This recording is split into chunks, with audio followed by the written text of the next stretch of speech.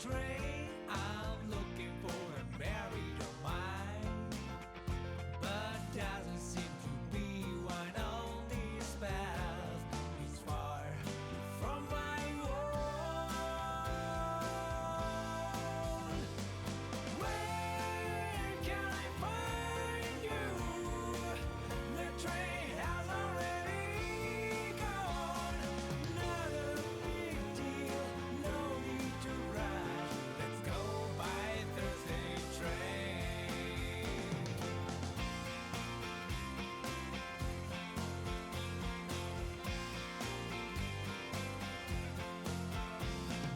Ooh, goodbye Friday train. I'm looking for a decent deal, but seems that they run on this path. It's far from my home. Ooh, goodbye Saturday train. I'm looking for an appropriate time, but seems that they run on this path. It's far from my own. Where can I find you? The train has already gone. Not a big deal, no need to rush. Let's go by Sunday train. I just noticed now I didn't have ticket to the future, but I found it now. It was nothing hard. All I wanted was an excuse. Ooh, now I found you.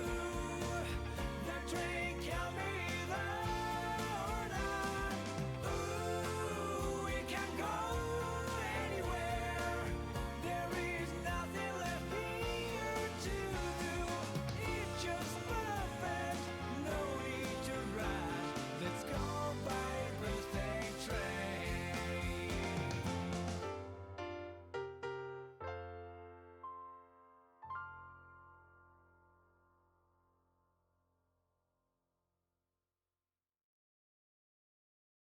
Get on to rock, get up to burn.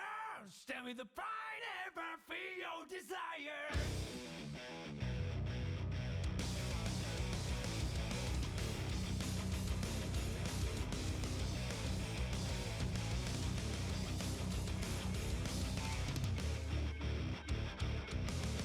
One day I noticed that my life was broken.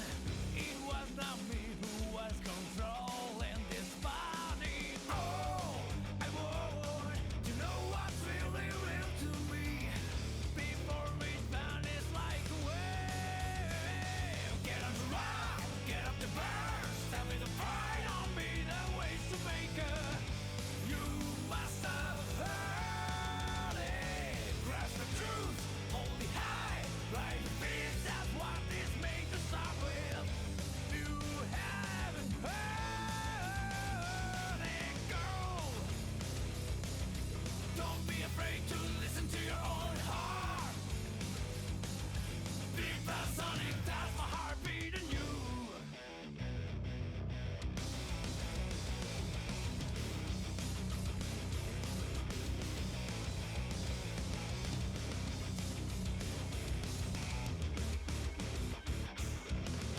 One day I noticed that the world was broken. Spoiled as hell, we had our senses down, down. Oh, I would see this whole world falling blue. Not this space marched in black. Hey, get on the rock, get up the burn. Stand with the pride on me, the ways to make her. You must have heard it. Grasp the truth, hold it high, raise your voice. That's how you start a new thing. You must have heard it now. Don't be afraid to listen to your own heart. Big blast Sonic, that's my heart beating you.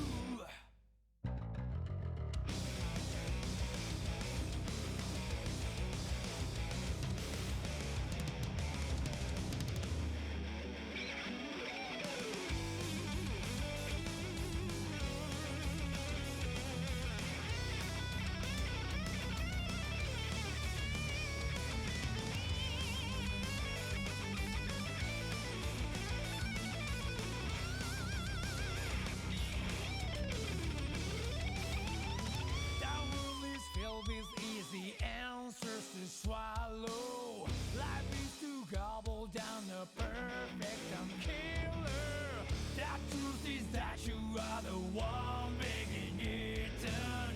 Don't need my answer to be written the book. Oh, I'm on to keep my thirst for what it's worth. No use in passion, not my own. Get on the rock, get up to burn. Stand with the pride on me, the ways to make her. You must have heard it. Grasp the truth, hold it high. Trust the peace, that's how you're supposed to use it.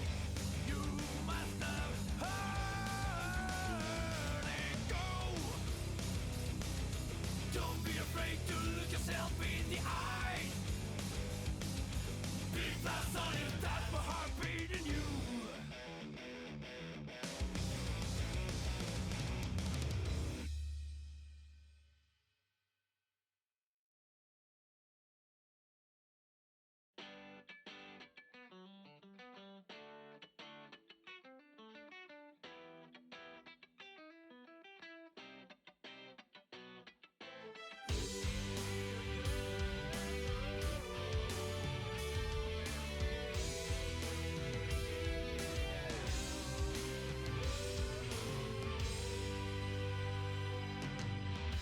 Turn around, stay away, laughing so hard, here it goes again. Time will wait for us, so I thought. Up and rest, out of luck, it's just the usual stuff and all. But where your footsteps go, what am I doing here? I don't know how you're feeling now, hope you were not lonely. Worrying about the weather, are you crying? Coming home, I'll be waiting for your words. I'll be there, proud of you. Can't wait to see you smiling. Coming home, but those words seem just to fade away. The sun has gone down long time ago.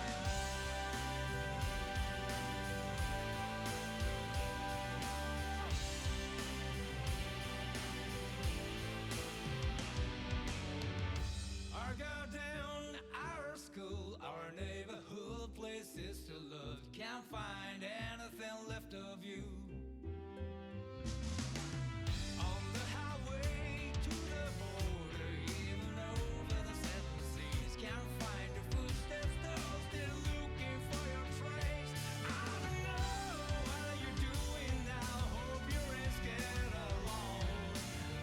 No one will harm you, so please stop crying. Coming home, I'll be waiting for your words. I'll be there, lonely too. Can't wait to see you smiling. Coming home, but those words are now lost in the wind. The moon has came up long time ago.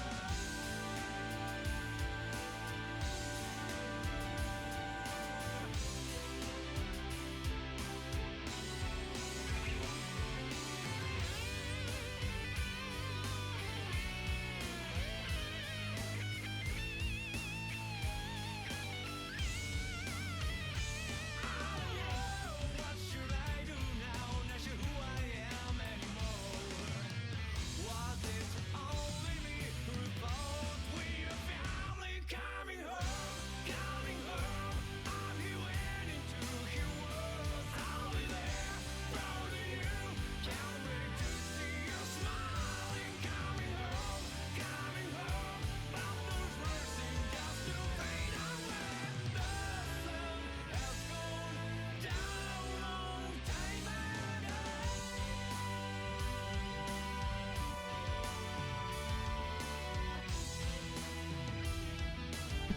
Hey yo, what is good? Oh, is my mic very loud or something?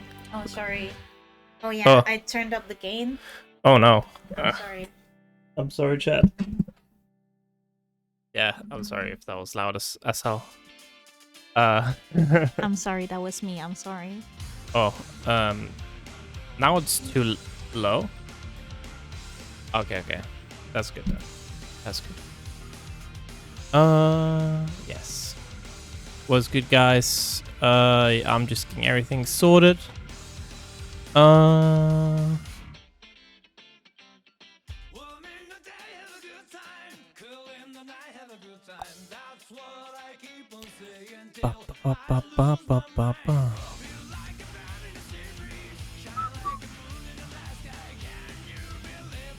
But yeah, we're good. Sorry, I got bamboozled by my microphone. I'm just getting everything sorted. We got a couple minutes to go. We have a couple of great last-second entries as well here. So that's very, very nice. So I'm just getting those guys seated. And yeah, that should pretty much be that. Whoa. Tonight, I feel like it's probably like one of the most stacked tournaments we've had in a while, which is honestly great. I was, you know, we have had a couple of weeks where it was like pretty good, but this week is like hella good for like how stacked it is. So yeah, pretty happy about that, gotta admit. Yeah, I'm just getting everything here sorted, and then we'll be good to go. I mean, I still got 1 minute. I'm not late. Yeah, it's fine. I've never been late in my life.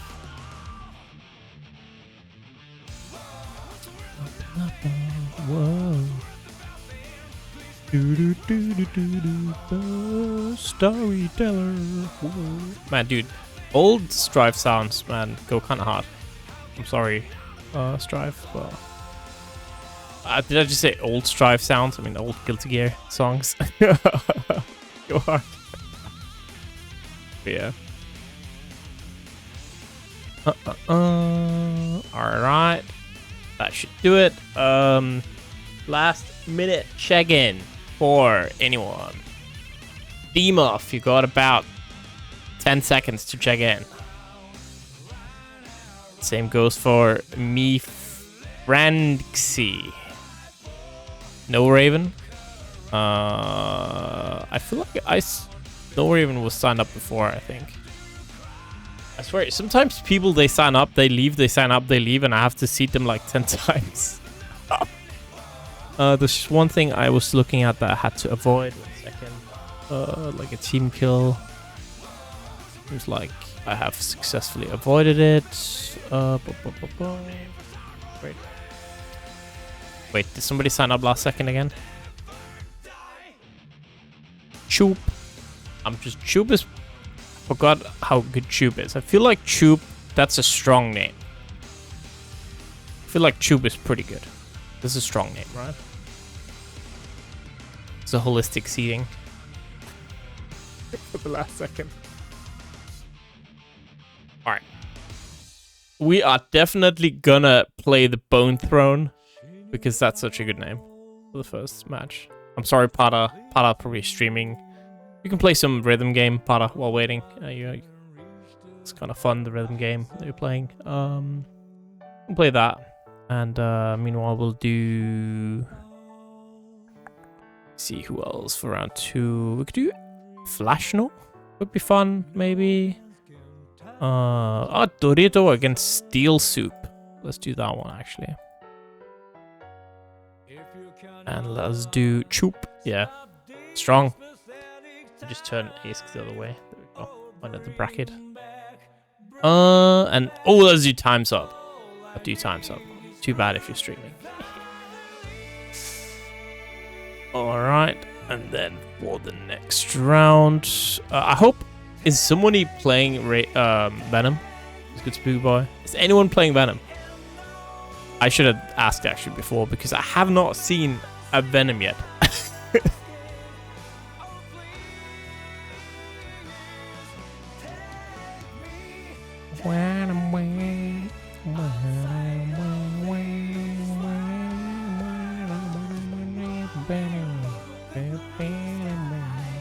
Dude, yeah. This doesn't really happen with a lot of the newer. It does happen with some of them, but man, you know, a song is good when you just I don't even listen to these songs in my free time, but when you just go like by yourself, just on instinct, then you know the song is good. You know what I mean?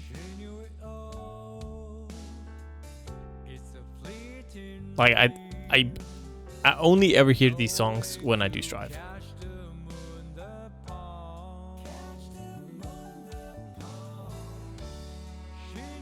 Alright, that is a very long seeding list. Give me 1 sec, chat, and we are good to go. Just like past ASK is showing right there, you can actually go in and claim match arena. I feel like the prize pool should be around that amount anyways currently. So that's kind of parky. You just go. Yes, for you, yes. So what you do, I'm just gonna ping real quick, and what you do is you go into the matchmaking channel, and then if you're not on stream, you have to contact your opponent in there, decide which park you go into. If you are really, really cool, like one of the coolest people there, you will go to one specific park, and that is park number 19. Only real salty people remember Park 19, by the way, but Park 19 is the OG cool park for the cool people.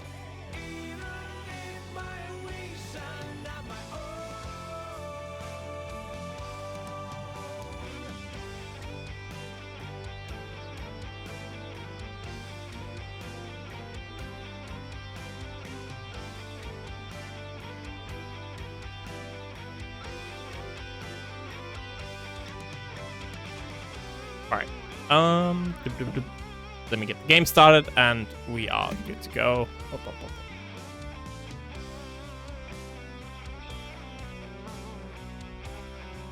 Also, let me get my face on there, I guess.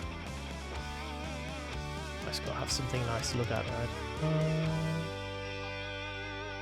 Yeah, I really would like to see some. I really would like to see Venom at some point. Nice. I'll be joined by a good job, and later on we have Jonesy and Mr. Yucker on there.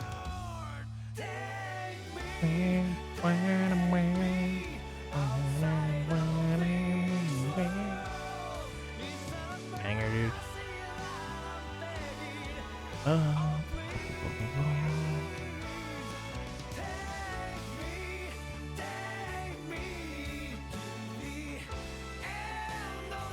By the way, oh, I guess, yeah, my mic is kind of spiky now, so it's like usual.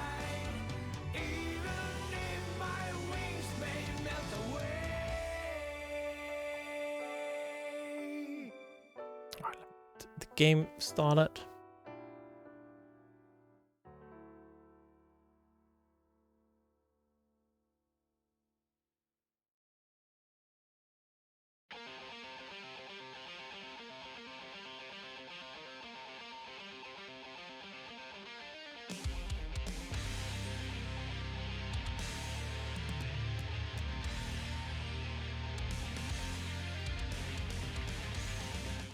Also, banger alert right there.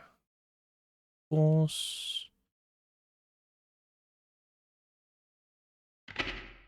Thank you to Farsight in chat for claiming a code on Match Arena. I appreciate it.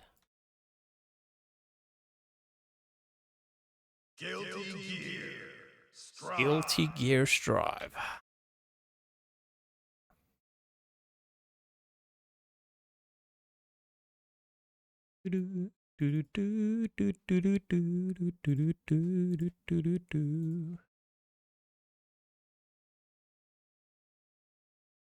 Thank you to Bone Throne, Jockbuck, Sushi Sparkle, Falsify Wilson, and Spooky Boy. Claiming codes, appreciate it. I don't know what happened to my voice there for 1 second. That was kind of weird. Won't do that again. Your name is Guilty Gear John Guilty Gear? Holy shit.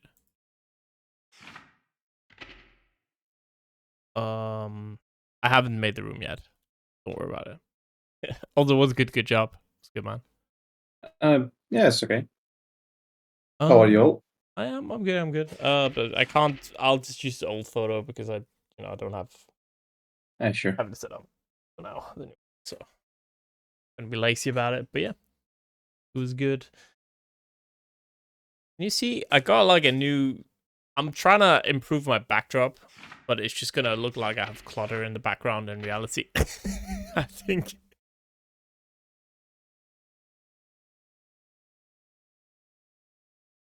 Oh, I definitely want to put something up on my walls.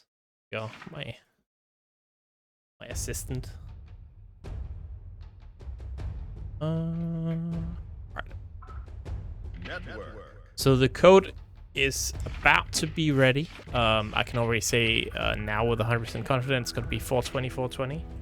That is the usual go-to code. I am an adult, so it's okay. Sure. Yeah, lobby's up now.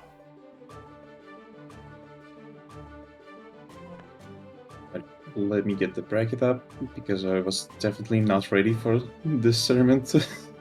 I thought we were gonna be starting like in half an hour from now, but well, here we are, I guess. Yeah. I definitely wasn't caught up on the news. It is how it is, right? Like with it's always like this every single time there's a daylight savings, because some people, like some countries have daylight savings, others don't. So for certain people, it's just going to be 1 hour earlier suddenly. It happens like every year with the UK.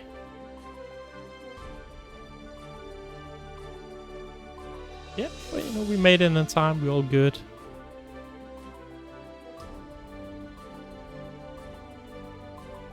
Yeah, so it's going to be only NoRaven up against Bone Throne. It looks like NoRaven is rocking a Baiken profile photo, which is interesting.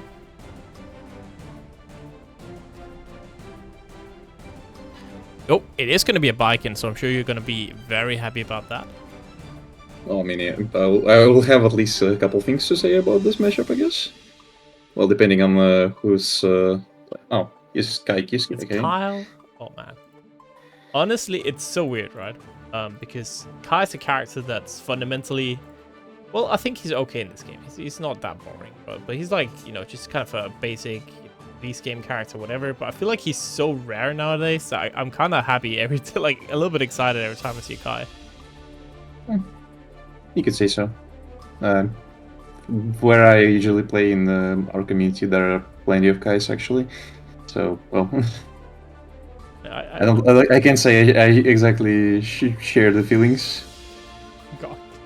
A little bit of Kai hater, maybe. I'm not a Kai hater. I'm just saying, like, there are a lot more Kai, so I'm not like ecstatic about just seeing Kai. Valid. It's not a rare. It's not a rare character for me. That's all. Yeah, that makes sense. All right, got both players in the lobby now.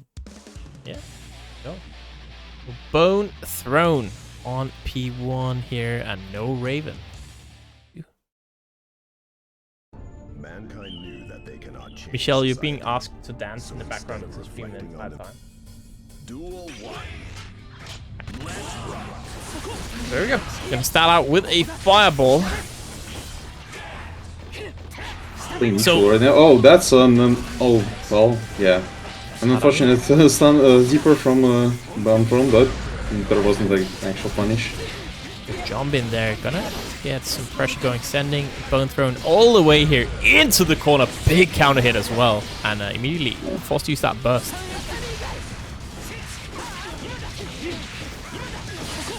Pushed all the way to the corner, and well, yep. I tried to use a parry, but unfortunately didn't quite work out.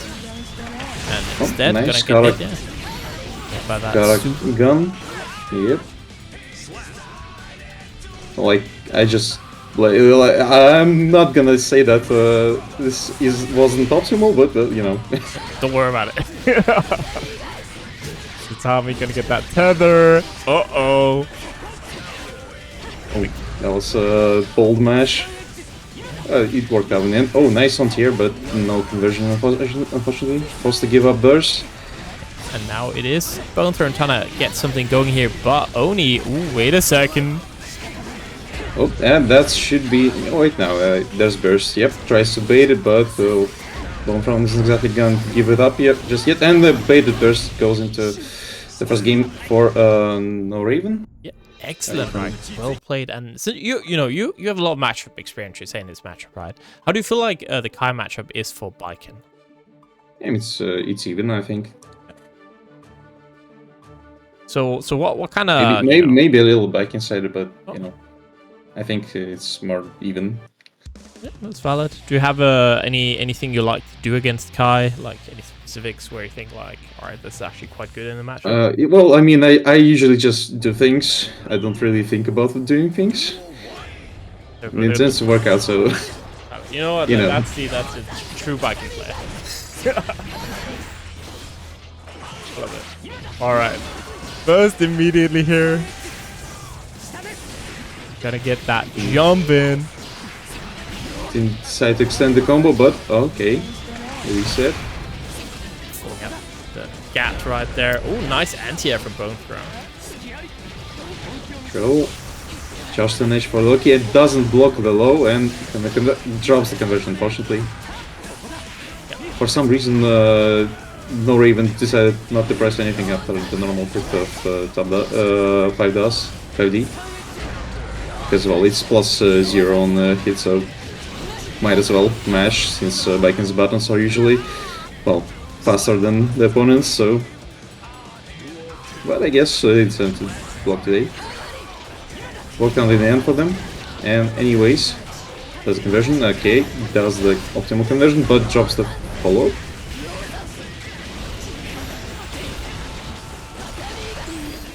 Army just FDing to stay safe here, but again gonna get hit and forced to burst to stay alive. Nice far slash from Bone Throne. Oh, bold move to go for a grab there, but hey, just in time. And that should be death, yep. And that is a 2-0 lead now here for NoRaven. Yep, Bone Throne doesn't look like he has a lot of experience in the matchup, to be honest. Well, at least he acts like he's not really comfortable playing against Baiken, so... Yep, let's hope he, well, learned everything that he needed to know from those two games to do a reverse sweep. Yep. It's gonna be interesting. Again, it is kind of hard, right? First game as well of today. Yeah, I have to see.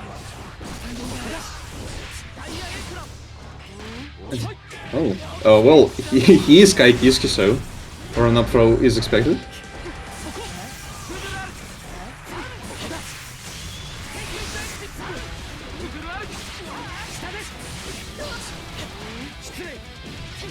Baits the parry with the throw. Charge the niche for Rocky. It tries to mash for, but Direct Club catches them, and a nicer throw to finish up the round. Oh, I think Bone Throne actually caught on that NoRaven is likes to do a incendiary backdash to timing on the round start, which is something that we should definitely not overuse. And that's a punish of Akabari, but unfortunately I always forget the super's name. Secret Dash, yeah. It doesn't give any knockdown on normal hit, so that's not really much effort. Oh, that's a cross up. That's gonna be Bone Thrown here. Gonna get one on the board.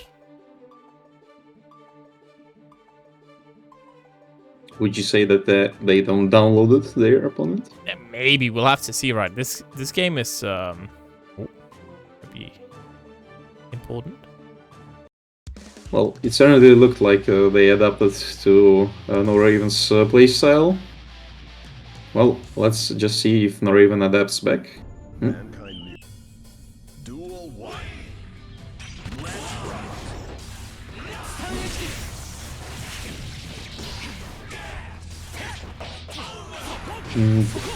Certainly a lot of scrambles.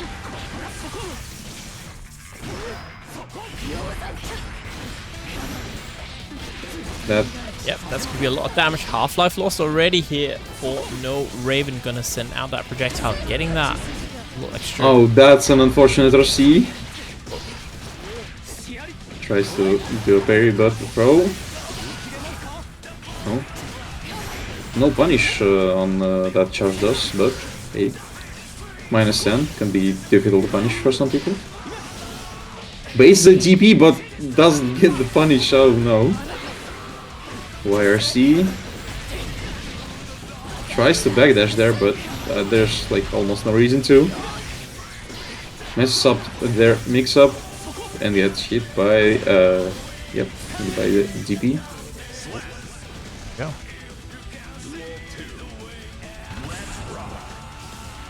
Oh, I guess controller issues. Maybe we'll have to see here. You know, I have one in Tekken, right? And it's the most scummy thing ever. But I had one player stand still as a mind game at one point mid-match. It was so funny. That's kinda, yeah. Does a wall break and that's a lot of damage. 6p tries to bait the burst. Oh, that's somehow dropped. And that should be death unless the burst. No, still tries to bait it. And yeah, whatever button thrown press there wasn't quite fast enough. Set point for NoRaven. Finally the parry lands and yep, Escobarian Okilin.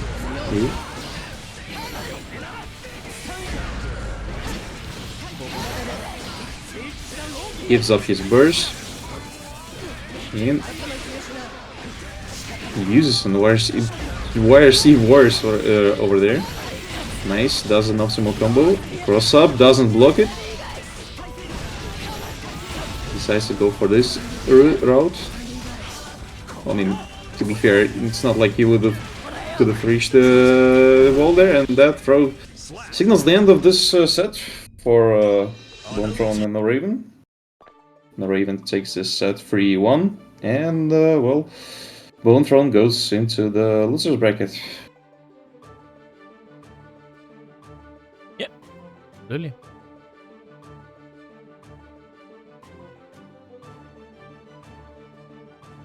Well, from what I gathered, it seemed like both players weren't really comfortable with each other's characters, but Baiken is, well... Baiken's got more stuff to knowledge check people with than Kai, so... NoRaven got that thing going for him. Yeah. But he also played well, so... Oh, it was a controller disconnect confirmed. We are gonna have our next match now. It's gonna be Doritooo. It is gonna be Steel Soupe. Should be an interesting match here. Oh yeah, look at this cool art print I got at Frosty. Yeah, that looks kind of cool. Not nice. It's kind of neat. No. Yeah, it's my wife. Your fundamentals Oh, are thank screwed you up, for the gifts up. and you have Appreciate big it. issues here.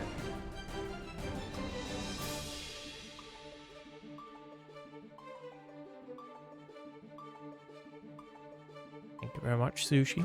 Are you coming to actually, Sushi, are you coming to Headstomber?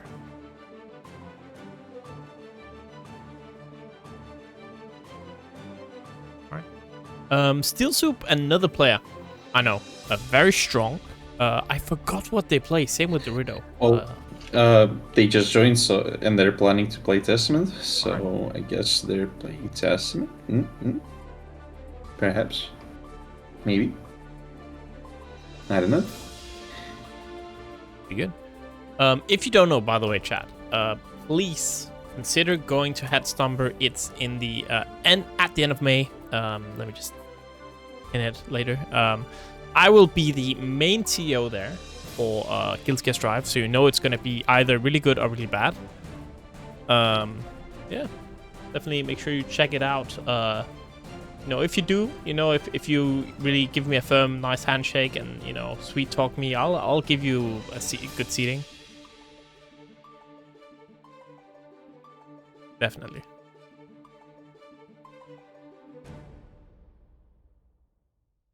So we got both players in here. Let's get ready. Yep. The game is starting. It looks a bit Testamentino matchup. Yep.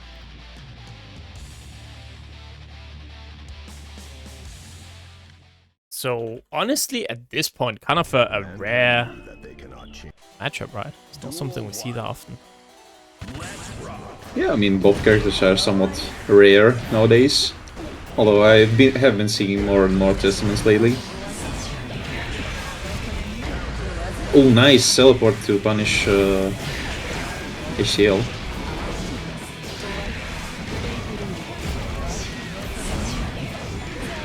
Definitely playing Guilty Gear neutral right now. Absolutely true. Guilty Gear neutral and Doritooo.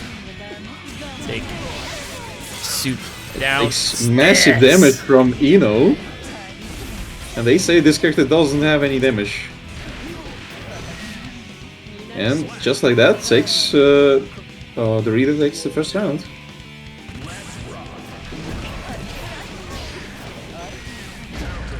Go nice. Nice 16. Anti-air.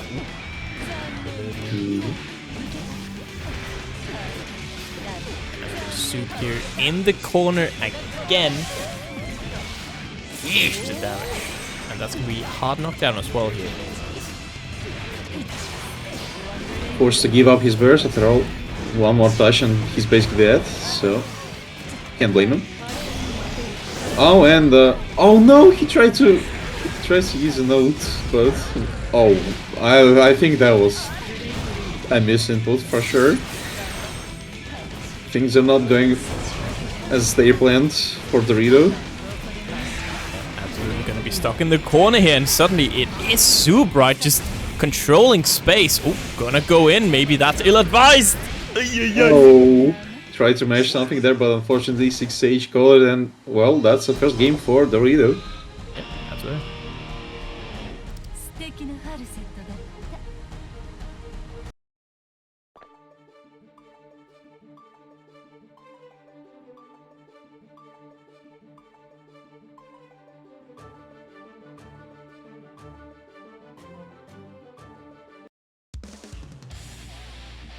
Right, so game 2 we go. Again, pretty close game, all things considered, but yeah, Doritooo able to take that one. Starting here, go for sure. Backdash runs off from both players.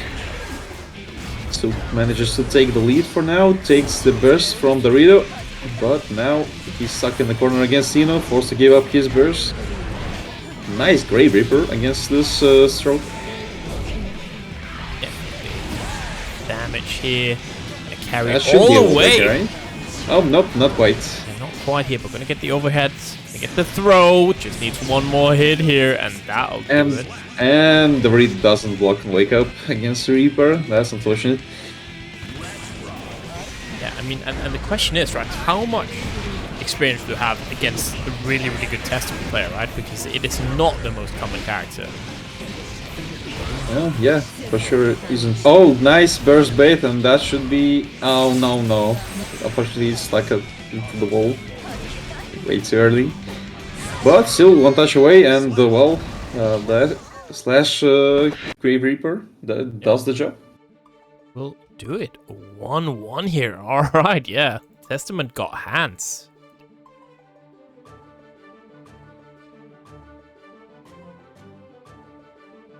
Very interesting matchup here.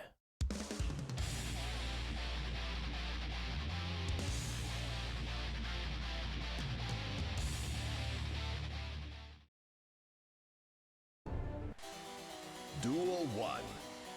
Right? Passive round start from both players.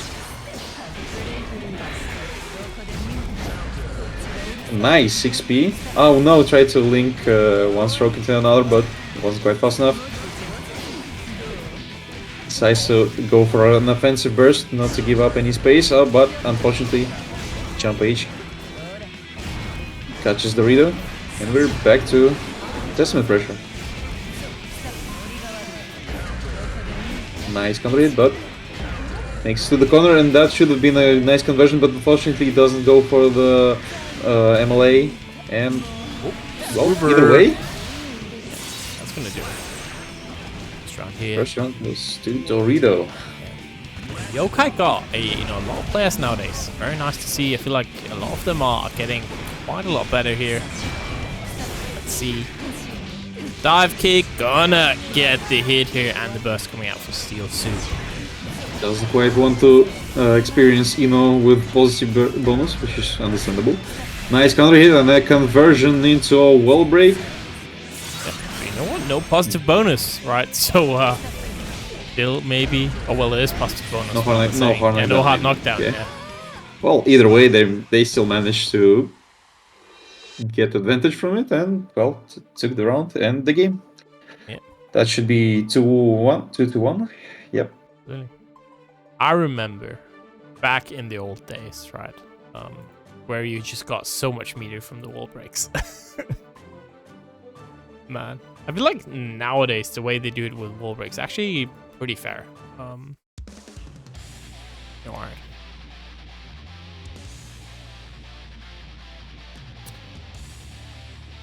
Let's see here. Mankind knew Game that 4. Duel 1. Let's rock. Soupe got an answer here for Doritooo. Gets forced into the corner and gives up his burst. Oh, that was a very nice teleport. Doritooo definitely didn't want to take all the damage, so gave up his burst. Get that RC going. The throw. throw here, sending Soupe into the corner. Decent damage. Yeah, pretty damn good here, and yeah, Soupe in a bit of trouble, right? Needs to find a way to get in, but cannot afford to get hit a single time. There we go, the throw RC to extend. Oh, Not sure if that was the best idea, but either way, let's hope it works out. But gets baited with a. He used the RC to bait an RC. Yeah. Oh, the irony. All right. On to that. This is set point for Doritooo, and so far it's not looking good for Soupe. Yeah, so the Half-Life left here. Now for the Testament player, gonna get hit again. Last burst potentially. Trying to stay alive at all costs, but it's not looking good. That's gonna kill, yep. And, yep. Free one for Doritooo. Decent set. Another one. Wins. I really like how Soupe was using his Testament's teleports in this matchup. Like, he tried to use his teleport to teleport behind, when Doritooo was using HCL, which was an interesting strat.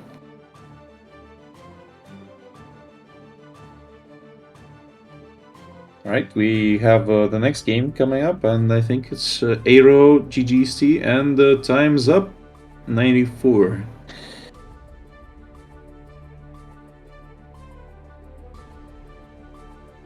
Correct me if I'm wrong. Yep, it is absolutely correct. So Aero, very strong, I believe, Shin player from Greece. TimesUp is a I don't know if you've seen him play before. Is a very, very talented commentator, actually. A very, very nice fellow from Italy. Played quite a bit during the earlier seasons of Stripe. And was on a little bit of a break, I believe, was like in a damn, this is not that good kind of slump. And then finally is back. One of my favorite people, definitely in the community, so very nice to see him back. Yeah. There we go. Yeah, you gotta cook now because, I hella glazed, so you gotta cook now, But Aero is strong. Aero is strong. Here we go. Both of them. Here is family matchup. DZ versus Shin. That's gonna be interesting. interesting, right? I wonder, yeah, how this one goes, right? Because I feel like Shin, you know, definitely the stronger character. Shin's still quite good. Well, definitely, in considering this push, Shin is like one of the best characters in the game currently.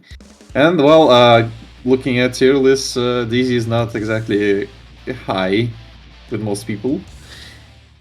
So, well, let's see how it goes.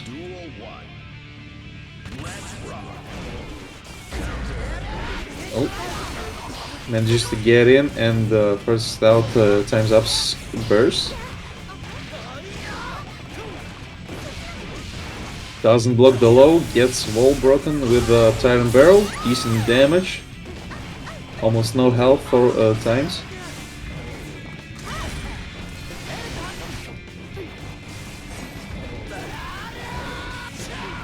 Definitely playing neutral and nice reversal, but doesn't get blocked because, well, I guess that was too big. The startup is too big, I guess.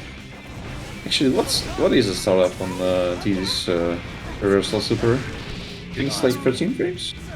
That's a question for Dustloop. Yep, that's why I'm opening up right now. It's 12 frames actually, so I'm surprised that that was a safe jab, close slash.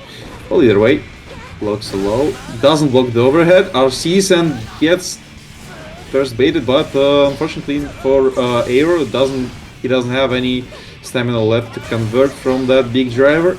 Yeah.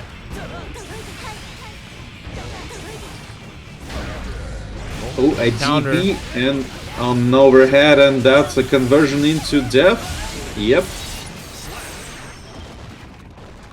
And first game goes to Aero.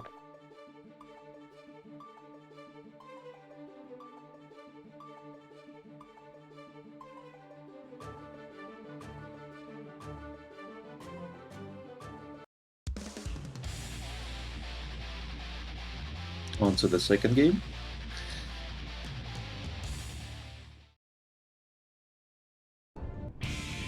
Duel 1. Let's rock.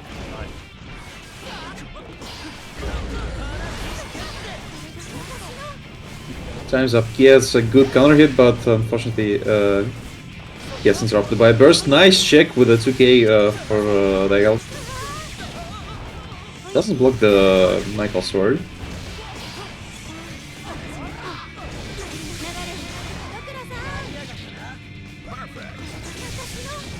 Times is using his kick normals to his fullest advantage. After all, it's like probably those are probably the TZ's best normals, so can't blame him. Uses a 5D in neutral. That's an interesting choice. See there, Michael's sword gonna get that fireball sorted, but gonna get hit. Trying to play footage with me, no, can do. I got longer buttons.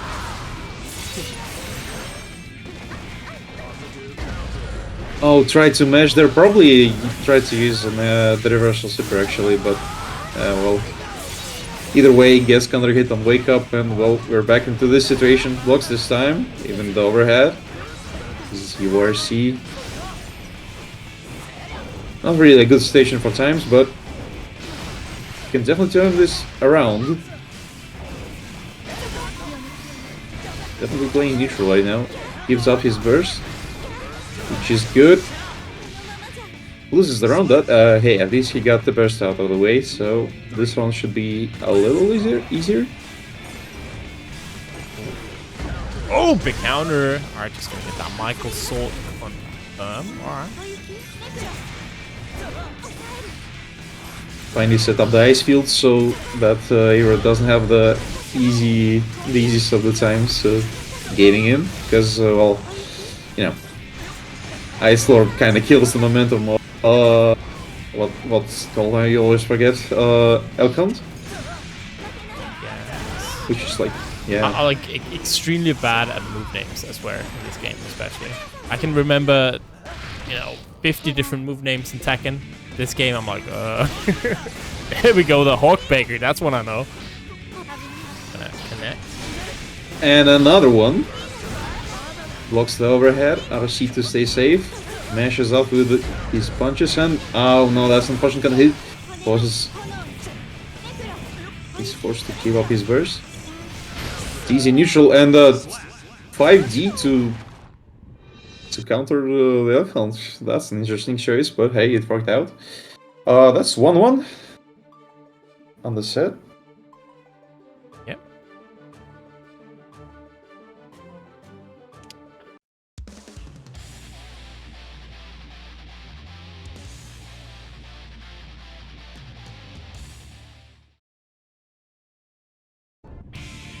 Duel 1. Right. The sword gonna start out, gonna get that low. Yeah, nice, right? Catching that run in. Only half-life. Oh, and another DP from Aero. Times still haven't baited any, so I mean, no reason not to press DP on wake up.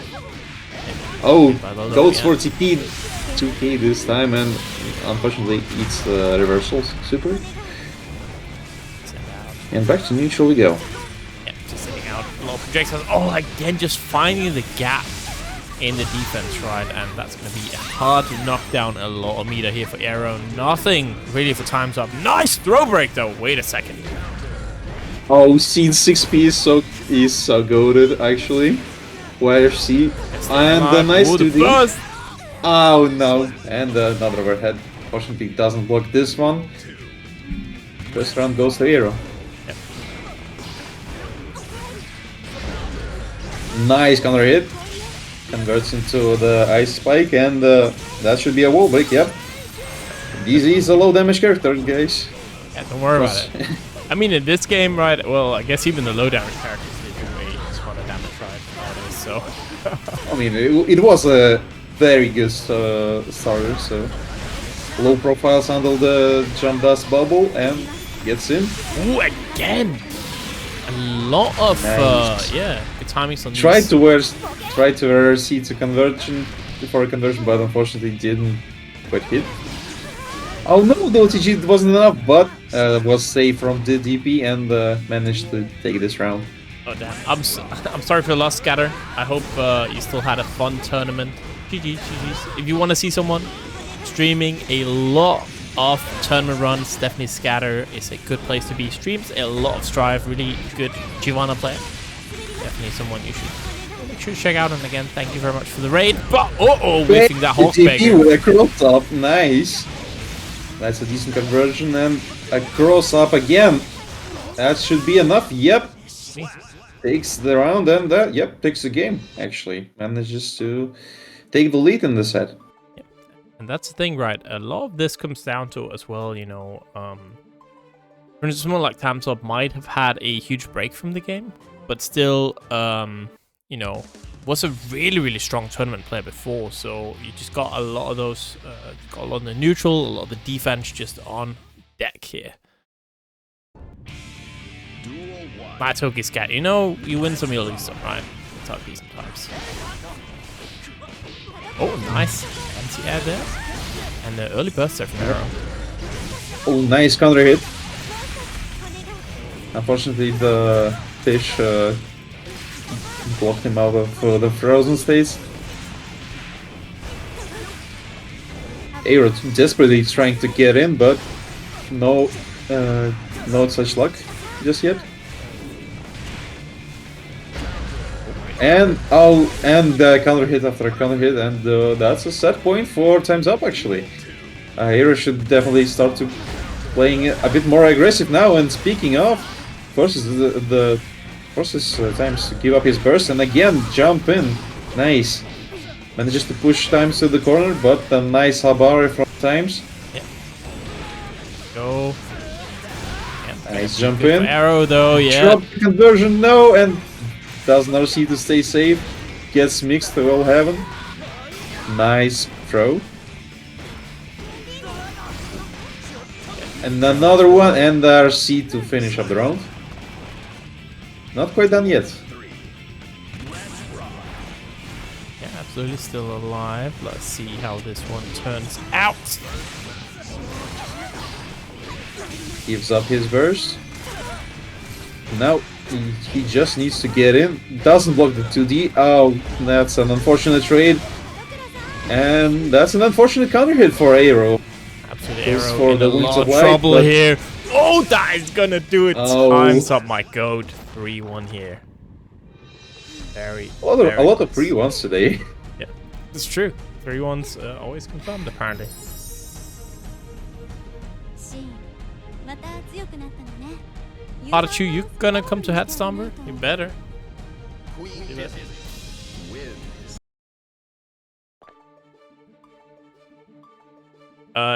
End of May. Next up, we have TatamiGalaxy against PokemaniacHD. Yeah. Be interesting to see how this goes. I don't know who's Pokemaniac. Never saw them, but I know TatamiGalaxy, and she's pretty good. Pokemaniac beating Shocker 3-0. So Shocker, a very, very good player. Well, see, PataChu, the good part about that is, in fact, that Headstomper is part of the Tekken World Tour. It's a challenger event for the Tekken World Tour. It is, you know, we got over 100 players for Tekken already. We got $2,000 as well in the prize pool for Tekken. Additionally, you know, to the money that entries will give. So yeah, for Tekken, very, very good event to go to for sure. Let me just show you guys actually. So why I'm saying it is because of course I'll be there. I know a lot of people that I know will be there. I'll be the head TO for Guilty Gear. So again, you'll know that it's going to be run either horribly or great. It's up to you. But can't complain unless you go. And I'm gonna just, unfortunately, I'm just gonna flashbang you guys a little bit. While we wait on the players here, you can see 30th to 1st of June. Very POC. Got a lot of nice game main events: Tekken 8, Tekken World Tour, Street Fighter 6, Fatal Fury, City of the Wolves, ggst Drive, Grand Blue Fantasy Versus. We've got a mystery game tournament on the Night In-Birth, Xrd Rev 2, Central Fiction, Third Strike, Skullgirls even. And even better, it's at a nice venue, hotel, where you can, you know, stay at the hotel. We got even a discount code on there. So it's very easy getting to the venue. Plus, there's free ice cream at the venue. So that's kind of cool. Again, 238 players so far signed up. I expect the number to be, you know, just to grow, really, from here. So we haven't had signups up for that long, so yeah. Expect it, I hope, for around like maybe 400, 500 would be nice. Which is very normal, so yeah. Sure to check it out, but here we go, Pokemaniac. Oh, I remember now. Yeah, this Anji is very good. Germany. Drops the conversion, unfortunately. Nice. Okay, it goes for a cross-up. The tether combo doesn't block the second overhead. That, oh man, that's not gonna be. Oh wait, actually, maybe with the wall breaks. I don't think so. I don't think this kills. Oh, never mind. Commentator curse strikes again. First one goes to TatamiGalaxy. Civilian. Doesn't block the save jump. Oh, tried to use the guard cancel parry, but unfortunately gets baited, and that's a lot of damage. Not quite enough to kill, but still puts in a definitely not in very desirable position. Nice parry, but I'm not sure what went on there. That's like plus 20. How do you get dropped there? Don't worry about it. It's I'm not working as worrying about it. intended. Yeah, don't worry about it. I'm not worrying about it. Tatami is the one who should be worrying about it. Messes up the mix-up, but goes for another mix-up, and that one works. Oh, a spin into a fish. Not sure if that's optimal punish there, but hey. Chops the conversion. No, wake up TKOs. That's definitely Karama, if I've ever seen one. Yeah. And yeah, a very fast first game for Tatami.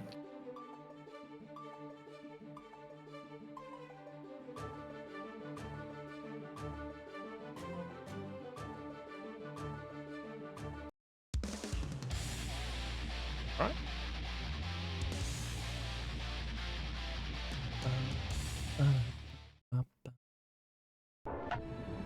Duel 1. Let's rock. Oh, that's an unfortunate spin. Counter hit into a conversion. That should be a wall break. Oh no, decides to go for a reset. Another parry, and that's an interesting wall stick. Absolutely. Good damage here as well. Running up. No. Not much here. And a throw into and cross up overhead.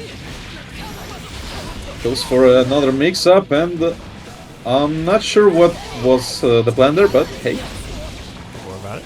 Still on the offense, so. Here we go. Heather gonna. That's a lot of damage. Tries Choosing to- spot of Pokemaniac. Nice burst though, staying alive here. Not sure what was the plan with the parry there mid combo, because well that combo killed, but hey. I'm saying that too much now. actually, worry about it. Oh, yep. Probably should have worried about it, yep. Yeah. And burst goes into the second round with the loss, and burst disadvantage actually. Oh, that's an unfortunate punish. Oh, try to go for empty low, but get thrown out of it. Nice XP there. Counter hit. Gonna try and. Oh, The and a super parry. Alright. I know you're something for you. Nice TKO Zanson from Tasami, and goes into conversion into a wall break with a fixation. Yeah, really good Not the most conversion optimal of button that to wall TK. break with it, but hey. Butterfly. Just control space here. Both players now with the burst. Yeah, good idea, right? Final chance to stay alive. Oh, trying to get that parry spin again. See, TKO overhead and Sanson, man. Eesh.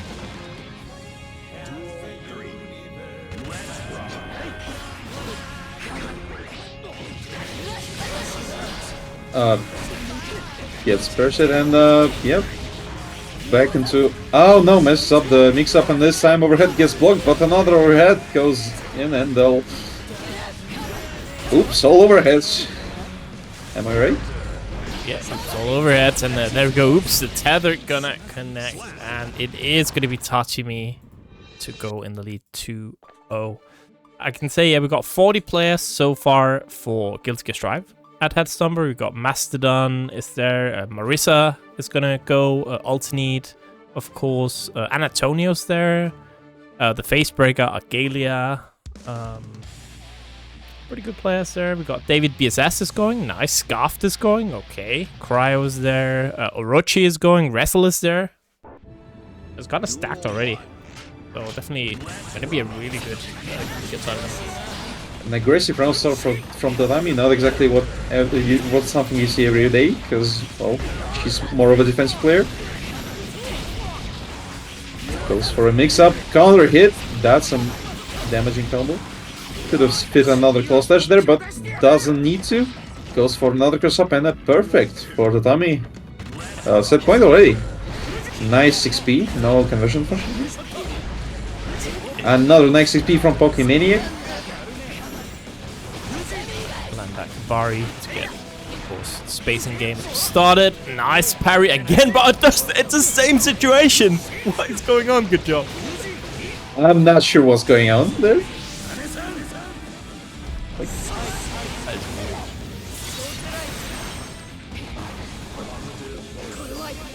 Oh no, okay. Doesn't get punished, but an overhead from Anji on this side. Pokemaniac hits Tatami with a cow. Oh wait, no, that's not the... With a ruin, yeah, yep. There you something there, of course, connecting. We're gonna get the tether. Oh man, it's just so scary. Always already half-life lost here. Pokemaniac, no burst, no nothing. YRC from Tatami. Nice link from combo hit punch into color slash re-tether. Yep, gonna pressure. But there we Pokemaniac go. blocks this Pokemaniac YoKai mix-up. finding way out. Nice. Gonna go. And with a that. parry to finish out this game. 3-0 for TatamiGalaxy. I really liked though, like Pokemaniacs, going for the 2P there, right? Trying to just kind of A.B.A out of the trouble. Kind of worked out, right? It wasn't a bad choice. But yeah, in the end, very nicely played from Tatami, and we kind of continue on with the Baikens winning on stream. So very nice, very nice. And that means Yeah, we're well, moving on. Top 32. I see the games that you marked for stream. We'll have at least one more Baiken coming up, Yeah. but not for now. For now, we have YoKai Resil again. If I'm correct, it's Bedman versus Potemkin. It will be, or Dizzy. Potentially Dizzy, right? Because we have seen... Oh yeah, right. Resil was trying DZ lately. Also, Michelle. You show the cool stuff on screen. Thank you. We just, we got the other prints now made. Like, yes, put into a frame. It looks sick, man.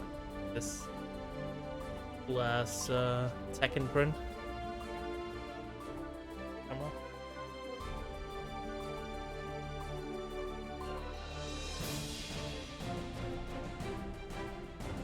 Very cool. Cool ass marble print.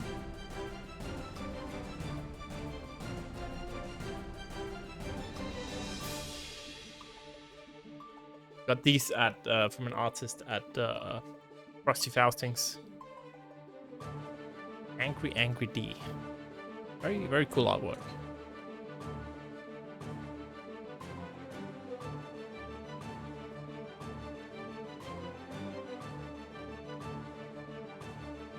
Alright, so yeah.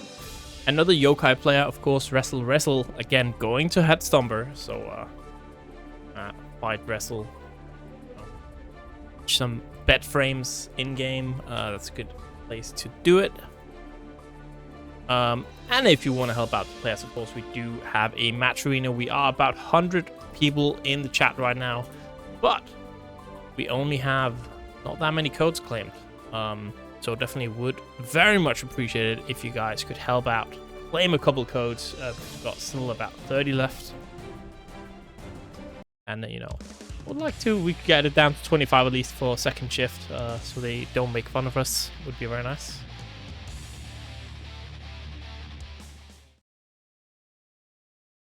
Mankind knew that they So cannot. this matchup, right? Another, of course, Potemkin right now, one of the, I would say, enemy number one in this game, or at least one of them. Against Bedman, carried by Resil. Full of the game's lifespan, very strong on this character. Interesting.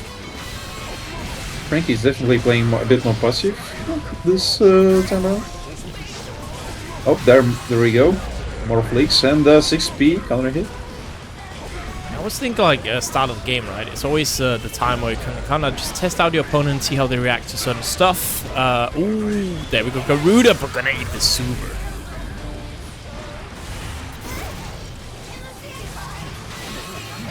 Doesn't block the second red, but that doesn't matter because Potemkin 5H reaches like full screen almost. Starts with a heat tackle. Interesting choice.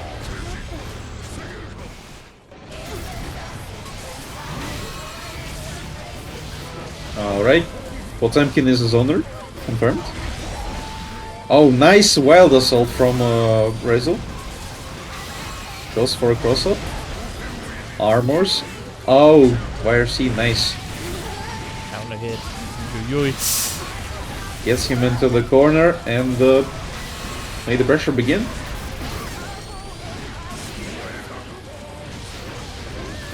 Doesn't block the overhead and Potemkin now has Oki, so it's kind of a very scary situation to be in right now. Absolutely gonna. Oh, that's honestly cursed. The new hitboxes on Potemkin's GS are, well, scary to say the least. Yeah.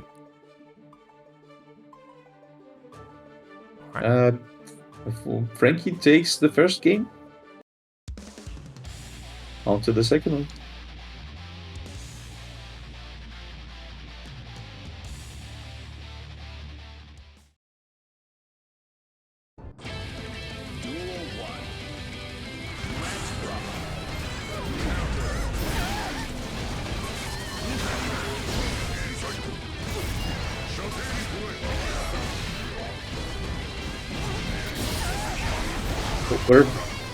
Yep. We're playing Guilty Gear right now. This is some Guilty Gear. Oh, the Hammerfall's gonna whiff, and that is gonna be bad news here for Frankie. Almost backdash the close dash, but well, second close dash got the backdash, which is nice. Oh, and the Potemkin classic right there. Hammerfall into faster C into Pod Buster. Oh, the curse part is that there probably was a conversion from there. Oh. Somehow, does the super projectile from Bedman not break the... Oh no, that's a trade. Alright. A little bit awkward. For sure. Well, I mean, yeah. It's kind of a goofy round. It's Potemkin jump does, it cannot be not awkward. First round here for Resil. Gonna again just pressure on Nice and on. counter hit. Half-Life lost there for Mr. Frankie. Oh, nice counter hit. Goes into install and wall break. Keeps the error for the for the next situation. Oh my god, no, not like this. He just pressed Podbuster and was right. Fall, not gonna work out here. Gets hit with an RC and yep. 1-1 on the scoreboard.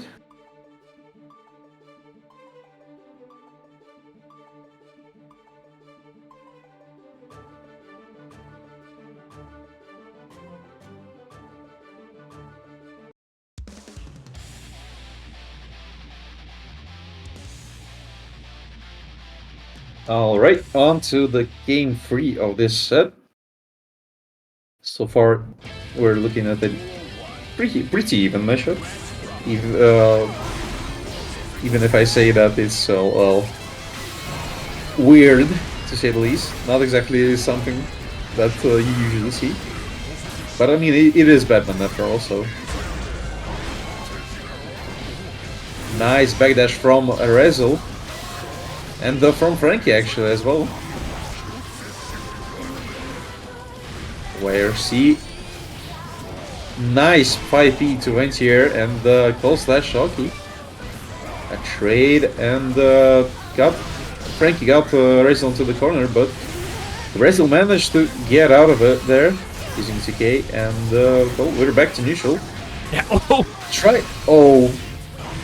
Honestly, surprised that Zato-1 here. Get those Garudas down, but not gonna get that cancel Hammerfall to do anything here. And now it's Resil in the corner with all the pressure in the world. Oh, and that's that. Was about to say that Resil just needs one more poke to win this round since he has meter, but while I was saying that, he already got that poke and won the round. Yeah, there, gonna try and flick. Oh.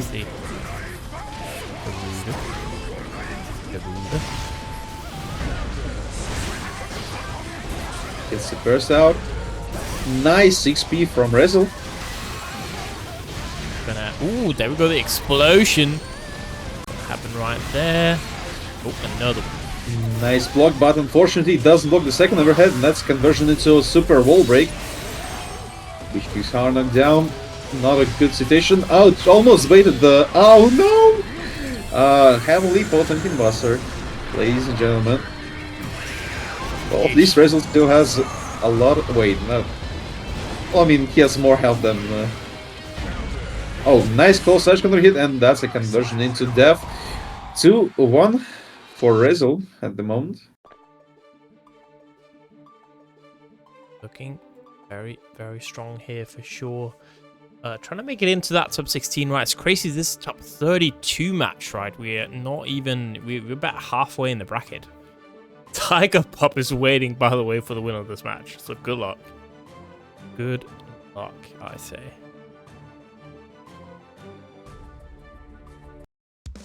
Okay, move on. Here we go. Eventually, final game. Let's see if Frankie can bring it back. Or be Resil moving on. Duel 1. Let's rock. Power Flash counter hit for Franky, and well... Oh, armors through this while assault, and... Yep. Oh, that's another head that Franky just didn't block. Oh, definitely situation right there. Oh, and Hammerfall gets a counter hit, and that's a decent chunk of damage, considering Bedman is one of the tankiest characters in the game right now. Oh, unfortunate trade. The pressure here, YRC saying get off me, I don't want any more of that Bedman pressure.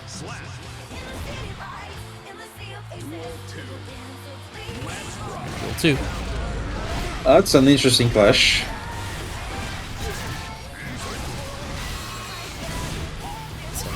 Projectile trying to control spacing here, right? That is one Oh thing. no, he got punished for landing recovery with that flick.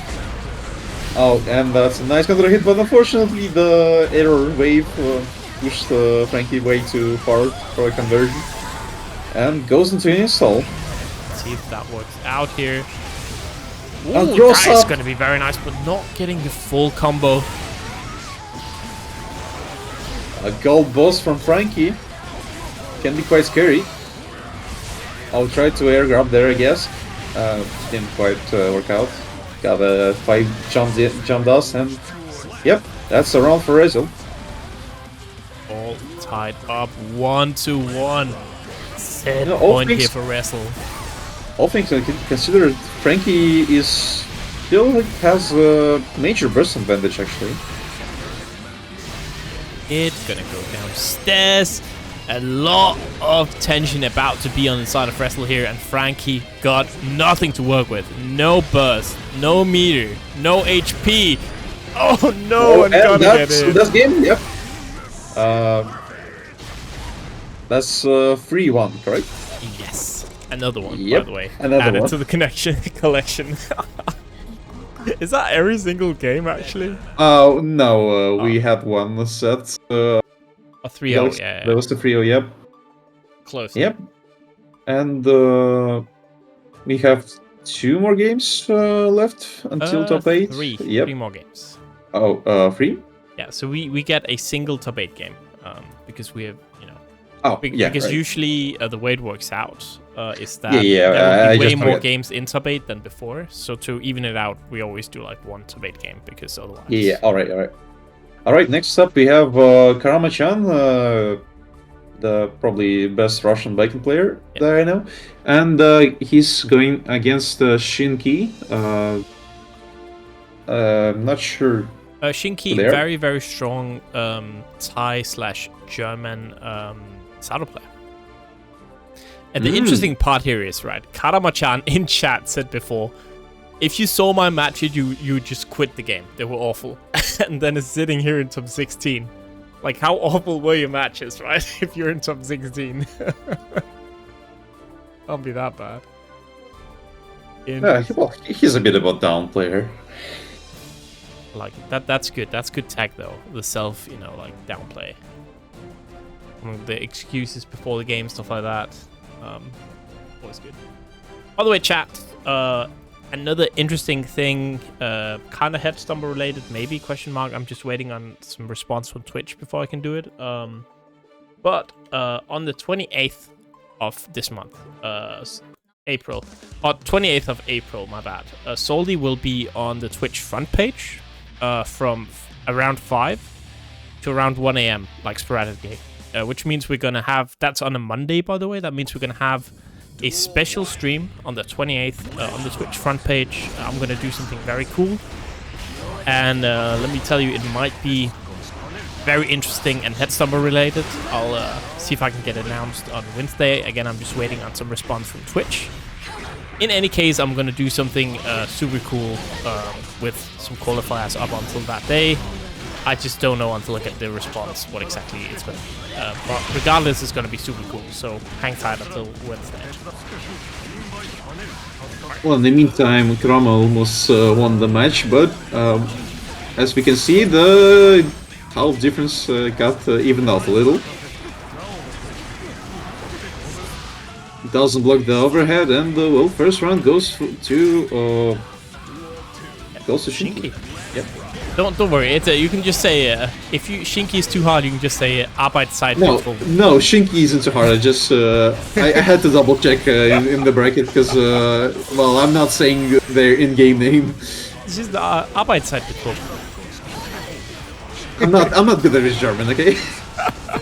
There we go. At least I think it's German. Nice close slash counter hit, and that should be death. Yep. Oh no! What? That's an OTG hit somehow. Oh no, well, either way, managed to close out the round. Oh, gonna get that jump in. That felt like it was very tall as well. That's somehow hitting. Nice guard cancel parry. Right, maybe Karama is a little bit cursed today. Okay, who knew? Super. And sir. The hard knockdown as well. Alright, TK is not incoming. Never mind. Just a meaty is. Oh, god damn! Nice. Karama is on point with the guard cancel parry today, but unfortunately messed up the follow-up again. Got grabbed. Probably tried to use a close slash there, but it's +4 situation, I guess. And close slash is, as you know, 7 frames. Good, I think good showing here. I think Karama had this exact same situation, probably with the exact same player, right? Even last time they played Salty, or well, maybe another EU tournament. Kind of interesting. Oh, big counter immediately from the red star. No! And the guess there burst bait, no conversion from that, but hey, wake up close slash from Karama. Now the Tatami. Ooh. Nice punish on the 2S. Doesn't get the conversion. Alright, conversion.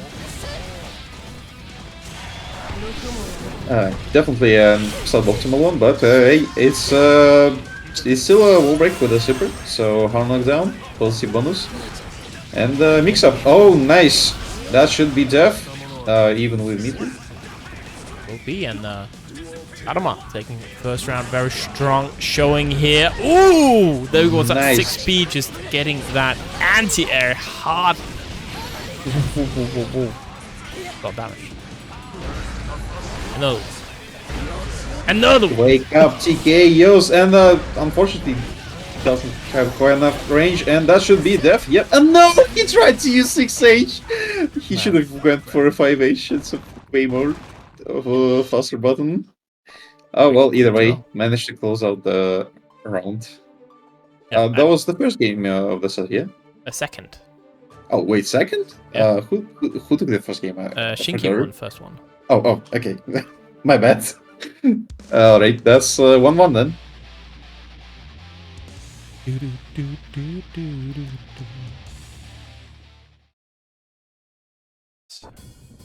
Duel 1. That's right. Just count. I feel like Karama right now is just a counter hit dispenser. Just every single hit that connects is a counter hit.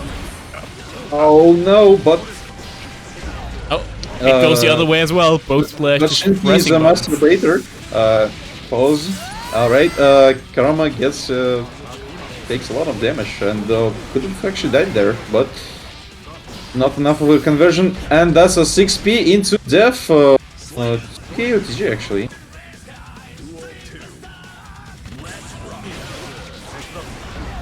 Oh no, he jumped into a pose, and that's quite a painful conversion actually.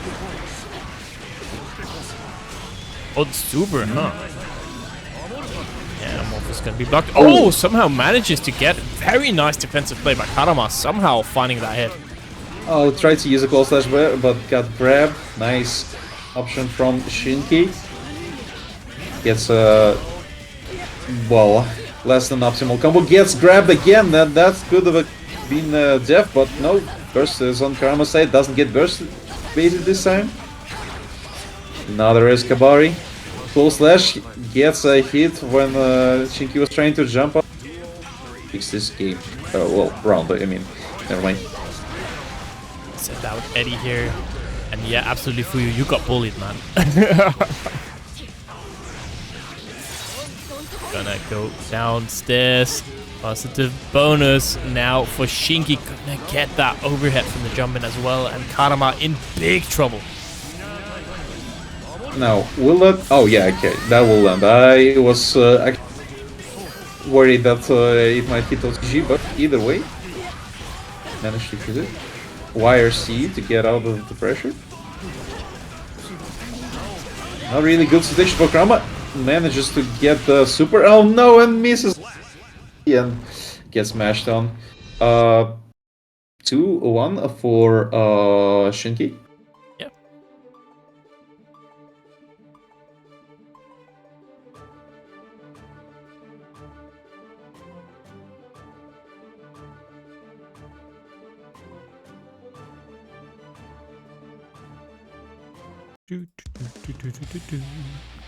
Yeah.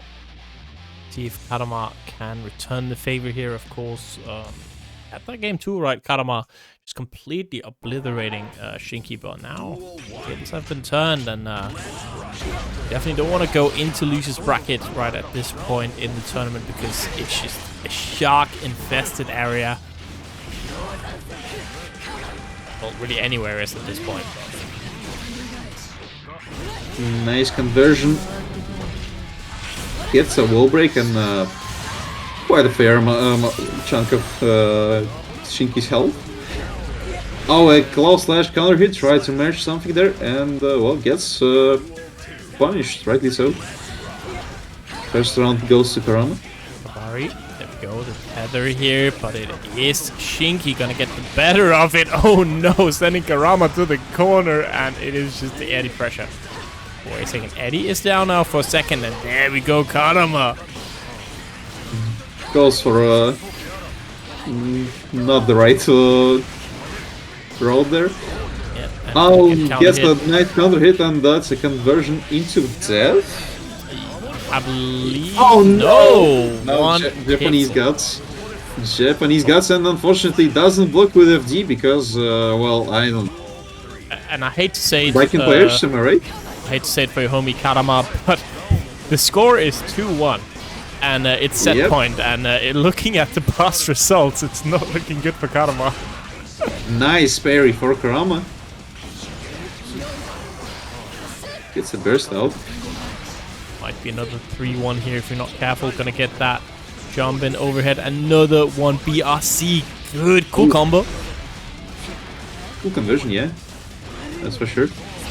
Catches the backdash with the close slash, doesn't get the harm. Oh no, that's another throw! Karama, what are you doing?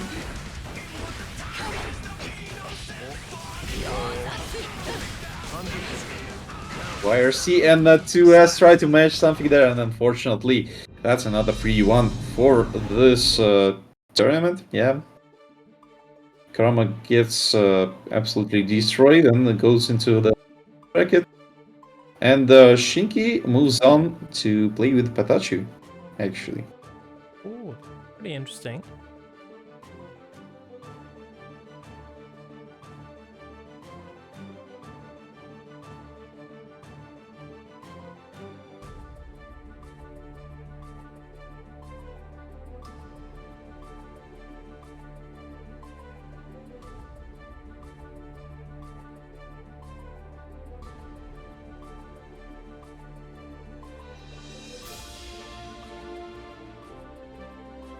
So have bracket here. We have one more match before we are, or two more matches before we're swapping. So it's going to be Milkshake and Andros. Oh boy. Well, since I last saw Andros on here for sure. Super strong players, of course. Milkshake, yeah. Happy Chaos. Happy Chaos and Andros on Potemkin. From what I've seen this matchup play out, when I was looking at Kagero and Krokish play, favor of Happy Chaos, but you know, people play differently, so maybe this will go a different way. I mean, Andros is goated this. Like, it's goated, yeah. But I'm sure Milkshake is also great Alright, both of them are in the room, I think at least. Yeah, and yeah, Andros one of the most exciting characters, I think. Exciting players we have currently in EMEA. So definitely, yeah, very, very cool here. Let's see how it's gonna shake out.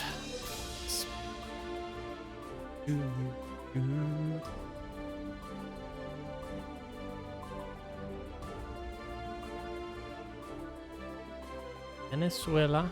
I always forget where.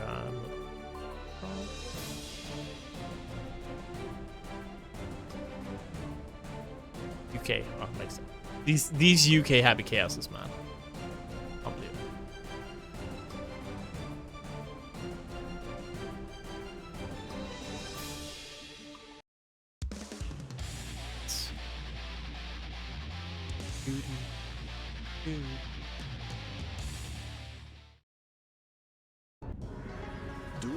Alright, first game of the set. Quite a passive round start from both players. Manages to pull to... well, like, okay. Neutral. Oh, nice throw from Andros. And that's a Podbuster. Not a great station for a Milkshake to be in, that's for sure. Oh, does block the overhead, and well, maybe that's for the best. Manages to mesh out of the pressure and goes for a cross-up, gets a counter hit. First thing there, though, walking forward menacingly. Oh. Nice from Tekken. That. Yep. Nice. First round goes to Andros.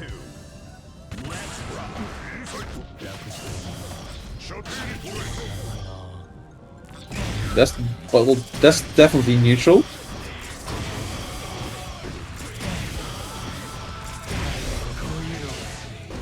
Doesn't block the. Oh no, he's out of ammo. Doesn't. That's why you convert.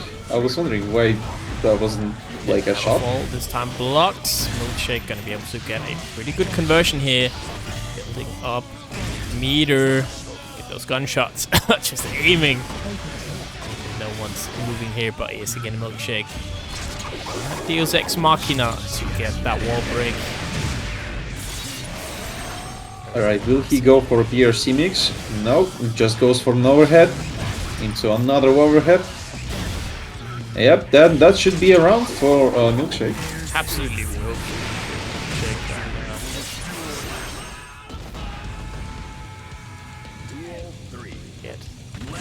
One here. Who's gonna take the first game? Always pivotal, right? Again, another hammerfall is blocked. Garuda, still flick. Garuda. Oh no, an unfortunate backdash. Nice backdash and another nice backdash, but unfortunately Cold Slash gets a counter hit, and that's a conversion probably into death. Yeah, actually it is. And first game goes to Andros. Good stuff there.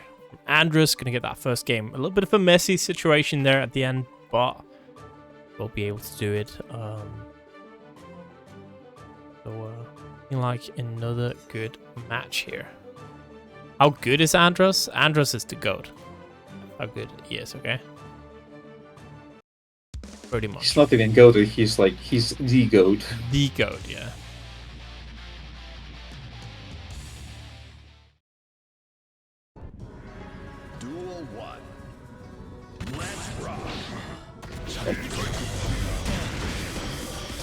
Interesting round start there. Yeah, so gotta remember, Andros was beating up people with Potemkin before Potemkin got buffed. Get in there. Okay, the curse not working out. Milkshake. Leave some tension there, right? Entering danger. Very patient on Andros. Oh, nice instant block. Rush, could you yell at Andros to come to that stumper?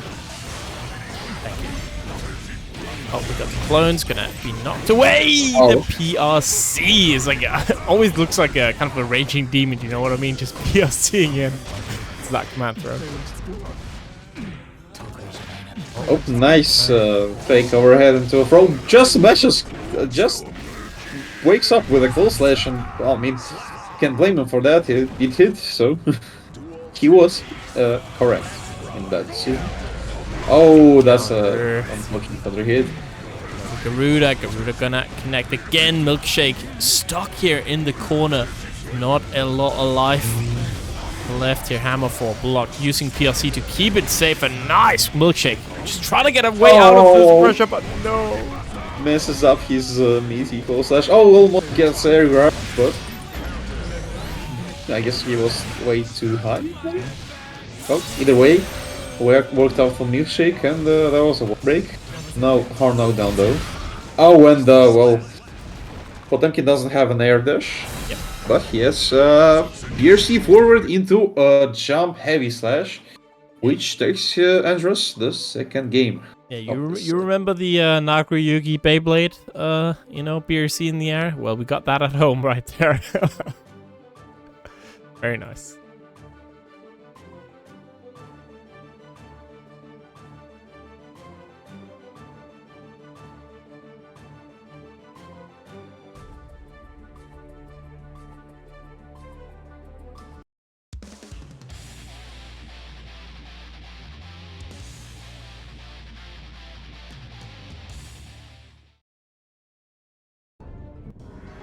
Duel 1.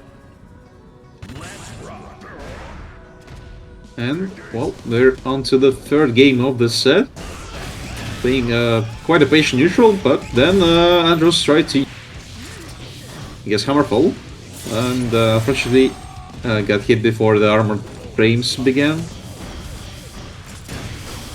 Run in with that gun. Gonna, again, just get the concentration up. One bullet left in the chamber, though. Now, no bullets. Ooh!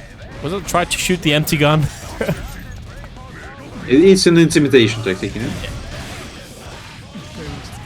Alright. Back to the Kai Hiske school of fighting. Just a run-up throw here. Back a little bit. Right, just trying to establish the spacing. Again, it has kind of been going wrong for Milkshake every time these two get close. So I kind of like this, right? Just play a little bit more patient here. And Andros gets hit by a Happy Chaos Classic, the 33% chance to instantly get locked on. The RNG shot. Yo, Tiger Pup, you coming to Headstomper? No pressure, but if you don't, I'll cry. Alright. Yeah, first round Milkshake. I like how patiently is Andros playing, but it feels like he's playing a bit too patient sometimes. But either way, I'm not the GOAT, so I don't really know. Gets double cross up. Nice shimmy attempt there, I guess. Counter hit. Get smacked away. The hammer fall. No can do, sir. Big throw there from Milkshake. Cross up into a combo that will lead him to a safe jump. Uses deflect shield to... Oh, yes. Hit. Shield coming out there, and yes, stuck in the corner. Now this is where you do not want to be. Nice! Gonna get a clean exit, and suddenly Andros the one's in trouble. Yep, that's game for Milkshake. I'm forgetting. Is this the second or the third game? Oh yeah, that's the third game. Yeah, game 3. Right. Yes, we're going into game 4 right now. And well, looking by the results of the tournament thus far, it's not looking good, so good for Milkshake. Yeah. But you know, maybe he's the one to break the curse.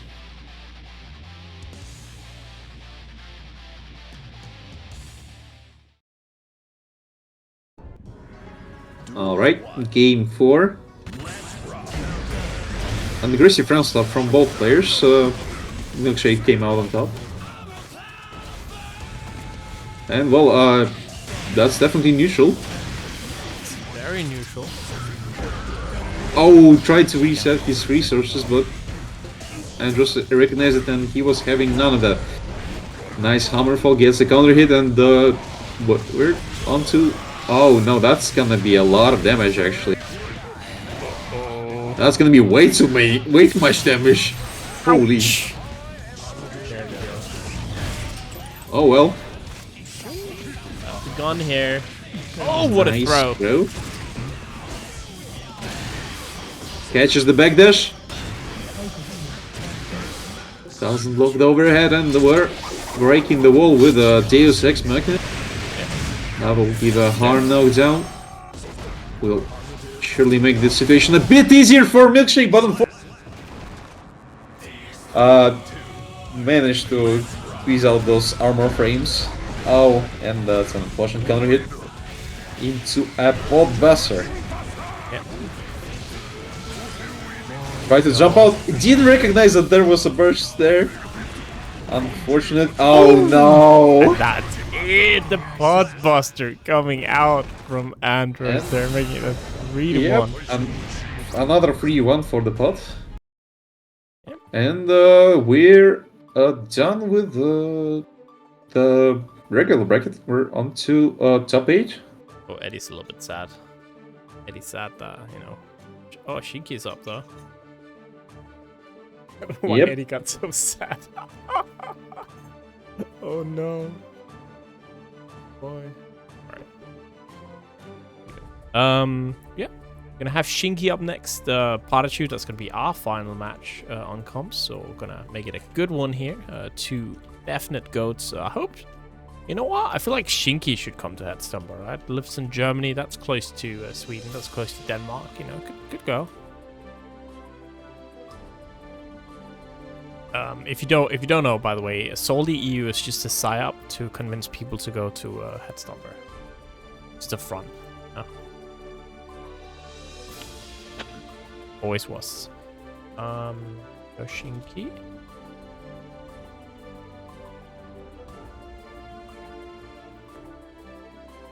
I mean, I'm sure somebody can find Shinky's legal guardian, right? They could go. Parents.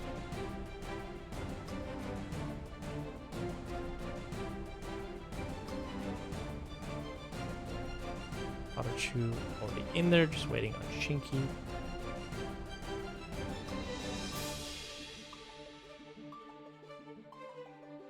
Exciting match, this one, of course. Shinky already, defeating Krilo, which was a bit of an upset, 3-1 here. So, it wouldn't be out of left field if he could also do some damage up against here PataChu. But it is our seed 1, right? Heavy favorite here. So let's see what happens.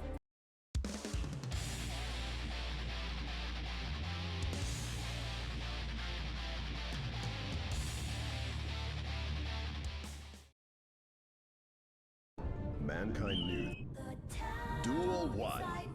Alright, on to the first game of today's top 8. Starting with a counter hit from PataChu into burst. Ooh, nice wild assault counter hit into a conversion with a Kara barrel. A decent chunk of damage. Ooh, nice backdash BRC into jump dust from Shinky.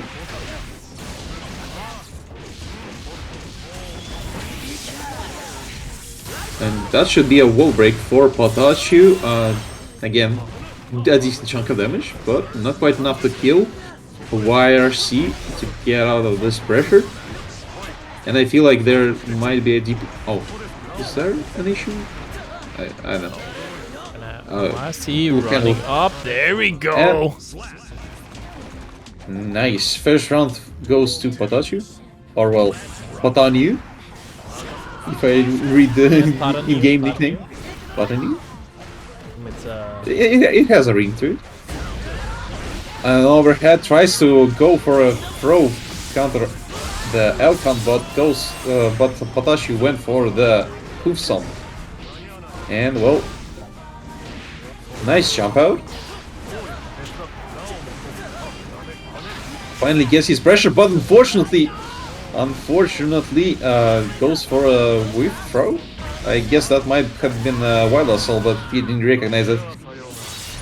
That burst gauge wasn't his, and he had no burst. And the first game goes to PataChu. Quite a Have clean no game for burst him. and I must scream. Classic 1-0 PataChu here. Very, very solid.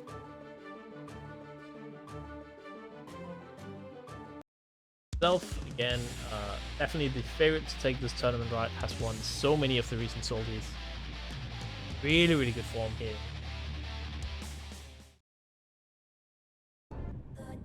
Duel 1. 2, C. And PataChu.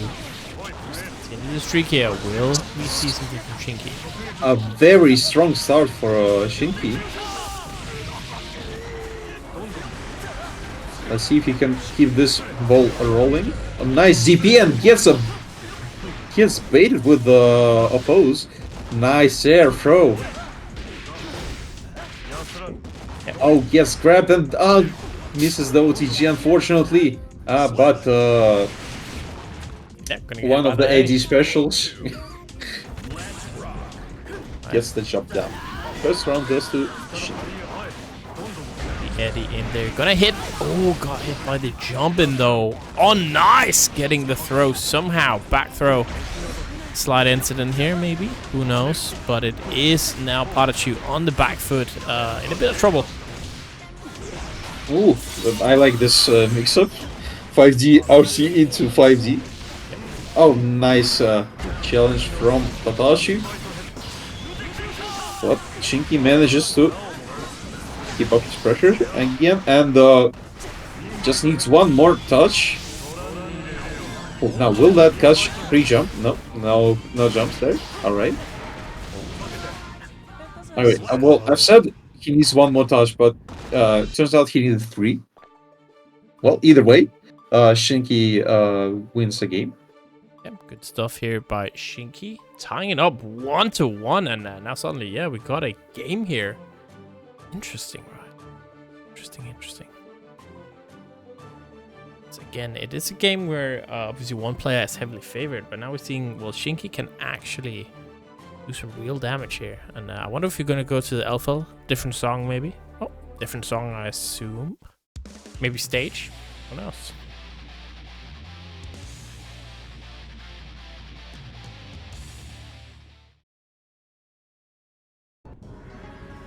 Different song. Yep. Nice counter hit in conversion with a wild assault. Oh, but a DP solves everything. The whole big, oh no, gonna whip the throw there, and that is gonna lead to so much damage here. Yikes, right? Whiff one throw into 80% damage. GG, shake my hand. Not quite done with them round, however. And still, oh, nice RC from both players, actually. Stuck here in the corner, getting the jump in, very nice. Eddie comes out, but the Pope are gonna take care of that, and nice. Tried to punish the DP, but unfortunately got hit by the second hit. And the first round goes to PataChu. PataChu looking very, very solid here, suddenly, right? It's not done. Pressure in the corner. Just talk, you know what? I don't care about your pressure. I got a DP, man. What about it? Base. Oh. Alright, wall break with the Tyrant Bell. Clean hit as always. Overhead gets blocked. Oh, tried to went for an air throw, I guess. Oh well. Nice side switch there and break actually. No hard knockdown, and actually PataChu's the one with the resources here. Doesn't work out though. The Super is gonna connect. Not gonna kill the. Oh no! No, guess. I feel like Shinky is way too happy to use his backdashes. Yeah, it's like a thing, right? Where you can be a little bit too backdash happy, and it's just so easy to be caught in your backdashes in this game, and you don't want to be caught out. I think. Oh well, that's probably not. That's a long discussion, so I'm not gonna start that one right now. But yeah, we go 2-1 here. Duel 1. Let's rock. Yep, nice trade on the roster, and oh, that's Eddie Gun. Nice throw. Eddie Gage is feeling back up, and there he is, back on the stage.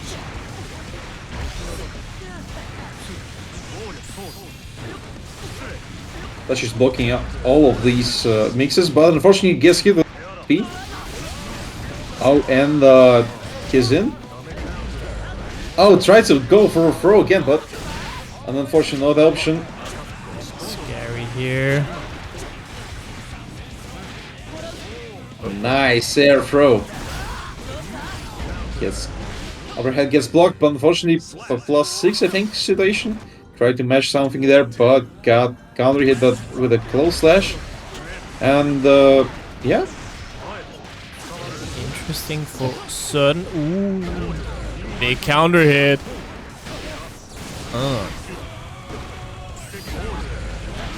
Oh, I like what Shinky's doing with those backdash DRCs into. Oh, nice throw. Finally, this throw technique works out for him. Okay. Again, PataChu very, very low here. Needs to find a huge comeback. You saw something, but no, the throw gonna put a stop to that. And signs of life here from Shinky still. Trying to stay alive in this bracket. Gets a hard knockdown, but DP evens out this tower. Oh, weaves a DP, but unfortunately just a 2k punish. Still, a punish is better than no punish. Try to go for an air throw there, but it was far, I guess. Oh, Hawkbaker gonna whiff, and yeah, not the biggest punish, but still, yeah, gonna stay alive here with the burst. And now it's gonna be real interesting because we are gonna take a trip to the wall, ride the lightning. That's gonna ensure we get that hard knockdown. Still a lot of meter for Shinky. I expect the URC, and PataChu was expecting one. Yeah, and there we go. That should be the round and the game for PataChu. Yep. That's 2-1, or is it 3-1 already? It is. You have guessed it, 3-1. oh well. It's like every single match, man. 3-1, 3-1, 3-1. Nice. Rush, go tell Andros to come to Headstomper, okay? And if Andros doesn't go, I blame you. Thank you. That is all.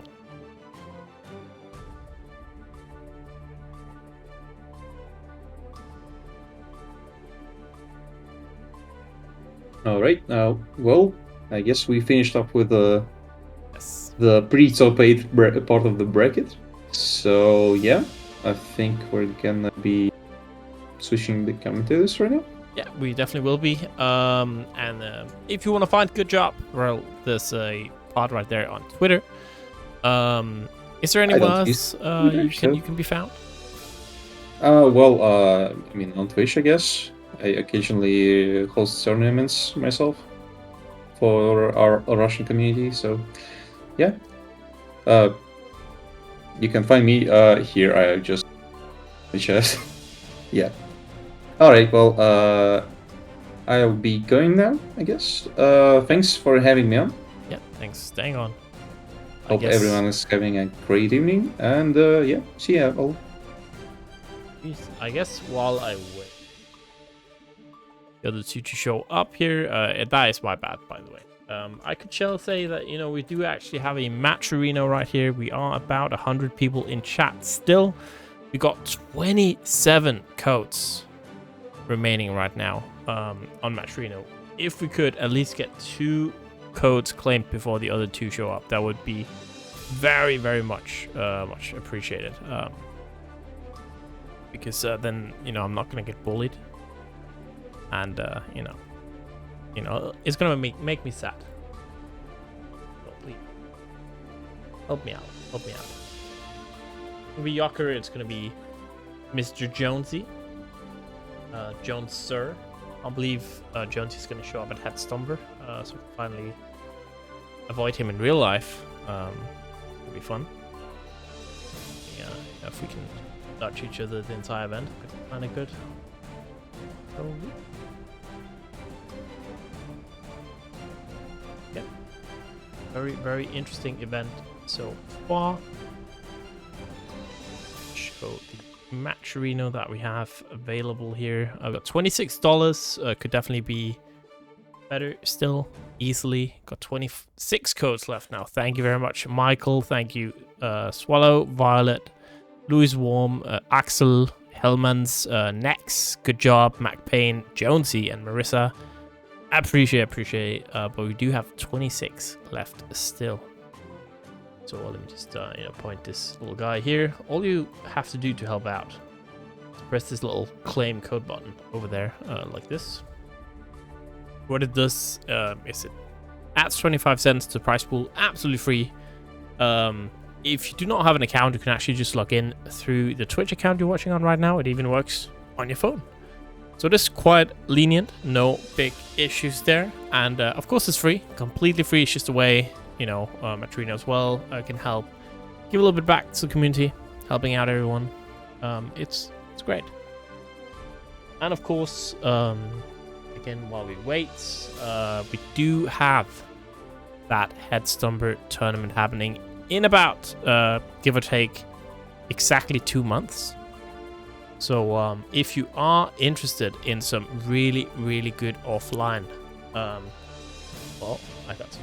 Oh, we actually have, I think, one person signing up while I was away. Let me get the ace here. There we go.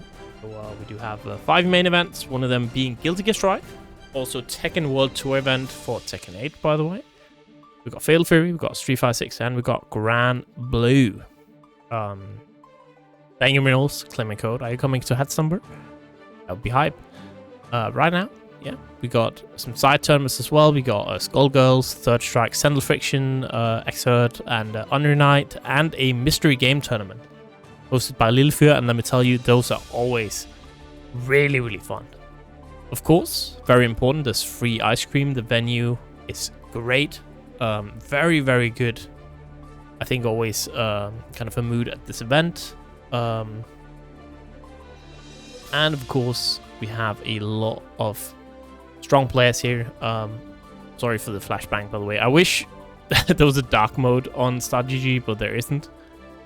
Got some strong players for all games, but you guys are mostly interested in, of course, Guilty Gear Strive. Well, look at this, right? We got, of course, we got Mastodon there, the homie Marissa. Marissa, also need going. Tala is in this tournament today as well. Antonio going. Facebreaker. Argelia is in the tournament as well. We have David BSS, Scoffed. Very strong. Cryos there. Orochi will be going. Resil. Okay. Woo. Gonna be very nice.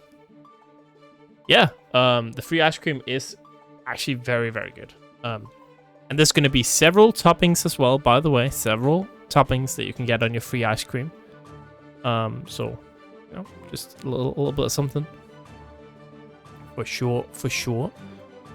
I do believe there's someone in the room with me right now who's also gonna go to Headstomber, by the way. No, it's just the voices in your head. Oh, that's honestly about it. They're going to. I will be there. Not playing anything, funnily enough. I like to rope myself into responsibility all the time with these events. But we'll see. We'll see. Maybe if Icek is nice enough, I can be near the Strive setups. Otherwise, I'm permanently banished to the community area. Yeah, that's going to be plenty of time. You can shake all the hands you want. True. And immediately wash them. You're like, no, gotta go back to CF. True. Have like a alcohol hand cleaner, whatever, and like towels. Yeah, the towels. Shaking hands with practice. Oh my god, yeah, I love your performance on Salty. Quickly rub it away. No, I will be nice. Is that a very British man I see on the left? Oi, oi. What's all this Oi, oi. about? You got a license for this stream? I think this is my cue to. Hold on. Wait, answer the Jonesy, question. did you see the sick ass Marvel artwork I showed earlier on stream? No. All right, I'll send a photo. Yay. Any Discord streamers? Ooh. I mean, we can play it off vibes. We'll just look at the names and see, like, oh yeah, I think it'll go like this.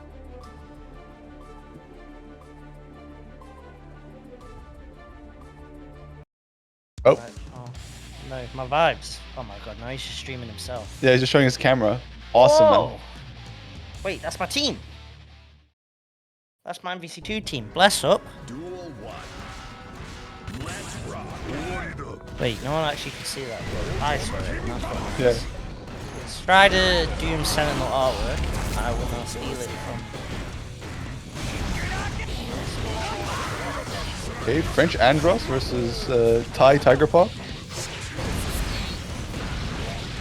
Oh, you know what I need? This reminds me that I need to finish watching Tiger's review of the World Tour Final 6. Oh, okay. It is very cool seeing Tiger break down how Rang was perfectly playing around Tiger's options, and then like pauses, explains what Rang is doing, hits play, and then you see Tiger do run up 5H with A.B.A, and then Tiger pauses and says, "Yeah, I got lucky." Listen, sometimes people like to espouse that fighting games is like all skill and calculation. Sometimes you just need a bit of that luck on your side. It's why I could never try and break down what a player's thinking. Because I know, especially for players that are in the UK, it's a pointless endeavor. Oh, they're totally random? You can't. How are you meant to understand Tiger Pot's mind? The raw dog ability of Naguri Luki. The gaseous presence of Snake Belmont. So you're saying all this, I just imagine like the monkey doing backflips with clapping cymbals. How are you meant to explain his RNG? You can't. You can't explain UK players. Ooh, 2D soaked up by the Danzai. Just a slow down, big ol' hit, splat against the wall. Going for the blob super here, so still not quite a kill. There's a burst on the side of Andros to try and play away. Tries the BRC backwards. Let's find the sweep.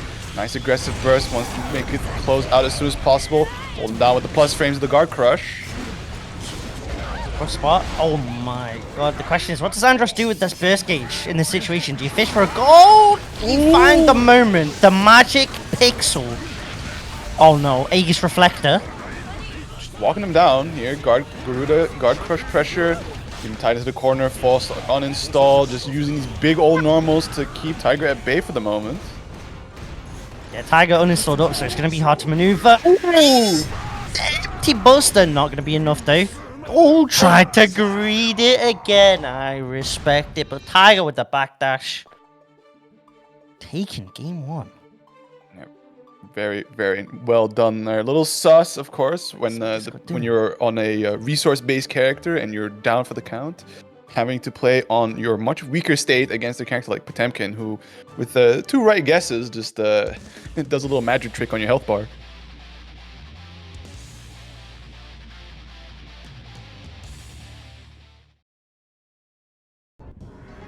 Duel 1. Here we go, game number 2. See what this. Uh-oh. Somebody said it in chat. It was Milkshake. These top players with hard reads.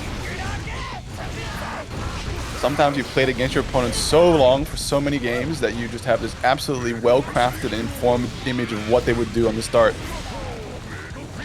Bombos. Very nice, knockdown, finds the install, but oh my. Run up and kind of help block for a bit, trying to bait something, gets scooped up for their troubles. Tiger. That's a weak Down around. I'm now wondering about how the interaction between Wake Up Buster and Danzai on Wake Up. Like doing a meaty Danzai. Does the second hit of Danzai beat the Buster? Chat might know. Hopefully chat knows, or we might see in this game. Who knows? Only time will tell. Currently, Tiger Pop just chipping away here at the health of Andros. Finds a nice big opener. Should be a decent wall splat here. Not going to be using that 50 meter, and also low on the Jesse Rage. So he's going to have to find a safe opportunity to uninstall. But in this situation... Oh no! Okay, Tap Dust will connect. Lucky. We're going to get a little sus there, potentially being forced to uninstall and not getting an opportunity to quickly generate back, but still, life advantage was A-okay, and already we're starting it off nice and strong. Andros trying to challenge, but to no avail. Yeah, trying to use the Hammer Full Armor to soak up. Some of the straight tag from Tiger ain't going to work out.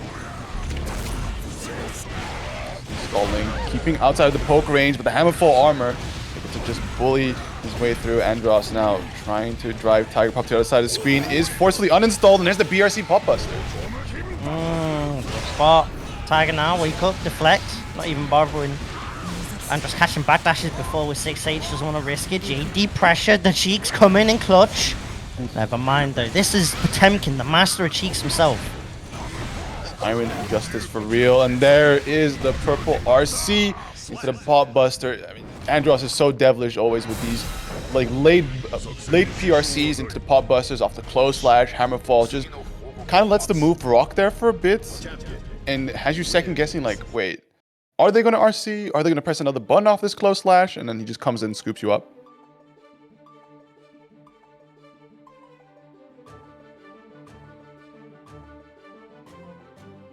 One a piece. Okay, not the yogurt. Let's not be spilling the yogurt. Let's keep our yogurt contained. But remember, this is still in the semis. Plenty of top 8 still to go.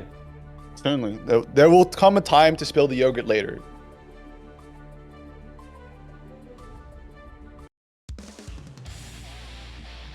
I guess sticking with A.B.A. I'm assuming the mental process is the same as what they mentioned about with A.B.A. into Gold Lewis, where it's like the highs of A.B.A. are still quite high, and she just has a little bit more health, a defensive ability than Happy Chaos. Right. HC obviously a little bit, it could be more squishy, and it's a lot easier for the big bodies to kind of approach. And also just sacrifice health, being like, okay, sure, we're getting shot up a little bit here, but at some point I will grab you. Already we got Tiger Pop starting off pretty nicely here against Andros. Full Jesse Rage gauge, half health already taken away. Good on the meter, and the positive meter bonus only helping with that. Facing away from the Pop Buster, and there's the burst response. Actually just straight on moonwalking. That is crazy. Just playing far too fast for Andros to keep up here. The key grab is going to break the wall, so no chance of potentially close it out with a super here. So chance for Andros to make this comeback here. Does make him... Oh no, just straight punishes. Oh, on some... Actually, that might have caught... Yeah, it was a punish. That caught the recovery of RX. Keeper a key. Start up going ham-hock. Okay. Ric Flair chops. Slider hit. Slider hit. The corner, backdash, but still, there's Mega Fist to chase you down.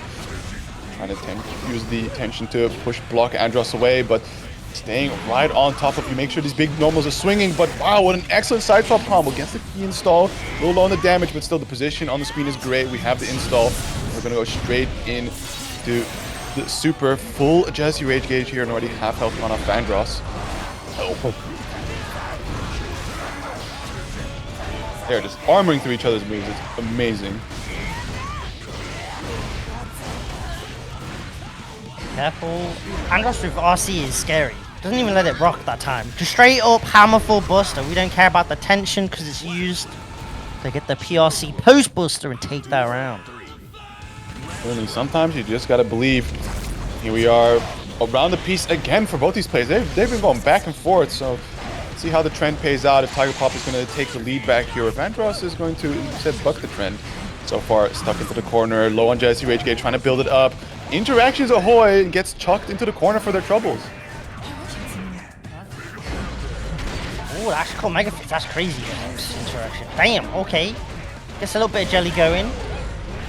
But Hammerfall does not care about any rage. Machine that is Potemkin putting in the work. Oh, confirmations. Splat against the wall, and look at this damage. This shouldn't kill, right? Okay, thank goodness. But that's what I mean though, if that was like Heat C in that situation, that probably is dead, so... That have a difference, at least giving Tiger a sliver of hope post-wall break, but Andros takes it away. Yeah, so currently in the lead, 1 game up. Tiger still with a solid chance, right? These do go down pretty far into each round, and of course, every game so far having been taken to the 3rd round means that there is plenty of opportunity for Tiger to as well gamble back. And I don't think we've had like too clean of a Potemkin sweep just yet. Like the closest we've had was that first game comeback attempt.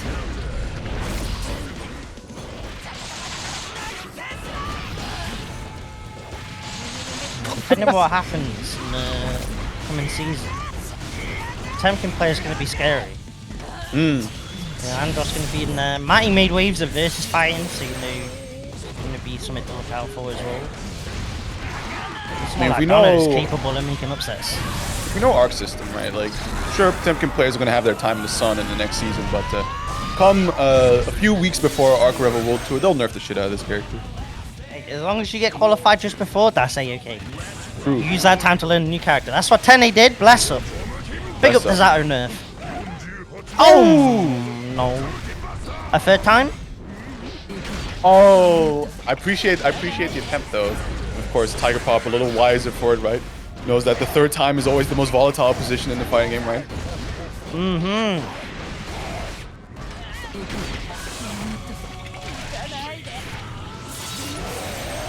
It's always sexy in Tiger handling the jealousy rage with A.B.A, but it ain't gonna matter! Yeah, Denying any possibility of the burst as well. Ugh! Banzai whip a little painful there. Slide head, making sure to get that free approach. Gold burst is blocked, but you know, gold burst means can't quite punish it. The backdashes on these close actions and pop busters. Of course, Andros still able to chase him down, but it just opens up so much opportunity here for Tiger Pop to try and escape, and already see them capitalize, setting up big damage BRC, setting up for the same side mix-up. Fortune drops the combo, but still the damage has been dealt and is able to safely uninstall. Oh my days, that's a huge counter hit. Hard knockdown off the hammer fall with tension available. Oh, but the grab though might change things up a little. Oh, the jump cancel! Nah, these players are too much. I cannot believe it, Potemkin survived all that, but we just let a full charge of dust rip as Tiger Pop is going to bring it down to a Game 5 situation.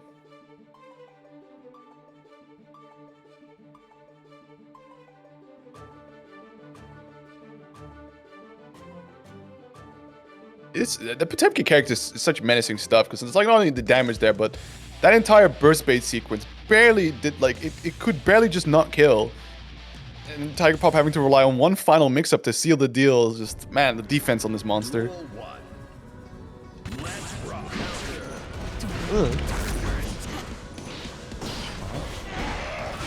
Better things. Straight off the rip, 236k like that. Risky option, but paid off. Yeah, just maintaining the distance a little bit here, jumping over those slide heads, trying to deny options out of Andros, and there we go with the Wild Assault, able to carefully convert into the super for that hard knockdown, and also the install. Half health gone here on Andros. There's the overhead. Yeah, it's a rough round for Andros, but at the same time, look at all the burst gauge that gets built back up. Might actually get full burst by the time this round is over. The big body eating good backdash though. Hold up, wait a minute. Oh, wait, hold on. Able to take the burst off Tiger Pop, so small victory here if it does go the way of losing this round. And after that overhead, could be the case. So Andros nearing that. Oh, wait, did it happen to deflect shield at some point? That's what it looked like. Yeah, I'm not going crazy, right? That was like during Keeper of the Key, the burst gauge definitely went down. Yeah, I was like, huh, hold on. So still in advantage burst gauge state, but I mean, yeah, it's still such an advantage. Even post wall break, Andros gonna be back to full anyway. Yeah, there we are. And Tiger still has to be a little bit respectful just because Andros is sitting on tension. Both of them with 50 tension post wall break meant you can't go for like a BRC. That's a fat opener. Oh my days! You're actually too touched. You're too touched. Sometimes it's like you're playing super carefully about Potemkin, and then like one bad option and he just reminds you what this character can do. Deflect shield, push him away. Gonna be a tough one to recover that burst in time. Andros still sitting quite neatly on this burst, trying to wall us off an extension in the movement from Tiger Pop. Able to escape. Okay, knockdown time, overhead space though. Andros gotta respect it. Oh, runs it back once more. So nice showing blocking it twice. Yeah, burst gauge available here for Andros, and the pause meter bonus is going to generate Tiger Pop a good chunk back. So with the health available, we should be seeing a burst coming back for Tiger Pop sometime soon. Perhaps even being used for an extension of some sort. Tiger Pop now, Andros trying to keep Tiger Pop still. There's the Garuda hit. It's a fair chunk. The wrist built up. Oh my! Where's Pop? Oh my goodness! The deflect shield. Ugh. The evil stare down. Yeah, that's cold. I know it's normally hot in Spain, but Andros is moving cold. Damn. All right, moving on to winners finals. The Potemkin with the Leo in the pocket. Maybe we pray that gets pulled out. I haven't seen that in a minute though, so I think the Potemkin is just a little too good at the moment that it's not required. So yeah, Andros moving on to that winners finals to face off against PataChu, which we will get to later. First, we're going to be moving on over to our loser side, having a look at Cuenca versus KaramaChan coming up next.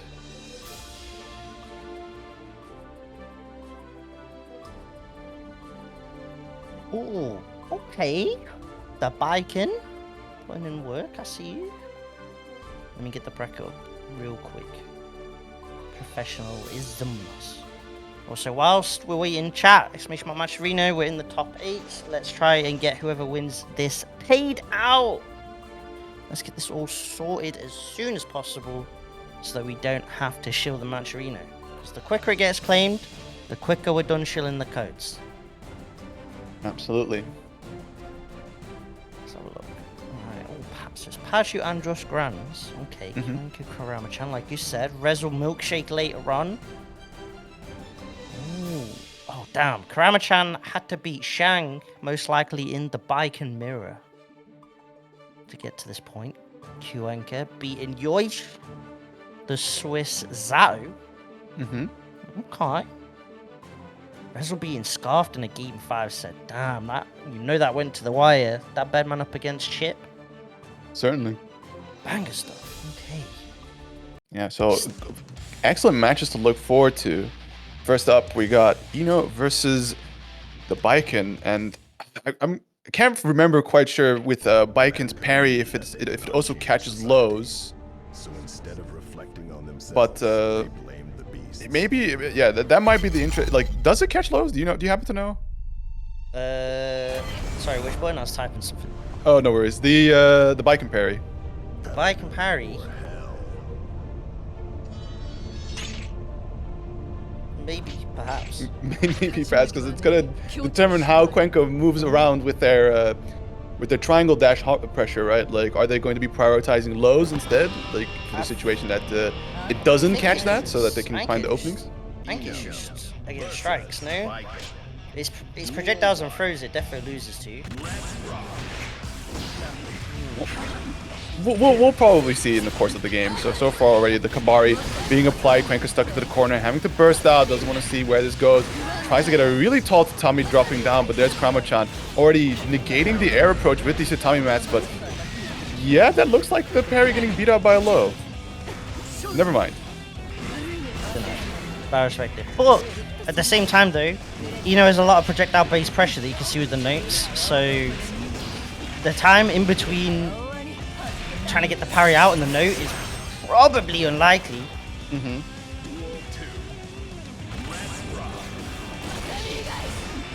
Again, it's frame 1.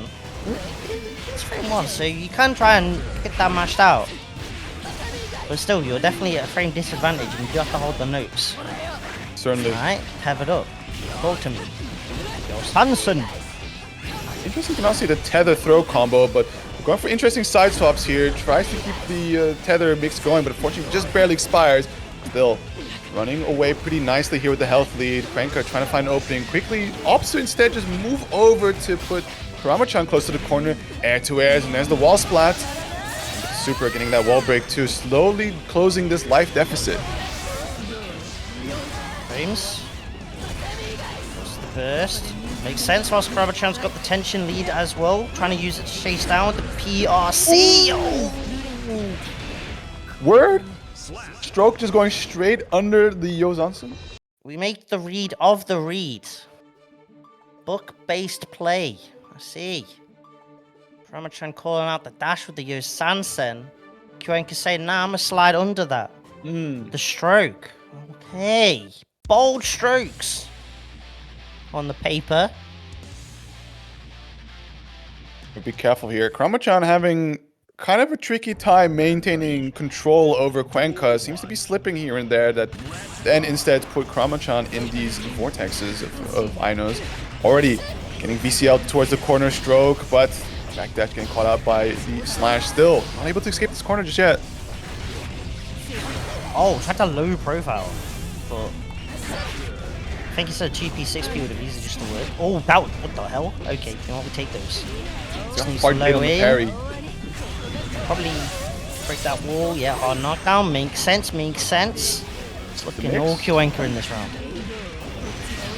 Send the note out. Keep it simple, and there you go. Good luck trying to parry that.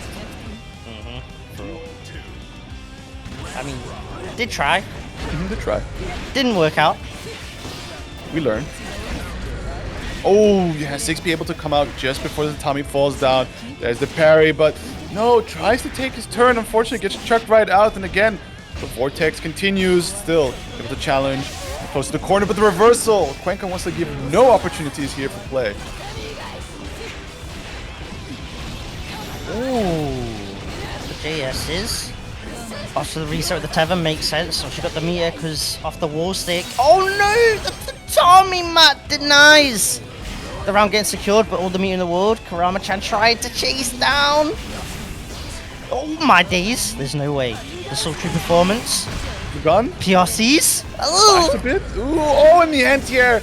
Getting bonked the wrong way, so still not able to close it out. Tries to go for the blicky one more time, but there's the close slash anti-air. And Kwenka taking a solid lead over KaramaChan. Oh my days. The blicky had the blank in the oh no, in the chamber. The blankest of chambers. Oh my god. Yeah, that was unfortunate. I wonder with that Tatami mat if KaramaChan could have recognized the the wall stick frame to possibly RC to just get like one more opportunity to maybe super instead of just getting that wall broken and having to gamble. Dude, that's so unfortunate, and it's where you have to have that split-second reaction, I guess, as the Baiken. Yeah. It probably happens to Baikens more often than not, where they get the stick with the first hit Tatami and they just have to accept the L on the wall break, and they're like, oh, hopefully with the meter I can do something. Oh my days, all the risk. And look at this, trying to push him away. Look at that risk damage cashing out, and it's more than enough for KaramaChan here to take a round. Perfect, no less. Let's see if he can take the second one and put himself on the board here. Hashtag not free. That's all about. At least avoid the 3-0. Lovely burst. I like it to put Joker in the corner, but the problem is the back throw. Oh, parry gets checked. Low sneaks in. Tsimoto break. It's looking long for KaramaChan. I don't know what this Baiken can do, Yuka. I mean, sometimes you can just try to challenge out, but immediately there is Kwenka ready to just take your turn away with a throw and already putting themselves on set point here. So KaramaChan needs to make it count now, trying to back away, but look at the aggression there from Kwenka. Says, no, you're going nowhere except this corner.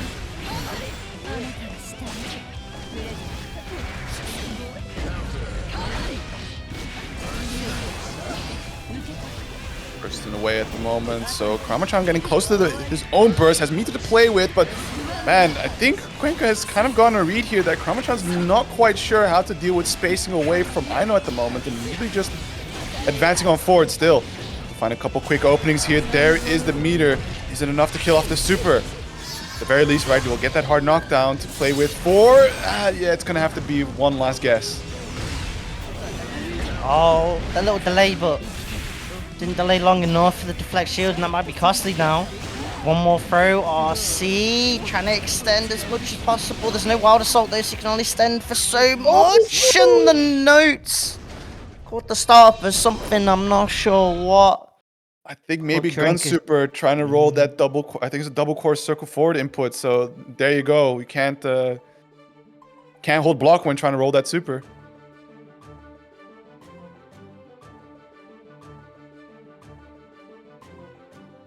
But yeah, unfortunately, that is going to be the run for KaramaChan. Still able to make a top 8, right? Shoutouts to your commentators that can also play the game sometimes.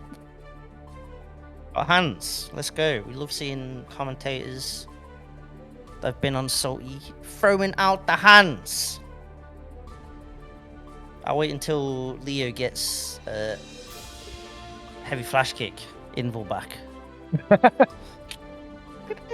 I'm joking, but still, shouts to Baiken putting in a shift. Great stuff to see. Kwenka gonna move on in the bracket, facing off against Tiger Pop. Oof. Right. And speaking of KaramaChan, thanks for the raid. So welcome everyone. Welcome all 30 of y'all pulling up. So we got ourselves a match arena as per usual. Still 19 codes left to claim. So do hop on over there if you haven't done so yet, right? Just hit that claim code button, sign in if you haven't done so already, and that's 25 cents. The prize pool, get these players paid out this evening, right? Kebabs all around. So we're going to hop into Resil versus Milkshake. Now it feels like this is going to be a rough one for Resil. Obviously, the happy curses you tend to see that Resil probably faces are the likes of like Tiger Pop or Dysonologist, maybe, when they used to grind on lines a bit more. And it's like once Happy Chaos gets the curse applied, it's just so long for Resil's Bedman. Yeah, and you can already see like spacing away, making sure that the Wild Assault doesn't get in for free. We see Resil trying to evade the reticle, but it's to no avail. Already getting splat against the wall, focuses up, gets the full reload, and man, look, we're just good on resources. We get this knockdown, we're sitting on burst, and the positive meter bonus is going to soon reward us with that 50 tension mark.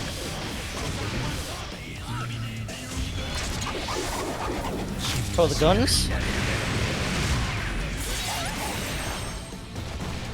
Already for Resil on the back foot. Tried to YRC. Oh, Milkshake. The light shimmy from the curse, able to narrowly avoid the YRC explosion. Very clinical round here from Milkshake to open it up with. And already we see Resil trying to approach, but the air-to-air 5Ps does get bursted into the corner. So Resil now here with a chance to run that Bedman mix. And then yeah, that is the one small win con for Bedman. It feels like if you can get your opponent, the Happy Killer, stuck in the corner and run that Uki, that all those S errors, H errors, the guard crushes, that's the dream right there. Yeah, trying to use the BRC time still a little bit to see what's going on here. Too many times has Milkshake got the mix here, and already excellent cash out, half health gone. We're going to be grinding it up a little more here. Slight life lead for Resil now. Good blocks on the side from Milkshake, trying to back away. Create a little bit of space to open themselves up here to now get the gunshots going. Even the BRC is not enough. Ooh, backdash though. Beyblade, SR ready.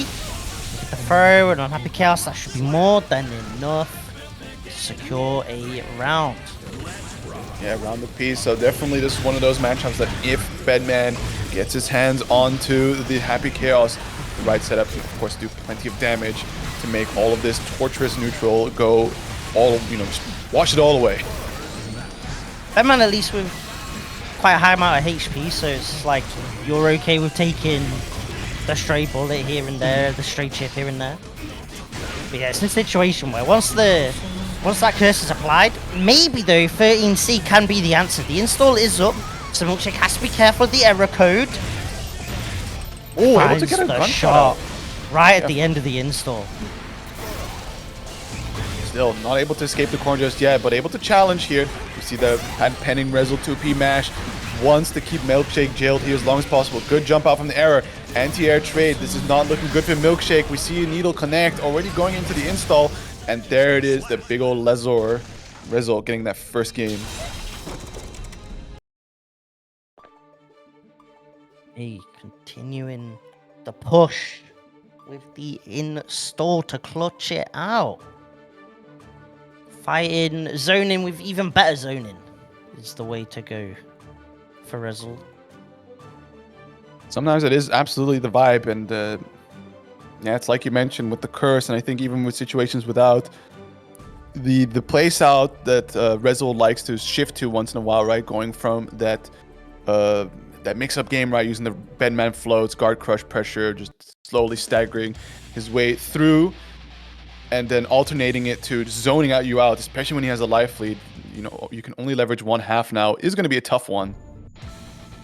Pay 50 bar to become HC on every second shot. Hell yeah! Sounds like a bargain.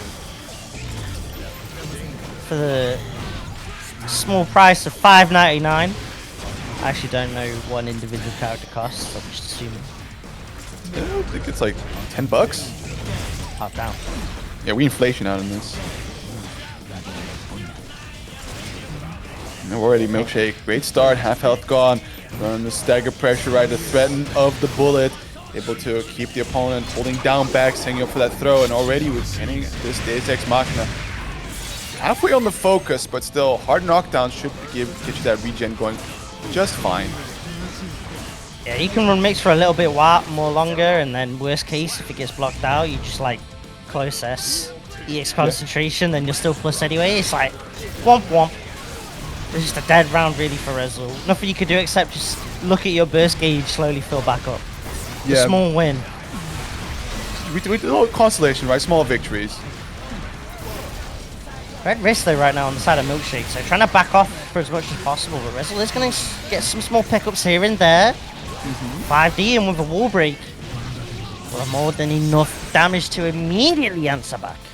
Absolutely. Milkshake here having a bit of a hard time playing on the defense against Bedman, right? Resil, when he does finally manage to get to Milkshake, trying to chase him down, and Milkshake desperately looking for a small gap to get his own game plan going, and that's costing him these rounds. So far, seems to be in a good position, able to jump out, gets the Goomba stomp on the side swap too, curse reapplied, bounces you up to the air, doesn't quite get the pickup, but still very much in control of the situation. Just eat a lot of projectiles though.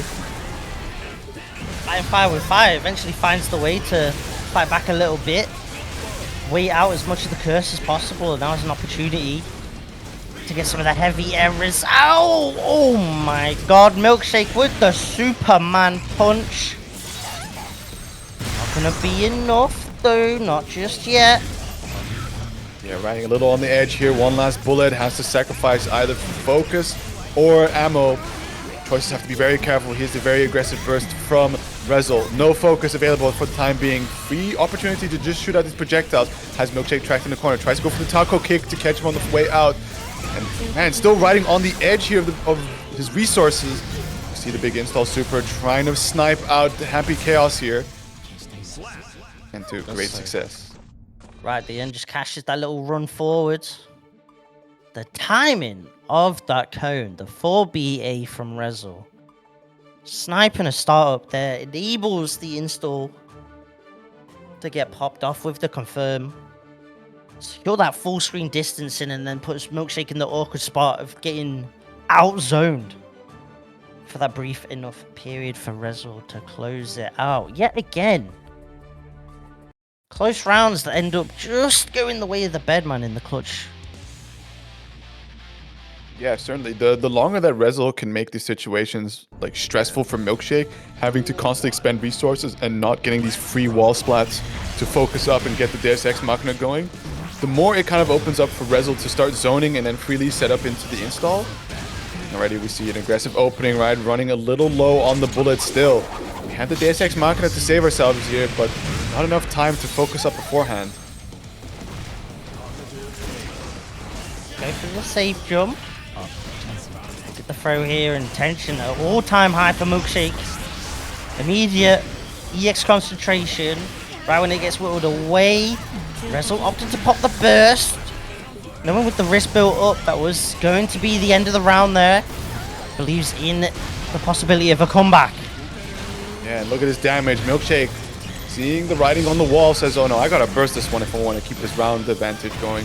So, trying to shoot down, gets the Elden Ring mix up, and that should be enough to close out the round. Still, Resil able to walk away with a small victory, right? Taking Milkshake's burst. Nevertheless, has to work here to try and get that set point going. Let's put the onus on the round start, but fortunately enough, that JP from Resil, enabling the vacuum into their setup with their H error, gets the guard crush, puts the pressure on, counter hit JS, confirms into the install. Yeah, install super bomb, getting that hard knockdown still. Getting on a bit of that install. Big explosion right, jails him back down to the ground. And was that chip damage for the perfect? Yeah, it pretty much might as well have been. The chip from that last installed error was crazy amounts, like an actual normal. It looked like. All it took was the 4BA, the cone to secure it yet again. The momentum already, 50 tension, getting that burst slowly but surely back. Already has Milkshake in the corner, and we see him jumping into the air, right? Wants to deny Milkshake the exit. Red RC to keep the pressure going. There is the tick throw, tries to go for the OTG kill, and baits the burst no less. And Resil able to take it 3-0 over Milkshake, ending the run there. That was a clinical last game coming out from Resil there. Beautiful stuff. Shouts to Milkshake though. Top 8 with the Happy Chaos has started to really become a stronger and stronger name as time has gone on. Certainly. I mean, so pulling up into a salty top 8 is already a very good sign that you are doing very well for yourself here in the EU scene. Yeah, almost becoming a regular top 8er at this point as well, which is something that's always a thing you want to be proud of. And you know, the next step for a player like Milkshake is going to be trying to aim for consistent top 4s and so on and so forth. So we'll get a chance to see that happen. Resil going to face off against Shinky later on. It's going to be an interesting one. First, we're going to be having Tiger Pop versus Cuenca. So Cuenca we know on the I know. See if it is on Tiger Pop's, if he's on that A.B.A type bracket, or is it going to be a mixed one? Will we maybe see the Happy Chaos make an appearance? Great question. Oh, there it is.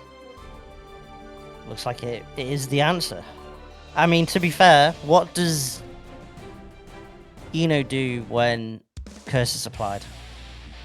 Yeah, definitely. One of Eno's all-time weaknesses throughout her existence as a character in the Guilty Gear series has been her less than stellar movement in anywhere but up close. And with characters that are able to, effectively keep her at a distance, in this case, Happy Chaos is a clear example of such, just being able to shoot her and keep her at a gun's distance.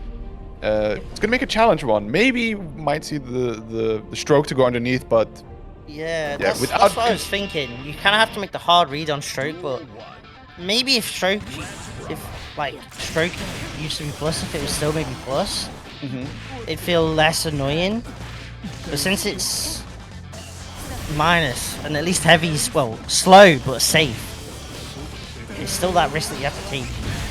Absolutely, but still, we've seen already some fast reactions out here coming from Cuenca. Able to take the burst off Tiger Pop. Does absolutely send it in to try and challenge, but unfortunately, to no avail, gets picked up. And there is the Deus Ex Machina. Hard knockdown here for Tiger Pop. 50 on the focus, but we should be generating that no problem. Already just backing away. Has the life lead to play with here and decides to approach on his own terms. And there is the YRC baited. Feels like just how it be sometimes with a bracket, and you run into that one unfortunate matchup. You gotta be prepared for it, right? You pick this character on the character select screen, you know what that entails. Sometimes abhorrent weaknesses. At the very least, though, Happy Chaos defensively,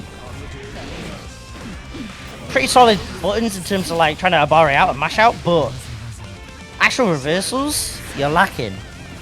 Absolutely. And if there's a character that can abuse that, it's definitely Eno. Yeah, all to his name are the system mechanics.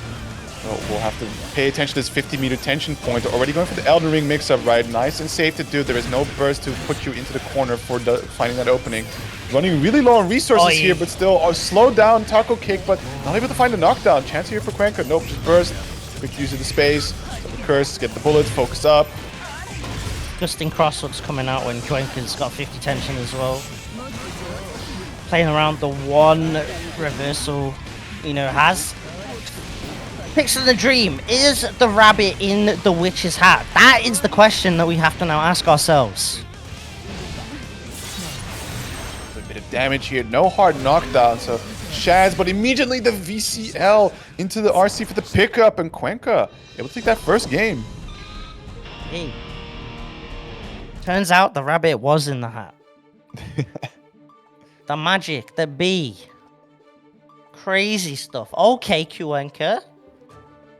I can appreciate Cuenca just absolutely full sending it in a lot of situations because, you know, understandably, they're very familiar with the situation they're in playing this character that he just knows that he has to full send it, get as close as possible. If he's going to have to take a bullet shot here and there, then so be it. But trying to play it slow from far away isn't really going to advance your win con.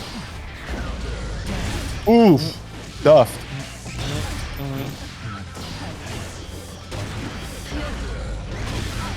Concentration. We're now able to break the wall. Maybe not with Deus Ex. Look, I didn't say it right as it didn't happen. So no curse.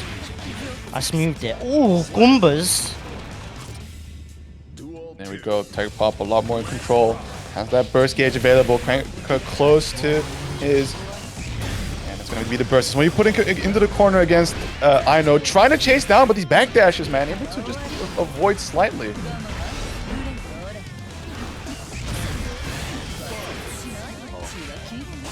Okay. Right. Ooh, put the back dash. Back away, no gunshot. Able to pick up. BRC finds a low. Quickly able to load up one bullet, but has to sacrifice potential damage for just these knockdowns, getting the resources back. Throw whiffing. See Cuenca trying to take the turn, but they're. Ooh! Oh, whiff punish. Lucy's? Oh my. Oh my. This is truly the rock and roll lifestyle. Oh, yeah. Oh my goodness. And if you're Cuenca, oh well, I was gonna say you don't have to actually greed. You can let Positive just take over a little bit so you get the burst. There's the burst. Oh, the fling shot, baby. We in there.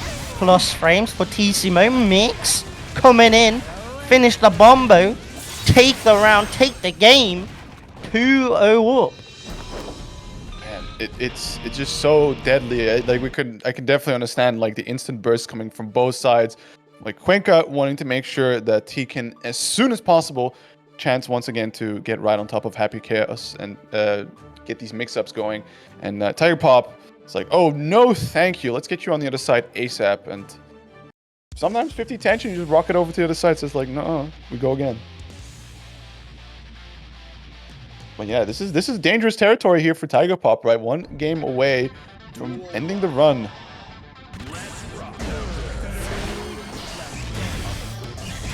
Share supply. That was a rough spot for Cuenca to try and avoid the backdash though. No 5D. Trying to back away here, generate a bit of opportunity for himself. Quick reloads in between, right? As the opponent second guessing whether or not he will continue with another button. Still only, just only maintaining one bullet means that a lot of sacrifices and sharp reads have to be made on when can he reload. And unfortunately, then wasn't the time. Cuenca maximizing this punish and set point for themselves. Ooh. Whoa. Talk about the Elden Ring mix with Tiger Pop, but that was Dark Souls hitbox interaction right there, both of them whiffing. We'd love to see it. Tiger Pop here, starting up nice and strong.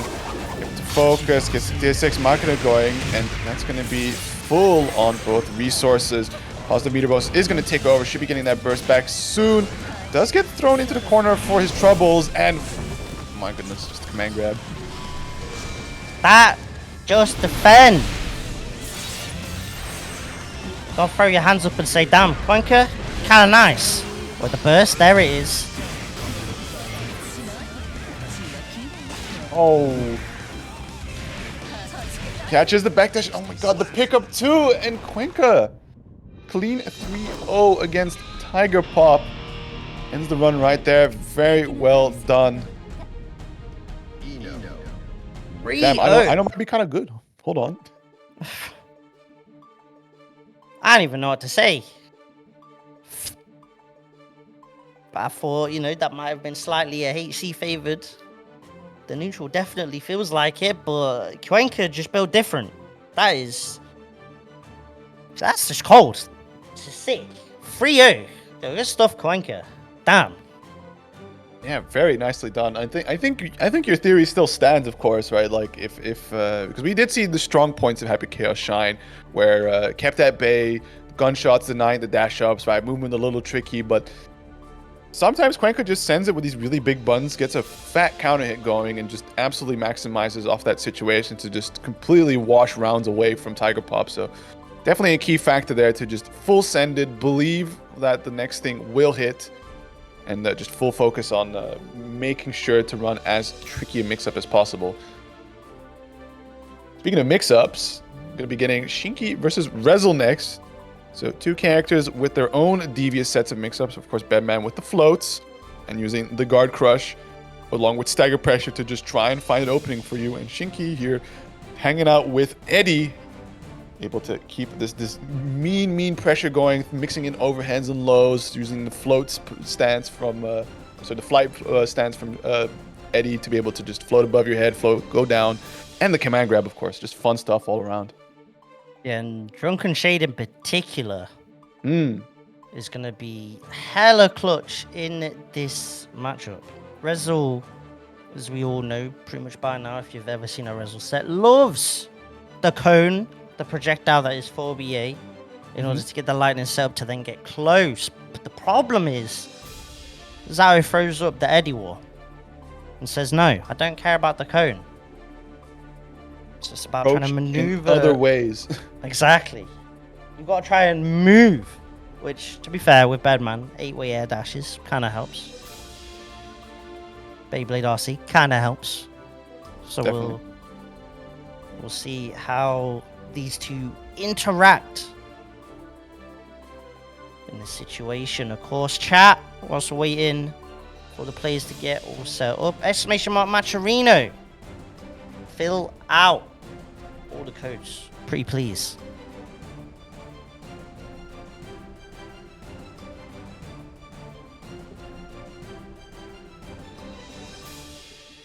How many we got so far? 17 still.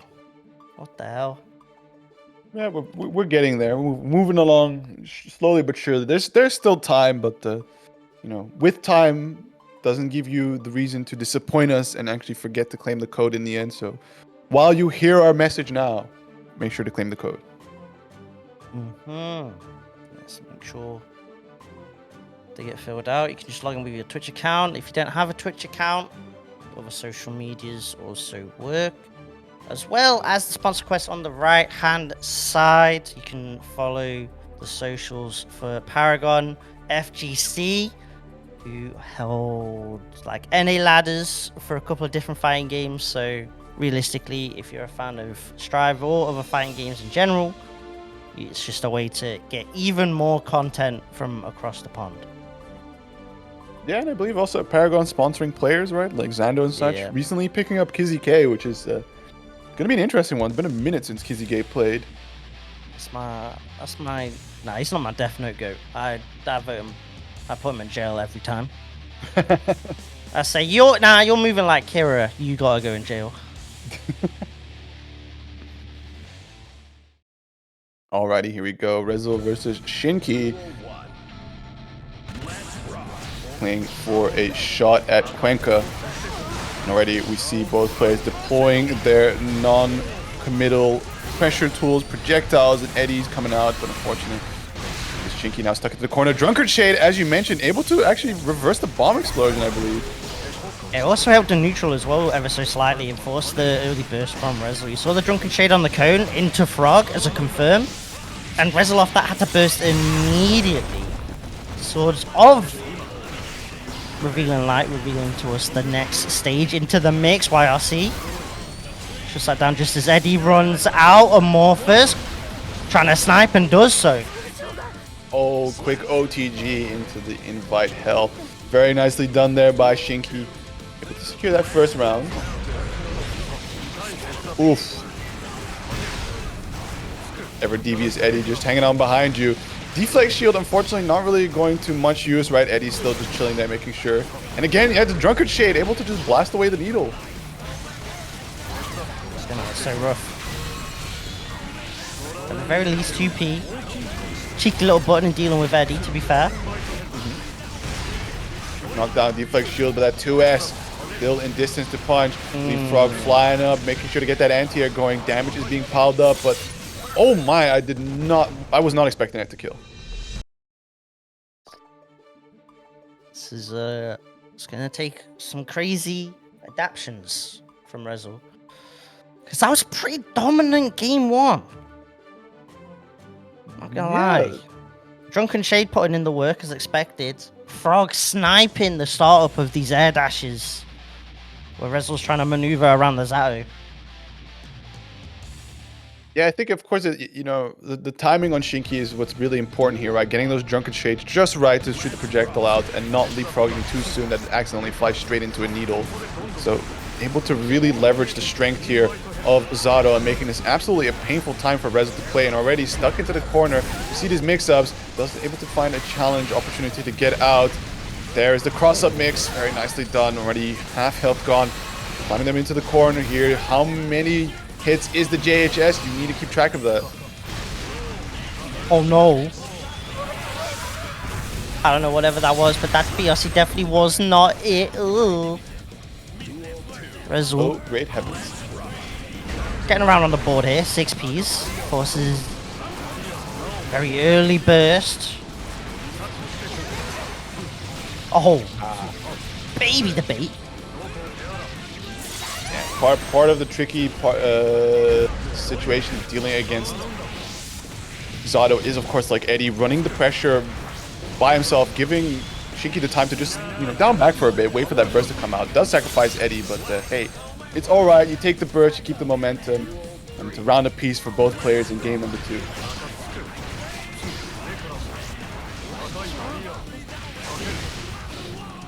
Oh my god, Amorphous timing is just... No, it's not Amorphous. The opposed timing is so evil. Just throw it out the opposed, can't challenge with a button, get the quick scoop, and already use the sword, keep the pressure going. Eddie is deployed, does find the tap dust. The burst out to try and stay alive in this game, but already we see Shinky not giving any moment of reprieve here against Resil. Eddie-less pressure is crazy. It's also building up the risk as well. It's put Resil in an awkward spot. 2P and a dream is all it takes to get things going. Fully charged. I don't know if that was optimal, but it gives positive either way, and that's what matters. I don't think I've seen a charge dust like hit raw for so long. I wonder if the players even still have their combos down. That's a sign of a true lab monster. If they've got some like crazy optimal charge dust routes. Yeah. It's like that one in a million. He was able to like left right you on while just like in the flight. Oh man, the one in a million chance. You just never expect it. Damn, it's beautiful. It's a thing of beauty, really. Truly. But yeah, Resil still able to tie it up here, so can show that shows that they can tussle here with Shinky and of course navigate through this Eddie pressure.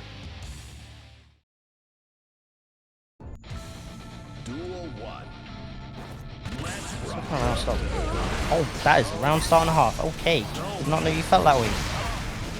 Really evil Drunken Shade, not quite hitting the mark. Now stuck into the corner. We see Resil trying to meet air-to-air against Shinky, denying the exit, but there is the 2S Wild Assault. Eddie deployed, tap does connect, and we get the full pickup to go. Use the Sword Super, refund Eddie, and get that hard knockdown while you're at it.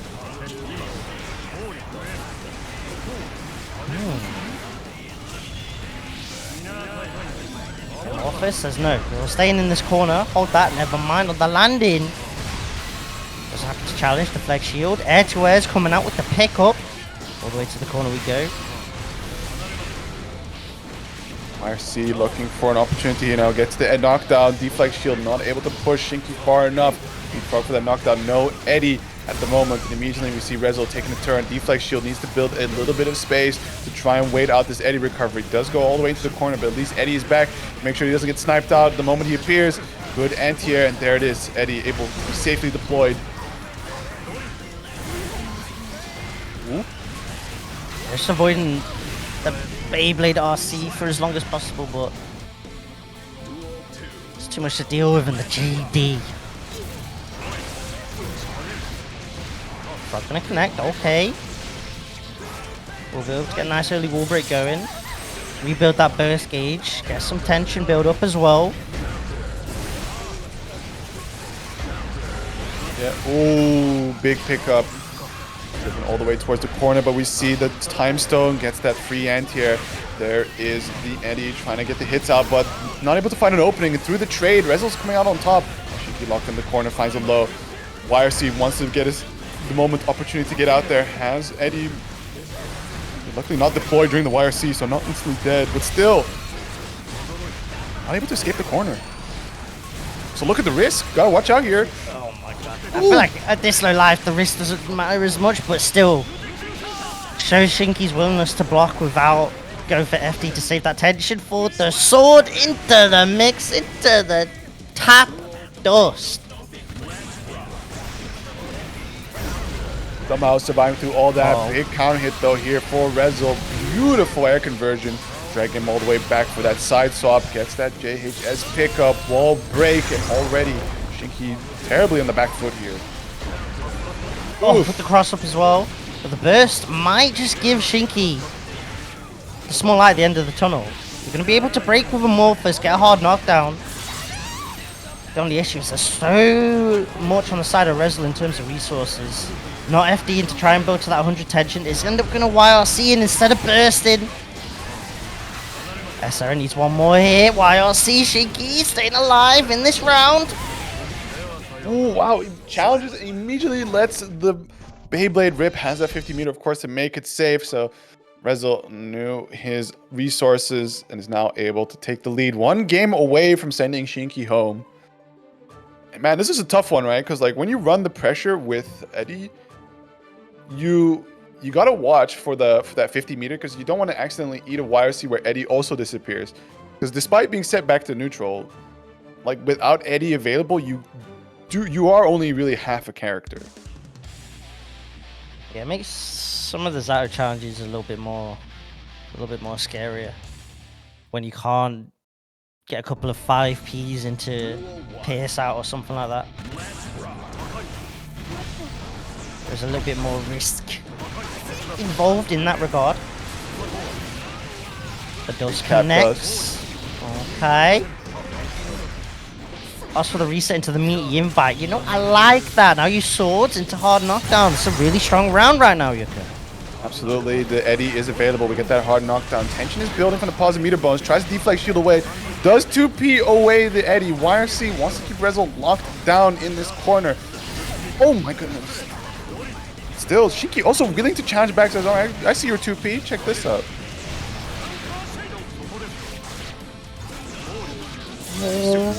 Invite hell. Able to get that link into the 5P. There is Shinky now with a round lead. Needs to make it count, of course, to tie it up to a game 5 situation. And already the pressure is starting off very nicely here. Oh, that's a huge dub as well. Oof. Well, alright, less of a dub. Eating the counter hits like that and getting stuck in guard crush situations, less of a dub. The small dub was avoiding White Wild Assault because it forced Resil's burst, but instead the dub is now looking more like an L. At least for this round. Ooh, yeah, big L with that YRC being blocked out. So Resil now set point for himself. Shinky is still getting very close to that burst. Like one more hit should do it. And already we see the mix-ups coming out. Eddie deployed from behind, tries to deflect shield away. A little too far away for the pickup. able to find the needle snipe, and wow, the close slash. Aggressive burst here from Shinky. Wants to keep Resil as close as possible to the corner. Leapfrog does get the connect, and there we go. Should be a wall splat, and the 50 meters barely coming back in time for that Eddie to make his grand return on this hard knockdown.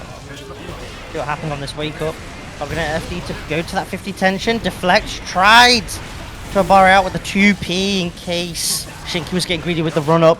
Isn't going to work out though. The empty jump gets thrown. Very nice. Eddie's now back. Eddie's now back. No, Eddie's gone in the pickup. Yeah, we do have 50 meter available, so oh no, the bed fall, and I don't think he's gonna survive enough hits to get that burst back. It's not gonna be enough. Resil takes it 3-1 over Shinky, moving on forward to face off against Cuenca.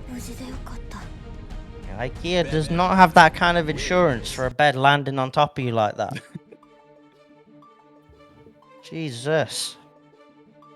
They can only help you get like the missing screws you need for assembly, not when indeed Looney Tunes style a bed gets dropped on you when a rope gets cut. That's the Acme insurance that you need right there, bro. Like, listen, this coyote sold me this bed, and then the bed exploded. I'm gonna need a refund ASAP. Possibly a new bed, one that doesn't explode. That just doesn't happen with Acme, to be fair. So it'd be like that. It really be like that. Shout out to that one movie that's held in HBO Max vaults right now. Yeah, probably. Someone needs to break into that vault, Indiana Jones style. Please do. Top 4 secured for Resil. Shouts to Shinky, of course. A strong Zato warrior. Cheeky mean pocket chip that's getting developed as well. Something to keep an eye on. So we go back up to the winner's side, Yuka. At long last, we're going to have ourselves a little treat here. PataChu versus Andros. Of course, Andros repping that Potemkin, as we see here. And I believe likely should be the Sin coming out from PataChu, right? We want to try and get that battle of the top tiers going, as it is going to be Sin, as a matter of fact. And here's an interesting one, because normally as Sin, you are like the conductor, as they say, right? You got these long normals, you can come kind of just throw them out, and once they block, you're free to approach on your own terms with Gazelle Step as such, but Potemkin can kind of match that distance. A poke heavy PataChu against the armored boy Andros. Definitely get very awkward for the Sin, at the very least though. Stamina in other ways can be effective in breaking the armor, but Andros gonna take first blood, first round here in winners finals. Also, it's beautiful to watch Andros is the fact that he just has these optimals ready to go at any time, right? Knows exactly the confirms required to just absolutely combo video you, set you up for that next Twitter highlight reel. This is okay. I thought for a second. Okay, all right. Well, yeah, that's Andros. That's just that. You know, some players they'll be like, yeah, that's just a round. That's an Andros round. Andros is like, no, I have Andros games. Yes, that's the grappler. See the grapple, the pop buster in action. Watch as he straps you on his back. You know, benches you. Squats you down. Actually get benched is crazy. Oh my days! The light bulb was just clicked. Yeah, just put you on a squat rack. That was indeed the command grab. The pop buster. The Potemkin buster. Potentially, you might get a treat here out of Andros if we do see the HPB. I will not spoil what the H stands for, but it's awesome.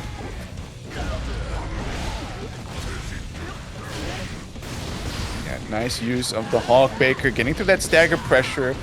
Already getting the knockdowns. Andros with these IBs wants to keep PataChu as close as possible for a potential punish, but there's the overhead. Still early burst. Want to see the wall broken just yet, and the menacing approach from him. Double IB. Very nicely done, but still not able to quite get a hit on PataChu just yet. Andros, definitely a delay process enjoyer for sure. PataChu recognizing the way Andros likes to apply the Potemkin pressure. Ready with the reversals. Speaking of, Andros tried himself. Didn't not work out. Counter hit. Secure the round. PataChu hashtag not free, able to also put on a dominating performance. So glad to see that's coming. Wow, what a punish on the 2D. Gets that knockdown, already instantly approaching. Backdashes away from the Wild Soul.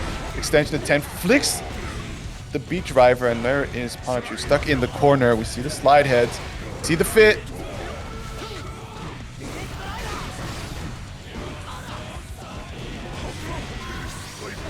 Oh, PRC 6P. Yeah, the patience on PataChu knows that it's very difficult to challenge there. Gets that anti-air to force him back down to the ground. Hard crush pressure. No major opening from either player just yet.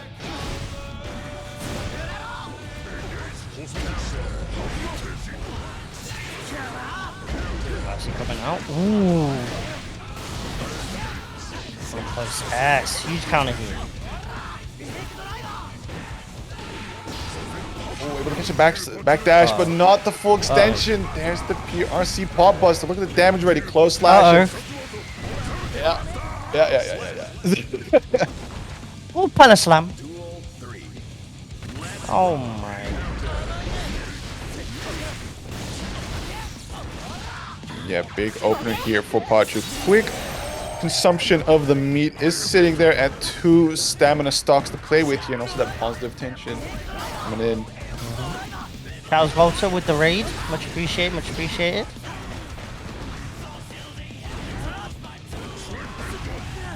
Slide ahead though. Trying to keep Andros locked in the corner, but there's that big old heavy slash. Excellent counter hit confirmed here. Interesting option there at the end. Still able to slowly close the life deficit, trading here. And tries to go for a pop buster, but there's the RTL. It's going to be a big old pickup. Are we going to go for the explosion? No. We're going to hang on to that 50 meter. Hard knockdown. Full stamina bar. Gets that overhead. Able to just put himself into the air. Invuln to the grab. And there's the burst from Andros. Last chance. Yeah, saving it in a really nice spot. Avoids PataChu playing around it just long enough to find that moment. Can you do anything with that moment though? Anti-air 5P to kick things off. Garuda pressure coming in, slowly chipping away at the life, tried to take the gamble. Thought the condition of blocking down, backing was set for PataChu, but ready to deal with the pop buster. Ties it up one apiece. I think that's definitely one of those things that is on high alert in your mental stack when playing against Potemkin, is knowing where and how he might leverage the 50 meter, or if he's in a position, right, doing the close slash stagger pressure. We did see Andros frequently, you know, as you mentioned before, like his delay staggers on that close slash, which at some point, if you do end up respecting it, will have you eat a pop buster. Equally, if you try to bust out right, he might just block one time and there's your DP baited. Oh no. Oh no. Backdash caught as well. Fortunate the Hammerfall didn't connect, that would have been a heavy knockdown, which would have been even worse of a situation for PataChu. The air to air, and now the heavy knockdown into Garuda pop buster. The lights go squat out. rack, break your back spinal. Okay, Pot able to low profile the very active 5K, catching the Gazelle step, but still not the greatest damage on the side of PataChu just yet. However, able to bully Andros towards the corner. We do see a challenge away, but hasn't quite escaped this position just yet. Big counter hit. Gets himself a lovely pickup here. Has the meter for a hard knockdown, but only sitting at 1 bar of stamina. I need a burst to work with though if you want to keep the pressure up with Wild Assaults. Does opt to go for the Hoof Stomp RC. We'll be able to break the wall once more and keep positive ticking over, but you do have to be just a little bit careful. That's why PataChu's playing at a safer distance. Avoids the PRC Buster, confirms into the Tyrant Barrel. It has a rave about securing that round. Absolutely, very nice. Already we see the early Hammerfall deflect shield, sending Andros full screen on that Garuda, and immediately the JS getting a big old counter hit. Andros has seen enough, goes for the burst, tries to get a slide head knockdown going off that heavy slash counter hit, but to no avail. And still, we see PataChu lay down the hurt, big damage, They get this wall break off the tire barrel. Only 1 bar of stamina to his name, but still hard knockdown to play with here, and that positive meter bonus. I'm for delay PRC. Into the pressure. Trying to fuzzy jump out, the wrist slowly getting built up. Air block the heat tackle, so it was still Andros' turn. Manages to get the burst in time. Oh my days, the crush on the low. Hold up. Stomp. Nice backdash. Still not able to get a solid punish, but is chipping away here, and this time calls out the jump with the dust. This is what is going to be so scary about Andros for PataChu, is that a lot of situations where he would go for Pop Buster isn't only like a linear Pop Buster setup. There's 5Ds, there's close slashes coming out from there, there's sweeps, all sorts of varieties of things that you have to look out for. And of course, if you decide at some point to just challenge it with a DP, you can also just block. It's too variable for you to be sure, and you're always guessing as much as the Potemkin is. Yeah, Andros definitely a bit thankful for managing to clutch it out there in the end. Like chat's saying, that's their gift though. Normally you see Andros so on point with the fast RC into the gauntlets, but at time, enough of a gap just for PataChu. Get that burst off. The Hidnaku. Hidnaku. Wow. Wow, you have to do that. Wow, slide hit.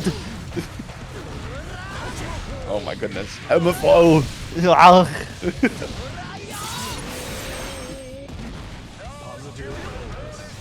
Yo, just spacing away still. Has a rough time here. Tries to be okay.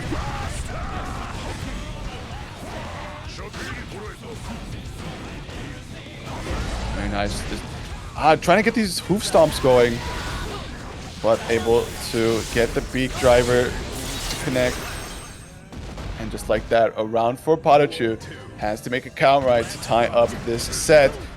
Andros already trying to push this aggression, right? Hammerfall breaks are being checked by PataChu, but it's still scary, right? One slip up and you get scooped up real good. Oh!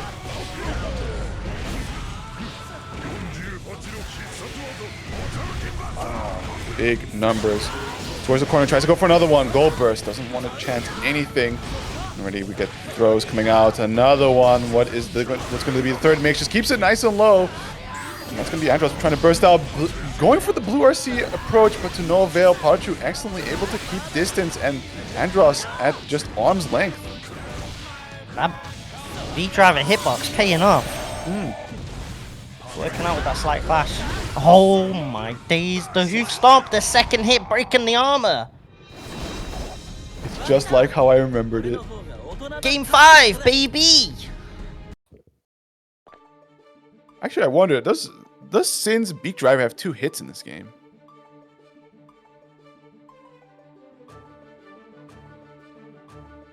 Let me look that up, because it could totally explain why we don't see beak driver all too often as a response to Hammerfall. No. I don't think the follow-up is quick enough. Right. Either. No, it takes too much time, because something that's funny, one game ago, this matchup was awful for Potemkin only because Sin's beak driver hits twice.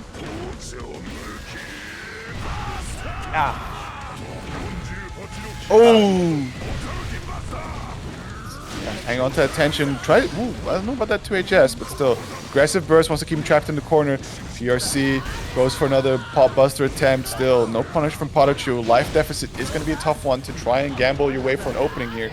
Just one wrong step, there's a big punish there from Andros. Love that PataChu saved the second jump after that PRC from the whiff buster to get out of the corner. Because if there was no jump available, knew for a fact Andros was just going to wait until PataChu landed to try buster again. There is no way Andros would go for any other option.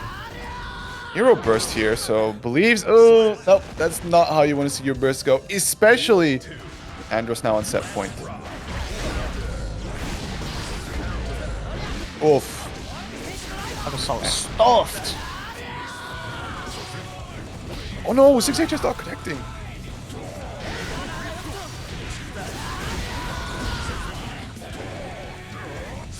Good pressure. Yeah, just maintaining distance. Wow. What a call out. Sees the slide head coming out and just goes like, this is the time now. Now I make my appearance. Good life lead here for PataChu. Backing away, not giving any opportunities for RC shenanigans. It is going to be final game, final round, double Luigi situation, Jonesy. The backdash was OD! PataChu is like 5 steps ahead of what Andros wanted to do in that round. That was absolutely crap. Waiting for the slide head, waiting for the hammer full PRC. Knew exactly what Andros wanted to do in that round, but now you've got to deal with the cheeks of iron. The JD connects, and now you've got to deal with the Garuda pressure. Deflect shield, counter hit, corner carry will ride the lightning. And we're gonna get this wall break. Really has to count on this positive meter bonus to take an ASAP. Only has 1 bar of stamina to play with.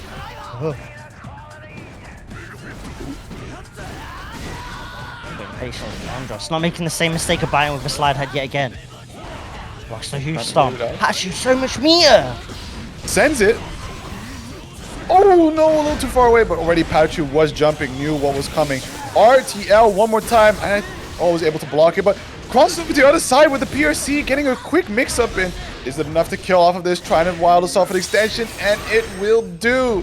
Andros is going to have to make a comeback in loser side now, as PataChu sits comfortably in that grand finals winner's seat. Oh my goodness. The routing to clutch out as well. Utilizing the wild assault right at the very end to get the corner carry. Guaranteed the wall stick. Dealing with the big health of Potemkin in the end. Down to the wire. Crazy, crazy set. Now we got to see who is going to face off against Andros in that losers final. Could it be the Spanish team kill in the form of Cuenca, or is it going to be Resil making the run with the bed? Absolutely. This one is, I think this is a similar position that Cuenca was in playing off against Milkshake, right? A character like Bedman can control a lot of space, especially zoning out, but already we see an aggressive Resil getting 6P'd for his efforts. Now it's time for Cuenca to just shine, being right up and close.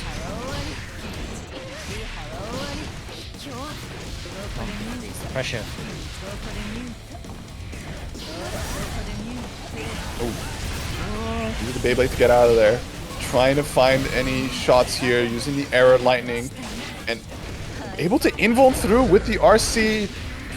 Faking out 3 overheads, and the 4th one lands. Splat against the wall. Unfortunately, not enough meter for the hard knockdown, but look at the life lead. It's a tough one for Resil to make this comeback.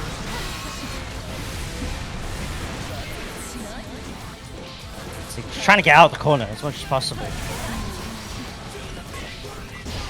Ooh. The 5P, but it's still not enough damage. That is crazy.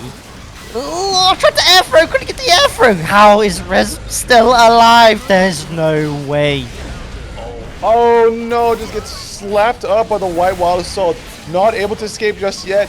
Tagged by the 2K. RC for the extension is enough to kill. Oh, the wall break early, so there's a pixel of health for both players here. What is happening? Do you install up?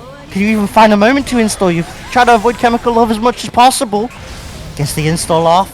Cuenca has to avoid so much, but the projectiles are too quick. That is a really painful situation you hate to be in, where you're having such a fantastic round and this comeback is happening, you're forced to burst and you still lose it. That's the brain destroyer right there. Oh, it's just round 1.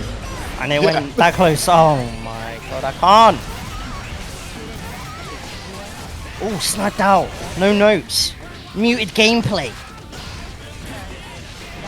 Block on the mix. Unfortunately, it's tanked out once more. Trying to 2P mash. Isn't able to escape the corner just yet, but there is a good float. Nice chance. Resil unfortunately drops the combo, but still, RC sees the stroke. Immediately responds with a low. To catch the low profile. Big air explosion. Driving Cuenca all the way to the other side of the screen. And again, denying the strokes. IBFD, but it don't matter to Resil. Still finds the way in. Gets the hit. Gets the round. Gets game 1. such a high-paced set already. Straight out the gates from both players.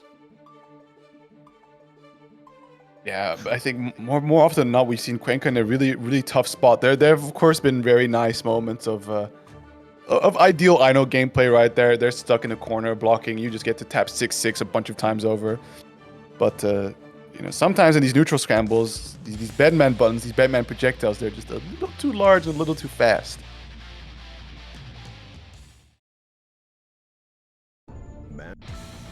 Duel 1.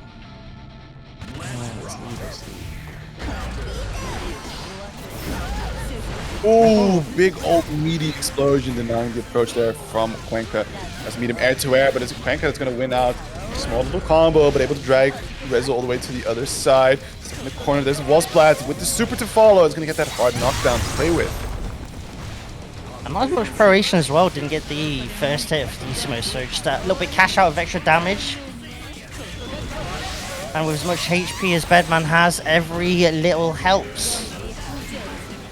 Value meal deal. So cross up JD. Be careful though, 100 tension on the Eno. Oh my god. Smooth. There it is again. A winning round with Resil making a very dangerous comeback, being forced to burst.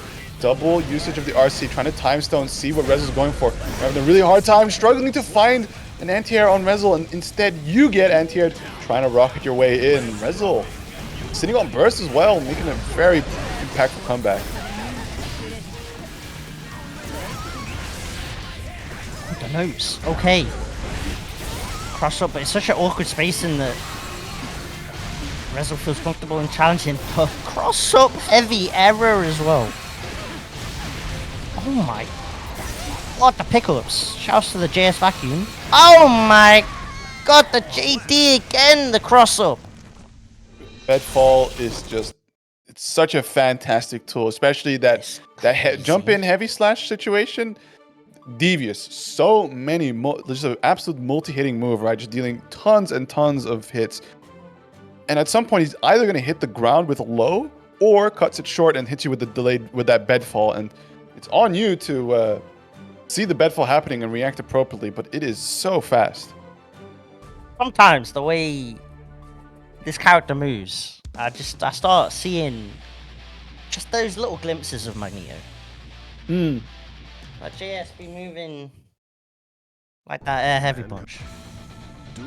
We might be going back to form here, but I think it's against Bedman, there's sometimes a similar approach you want to go to blocking, where it's just like, oh, in this situation, maybe defending high is a better default. Oh my. Big pick up. Look at his damage. Is the explosion enough? Barely. Pixel health. Cuenca in a terrible spot here. Send it. On the backdash. Resil sends his regards. Legit.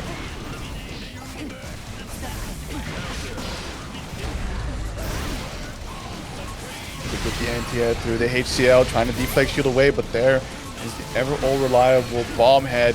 With the pressure going, tries to go for a 6P. This time a stroke does connect.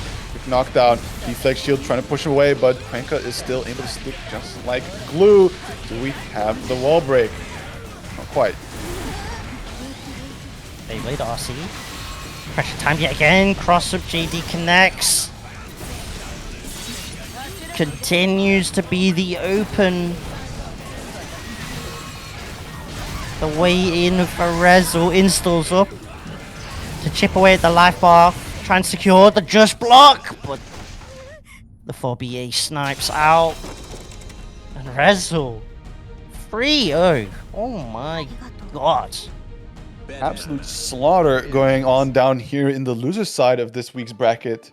So we'll see if Resil is able to keep that momentum going to try and challenge for a shot at PataChu in the grand finals. But first, has to get through the gatekeeper, Andros himself.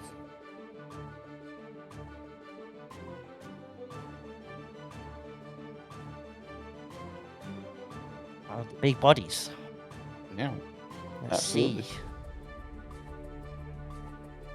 I'm sure what Andros actually goes for here, because Bedman has kind of especially with the error pressure and stuff like JH, there's great ways of dealing with armor shenanigans. There's a lot of multi-hitting options that Bedman has. Looks like we are going big body versus big body though.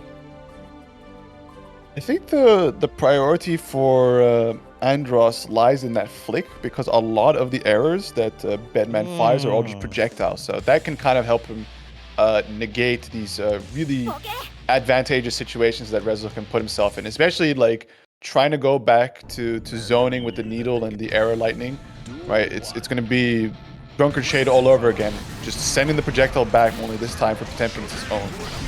And to be fair, one of the first offlines I got to see Resil in, it was like winners finals or grands, just straight up zoned out a German Leo.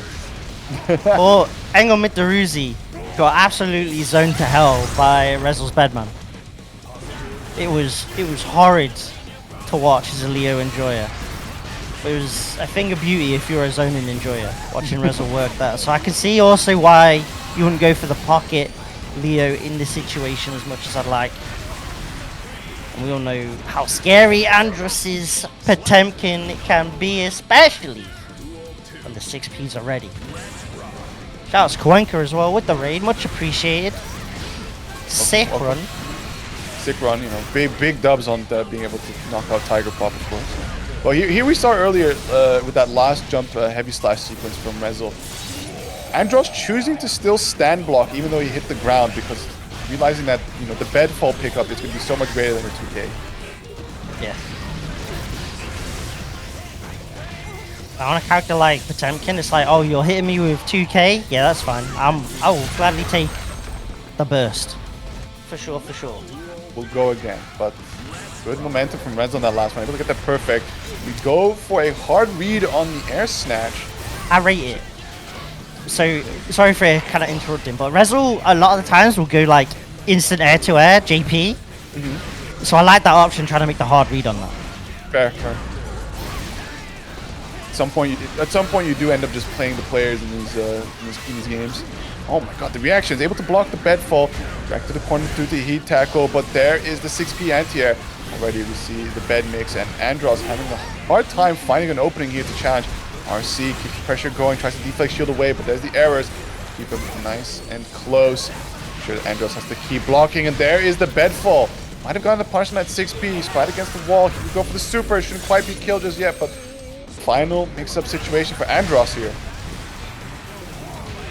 God. Oh, again. The cross-up JD. A lot of that pressure sequencing from Resil really high up in the sky as well, just in case of a Potemkin with 50 tension. All it takes is just one Heavenly to suddenly turn the tide. So sticking as high in the sky, right above Potemkin as possible. I like it. Absolutely. So Andros having a bit of a moment here. Hope, still sticking to the Potemkin. And we do see some really explosive opportunities, but like I think like you said, there's so many multi-hits from Bedman's kit that it's really challenging for him to just like let a hammerfall rip or something with armor to try and challenge through. And the way Resil's also structuring these pressure sequences to make sure that he doesn't freely give over a flick to Andros. Sometimes you end up just running into it in neutral though, if you like that. It'd be like that. Ooh, big heat tackle, Iron Cheeks, immediate air-to-air from Resil says, that's cool and all, but I ain't done yet. Oos, insight. The insight gained. Some say cause, some say cosm. We say God Crush. That's what we say. Oh my god. All the tension in the world. A little taste of your own Garuda medicine. Big clap. Unfortunately, not enough to kill there. Would have been nice maybe instead to get that super going, but still. Uses the Beyblade into the PRC, and that is Resil just collecting Andros' soul.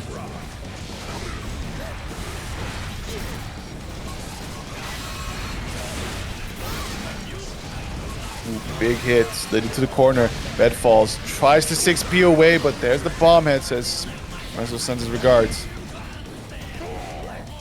There to air. Keeping Andros in check, stuck in the corner. Finds the moment to get the install with the 4B8 error. Just to enable the guard crush pressure to be applied. They're slowly getting built up. Counter hit Wild Assault. It's an OTG going, and still no chance just yet for Andros. Is now trying to hang on to a little bit more meter, opting to instead just hold the chip damage. But yeah, thanks to the install, that's no longer going to be a viable option. You do got to watch out there with the mix-up. Resil, 1 game away from a grand final seat. That is stifling, claustrophobic pressure, to say the least. Like, Andros is trying so hard not to FD some of the pressure, just to be like, can I get 50 tension to enable me to try and have some form of a comeback, to take a turn back? But the pressure, there's so much chip damage that eventually Andros just has to FD. Yeah, and especially that install, right, just does so much more chip damage where it's like, okay, no, now I can't. Yeah. The hand just gets forced, and you have to play with the cards that you get down. Certainly, all right, good bar slash to start off with. Wild Assault trying to maximize a little bit of laggy slowdown, but the player seems to be okay, just waiting it out, bomb head. Connection a bit shaky, so I think they're just kind of going like, okay, we can go now. Reset, yes. I respect that. The sportsmanship. Sportsmanship, absolutely. You got to make the most of these online connections, right? Can't all be flawless. If you want flawless connections, go to your offlines. See me at offlines with base PS4s. That's my dream. Overheating PS4s, we'd love to see it. Unreactable mixes on base PS4s, baby. Oh, hammerfall, catch the backdash, plenty of meter as well. 5 dust into the heavenly. Finally, send into the skies. You will not escape the cycle of samsara. I will break your back, and we go for another round. I'm waiting for the day I sky someone to mod Heavenly so that, like, one side is Ice and one side is Evil Ice. That will be lovely. Ice is showing great restraint to not mod the shit out of this game. That is true. Right, big damage here. He's gonna get that wall break. The hard knockdown thanks to the install. And the install still running a little bit here, so guard pressure. But man, even through the challenge, still gets beamed up. The 6P challenge, he tackle, uses the right hide, can't quite get the punish out from Resil just yet. But the 6P PRC to set up for the confirm, and Resil now on that set point. There's a funny time in there. I had to double check the stream just to see it as like a live action replay. But because the heavy arrow was actually out just as the install super started, it meant the arrow didn't actually give a hard knockdown. Oh, that's because that a little bit earlier, and that definitely should have.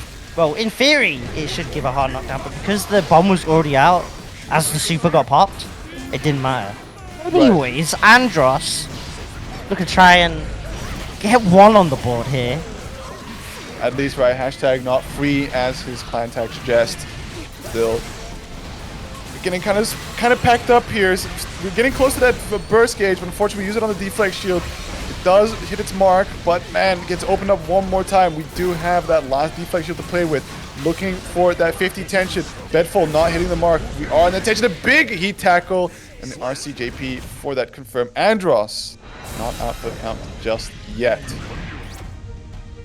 Recognition that JD whiffed, and then I think no matter what Resil does in neutral, heat tackle RC was just always going to be the answer that Andros was going to go for, to get out of the corner, get right up in the face of Resil, and luckily clips the Beyblade, stops it spinning, enables Andros to get 1 here and slowly start to try and mount a comeback. Yeah, but it's really tough though, because he's like, so many times he's just stuck holding all this Bedman pressure, looking for any opportunity, right?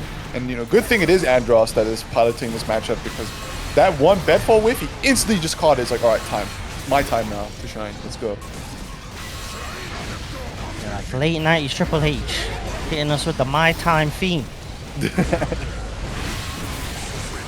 It's peak burst to put Resil in the corner. Into the buster. Shenanigans are about to start. Oof. Quick frame kill. Let's go. Not able to generate enough meter for that super. Resil here coming out swinging, trying to challenge, but the PRC off of the Heavenly Potemkin Buster, right? Getting those invuln frames and just chucking him backwards.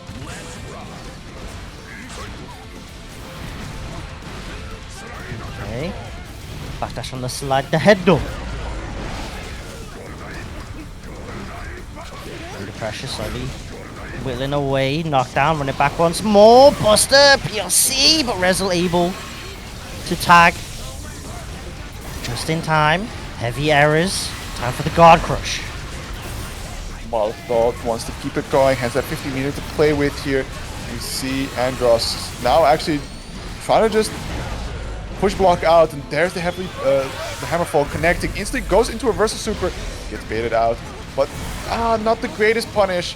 And that's again Resil taking the turn back as Andros locked into the corner. Look at the wrist cranked up, needs to be careful to get counter hit, able to multi-hit right through the Hammerfall. Still not the greatest pickup, but we are nevertheless trapped in the corner. Yeah, I think recognizing that even with all that wrist build up, there wasn't going to be enough damage, and Andros would have had the tension advantage post wall break. There would have been no hard knockdown. So wants to keep the corner state, wants to keep Andros locked down for as long as possible.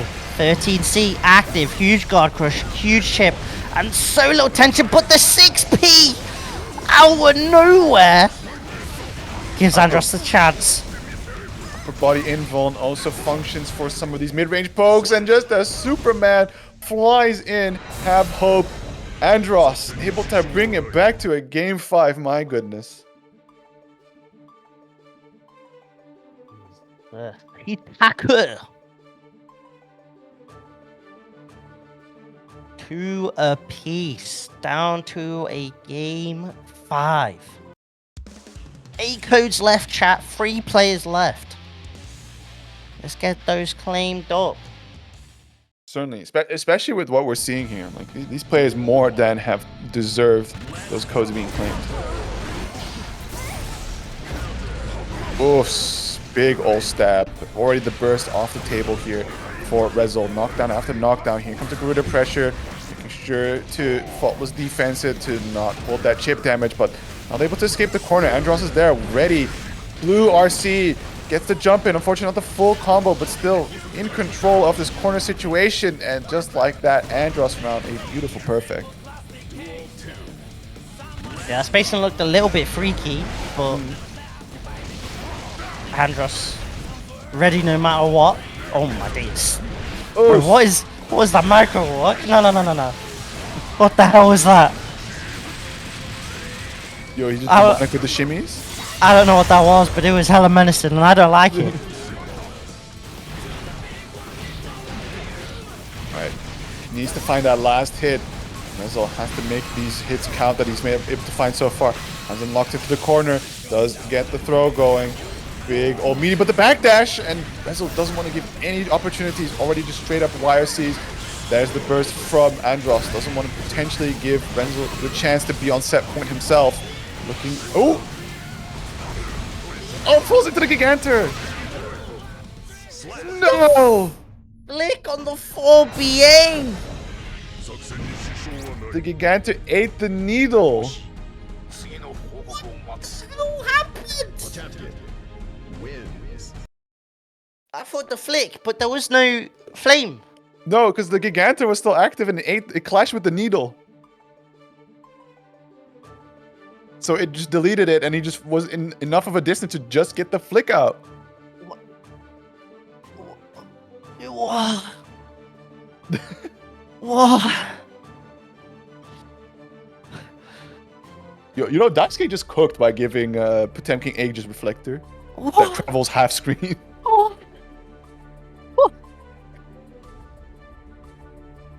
I don't even know what to say. Resil did everything they could. Maybe, I guess you don't go for BA, but still, surely at that distance you think I could throw the projectile. Surely. Surely the Gigantic expires now. I love this game. Sometimes I see the funny interactions and my brain hurts, and I have nothing but love. That is beautiful. That is. Shoutouts to Resil. Mad run with the Bedman. Done dirty, you could say, by whatever happened. The current season. Yeah.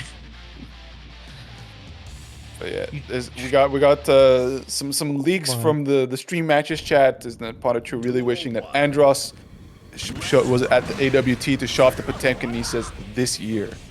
Yeah, well, it needed to happen. It was hella close as well. You know, all you gotta do is just win one of these big old platinum invites. I mean, versus fighting was like Andros' first offline and got like top 8. I think 5th actually, or could have been 4th. Right. The Candy Cup run. Literally, if the timing was just one more gold event in EU or something. Yeah. Or like was able to go Frosty. Or maybe the stars aligned. But you could have said the same as well for PataChu, to be fair. Ill around both EVO and Mix-Up, which were events that PataChu were going to go to. And after a forfeit combo breaker, you thought PataChu Shin in NA could put in a shift at EVO. Alas, it didn't happen. It definitely would have gotten realistically on paper, in theory, a huge amount of points at Mix-Up. Stars could have aligned for both of these players, really. Yeah, so here is this year. Oh! Yeah, good burst from PataChu. Doesn't want to see the cool combo video that Andros has prepared for him. Yeah, everyone likes to watch Andros combo, but no one wants to be the one getting hit in the combo. Facts. Here we go, PataChu getting these big extensions. Frame kill into the throw. OTGs. Go slash does connect. Follow up is not respected. Tries to 5P for the frame kill. Andros going for the weird movement of Potemkin in the air. Big spot. Plus frames. Keep knuckle. Lido Hedo. Oh. Yeah, make sure to PRC that big driver so you don't get counter hit. Being driven towards the other side of the screen. See the 2S. See these normal swing and patience on PataChu. Doesn't want to accidentally get big old counter hit. Just blocking on the jump. Prodding at him a little bit here from a distance. Says, come on, open up. Just give me the counter hit. Let's get it going. Oos! She fished so hard for that one single hit. Was going to confirm with stamina, RC, wild assault, whatever. And it does not matter. The buns of steel. Squats for days. Absolutely. Got the dream physiques for the gram. Here it is, PataChu cranking his wrist, blocks the hammer fall. Doesn't get a full punish just yet, and wow, the backdash to avoid in the side swap. Oh, but doesn't quite get the full pickup. Would have been really cool if it worked out. Don't tell. Does the 2H work? There's no. If that does, that's crazy. I'd like to believe it does, but this is dead. He tackle one more. No, unfortunately not. PataChu, plenty of meter to play with. Just lets the raw RTL rock, and I think that's going to be a clean old punish. Back we go. Goes for the explosion. Yeah, I don't think it would have gone the wall splat otherwise. Burst goes out for Andros. Burst still available here for PataChu to play with. Still also a good chunk of meter. Overhead is blocked. Plus frames guard crush. And hammer for RC into the tap dust. Andros taking first blood.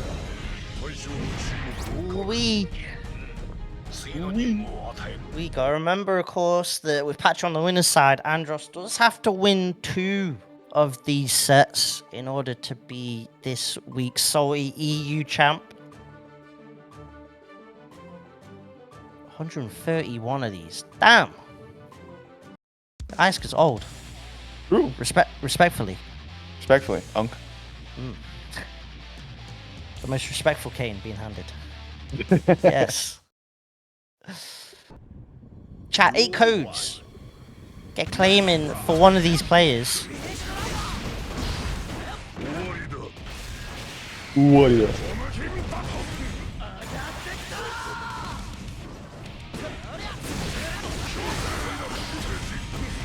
Tenshin.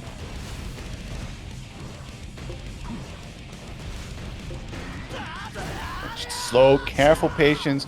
Neither player overcommitting too hard just yet. They know the writing on the wall, wrong step, and one of these long normals is going to tag you into the combo video. Hammerfall connects, going to get that knocked down. Tries to get the Garuda pressure going, but we see PataChu looking to build a bit of space between himself and Andros, but yeah, it was about to leave to the corner, so some response was going to have to happen. Oh my. Is that? Yeah, that's the response. Oh my. Oh my. I do like the mind games. The chess that they were playing with each other though, both with 50 tension. Knowing that either could explode with that tension. Like, PataChu can blow up any form of armor with the RC.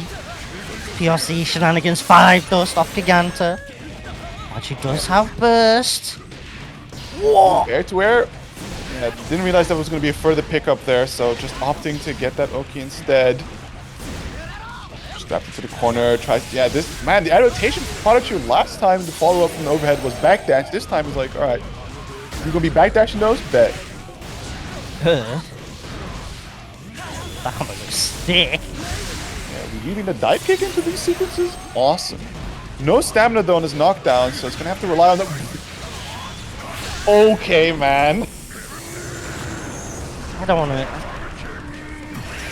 What do you even say to that? Like, what?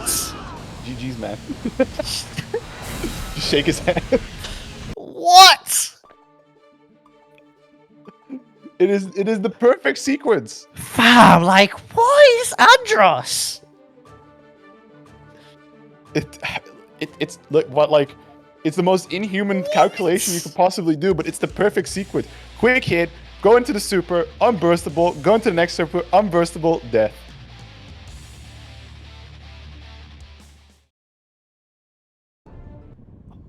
Duel 1. Let's rock. This. And that was only game 2. That was legit. That was game 2 and we're not even at a reset. Think about that. That is... See what crazy. else comes out of the Andros bag of tricks. For real. So, we're just the highlight reel for Andros. That's all we are. We just gets the clips, farms us. Bombs us as like, you know, give me that invite to AWT, but here it is. PataChu. A nice little aggressive opening here. It's going to get the hard knockdown off the tyrant barrel. 1 stamina bar to play with. Positive meter bonus is going to be ticking over nicely. We should be getting that burst back up as well. Andros, of course, getting a massive refund of his own. But that is going to be the round, I believe. Go drag him back. RTL explosion, and that will do it.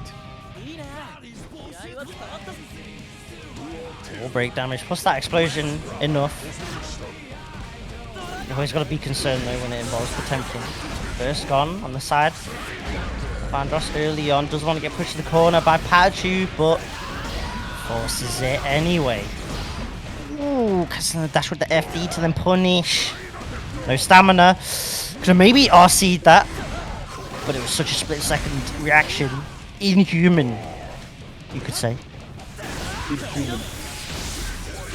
Way crazy here. Splatted against the wall. Good grip of damage. PataChu looking to put one on the boards. Footsies. Gets a clean. No! Ah, but okay. Ooh. Ooh. Okay, damn. Okay, okay. The eggs, a little bit scrambled. But it's okay. We like a good scramble here. Mm-hmm. Here on SaltyEU. The salty scrambles, they say. It's all good. It's all good. So still a chance here for PataChu to try and close it out, but Andros, right, 1 game away from that reset. See what he has in store for us.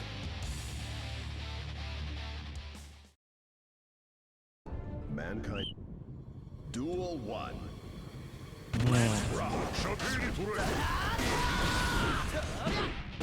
Now go to game 5. Or just get the straight up reset here and now.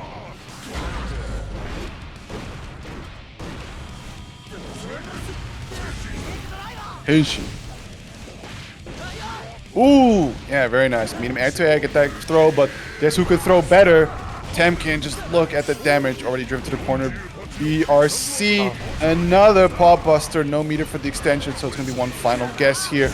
No guesses required, just wants to YRC out and already getting a punish to follow. The safe jump pressure. Ghost blocks. Spacing on the flick, damn. Waiting, trying to fish for the whiff punish. Starting to spend the stamina for some of the pressure. Doesn't get any counter hits, already bites. Punishes the slide head, not full confirm. PataChu happy to play the patient game still. Trying to get the slide heads in, jumping over the beak drivers. Needs that last hit to connect. PRC able to stuff the the far slash attempt there from, oh my goodness. Hammer for armor, awesome. That's so unfortunate. Cancelled into a Wild Assault. Tried to break the armor with it. And then the second one activated. But Hammerfall was just active too quickly. That's so rough for PataChu, but corner control. Could opt to break the wall to rebuild that burst and start filling up that tension gauge. Does so. Nice knockdown, Garuda impact pressure going, but has to be careful here. PataChu is nearing that full burst as well as the full stick of butter. RC for the connection. Yeah, Andros has to burst here. Has his own meter to play with. We see that ever classic late PRC attacking out PataChu, finding an opening. Has burst available, but gets pop busted, and I don't think he can use it. Yeah, it's going to be down to reset point here for Andros. Oh no, never mind. No, I got mixed up. That is it. That's reset. My fault. That is straight reset. It's a game set point. Damn. Oh my god. It's crazy whatever layer we're on that Andros is comfortable enough to just let rip a buster. It whiffs. And Andros is like, yeah, I'm not going to PRC. Because I know you're going to fish for whatever I do after a PRC. So I'm just going to recover. Yeah, it's the crazy mental stack he's able to develop for himself.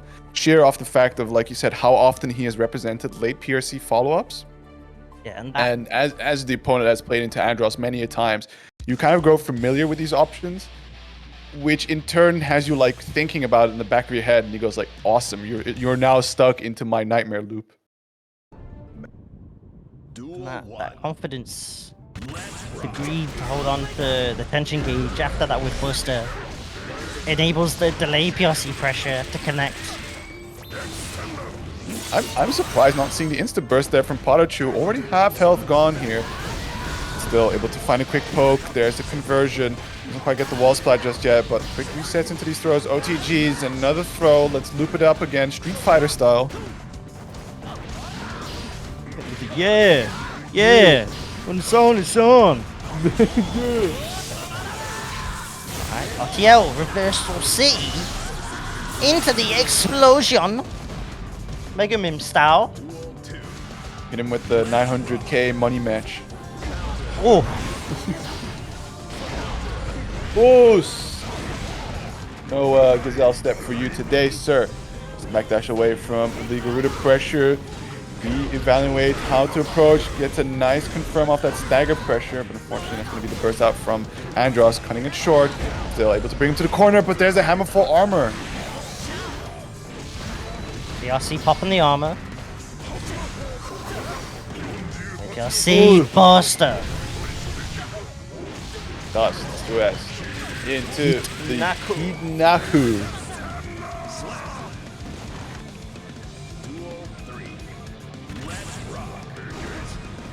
Engage.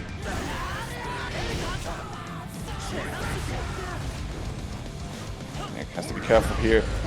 Oh no. Tried to challenge the JD. Ooh, the unchallengeable.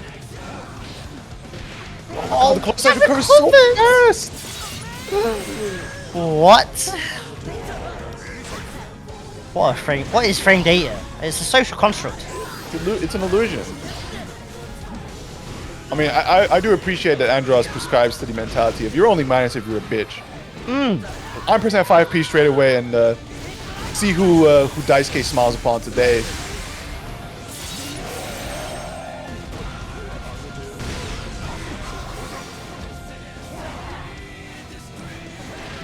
Oh, ow. Beautiful snatch there.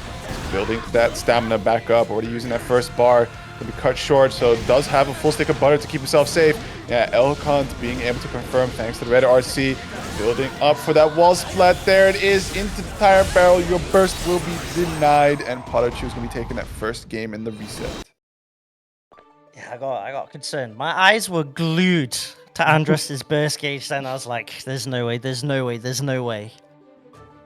Just in case of that small possibility, the burst filled just enough to give Andros hope.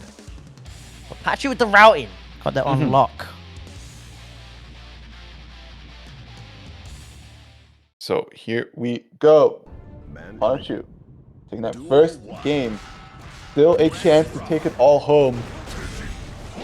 Andros is, of course, not going to make this easy at all. Does find a quick couple hits in. Early burst from Andros doesn't want to give any sort of pressure to PataChu, but still PataChu able to force his way in. 2-edge counter hit, doesn't quite get the confirm. Far slash anti-air knockdowns. Here comes the Garuda pressure. What is Andros cooking? Sweeps. For the buster. Air 2-airs, denies the BRC. Wastes the meter as well.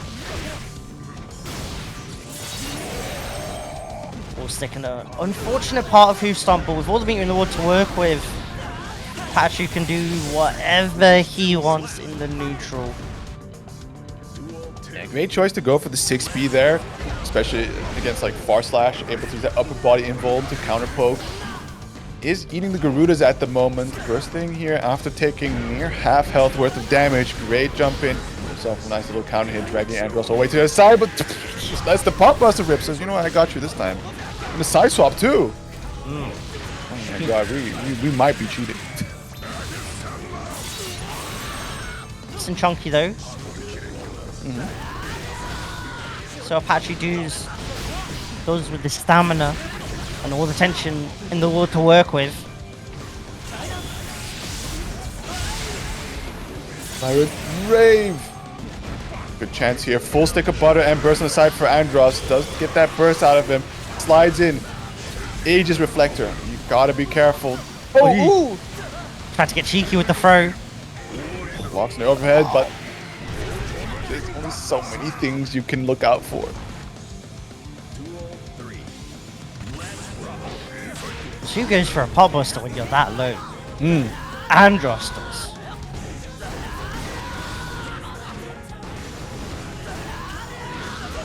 Nice heavy slash, able to get a quick lick on that beat driver. Low profile, very nice. Doesn't quite get that knockdown, and both players just trading long normals, but it is PataChu coming out on top with that with punish. Trade, full blocked. Oos! There's a scoop. Scoopy challenge? Really not PataChu. Got a lot of stamina though, so you kind of have to spend some of that burst on the Wildest Soul. Tyrant Barrel, run it back once more. Still needs to find one more connection. Throw on the hammer fall. Oh my god, that is the thickest Potemkin name I see in chat right now. Home de Potemkin? Yeah. Yo, it's godlike. Oh my days. PataChu 2-0 now, post reset. Just like that. After Andros building up the momentum. Alright, but we've seen Andros in this position before, right? The Resil match in Losers Finals. 2-0 down. Able to make that recovery. It's all data, and already we see a fantastic start. Wild Assault able to confirm into the Pot Buster. Another one. We are witnessing the start of an Andros round here. Able to quite get the PRC out. Good at Abari from PataChu. And drag him as close as possible to the other side of the screen, although RTL will do it for sure. Yep, all day. That was definitely another buster coming. 2-piece all day. No one-hit armors here. Keep that away. Backdash. Reacts with the throw off the RC in time. Wild Assault to keep the pressure going because there's no stamina. Does have tension now available. We'll use it to confirm off the Hoof Stomp. Yeah, great low crush on the 2D attempt there from Andros. Excellent reversal throw, quick OTG, send into the Garuda, blocks the tap dust, red RC, keeps the pressure going. Trying to set up for the guess opportunity here. 2P not in range for the punish. Still, Andros opting to back out now, has exhausted a little bit of his options for so far. Trying to build a bit of space, but there's a whiff punish off the 5HS. Doesn't quite get the pick up from the stamina extension, but the tap dust. RC for the confirm, and PataChu is on tournament point. The 3-0 off the reset. The mental strength, the lock-in. Big old pickup. No, unfortunately drops to 6HS, but still able to find the next couple hits. No stamina to his name so far. Has RC to supplement for the pickup there. But, instantly cars into the Tyrant Barrel. Knockdown is secured. Possibly meter mode is going to build up for some more meter to play with. That barrel confirm was so sick. Oh, who stomped? RC, there's the burst just in time. It was a scary situation when PataChu still also had tension available. Could have RC'd maybe. Had the reader been there, had a call out been there for the burst. Andros. 50 tension in a dream. Holding strong. Hammerfall connects. Garuda pressure incoming. But the Hawk be Baiken. PataChu. The confirm.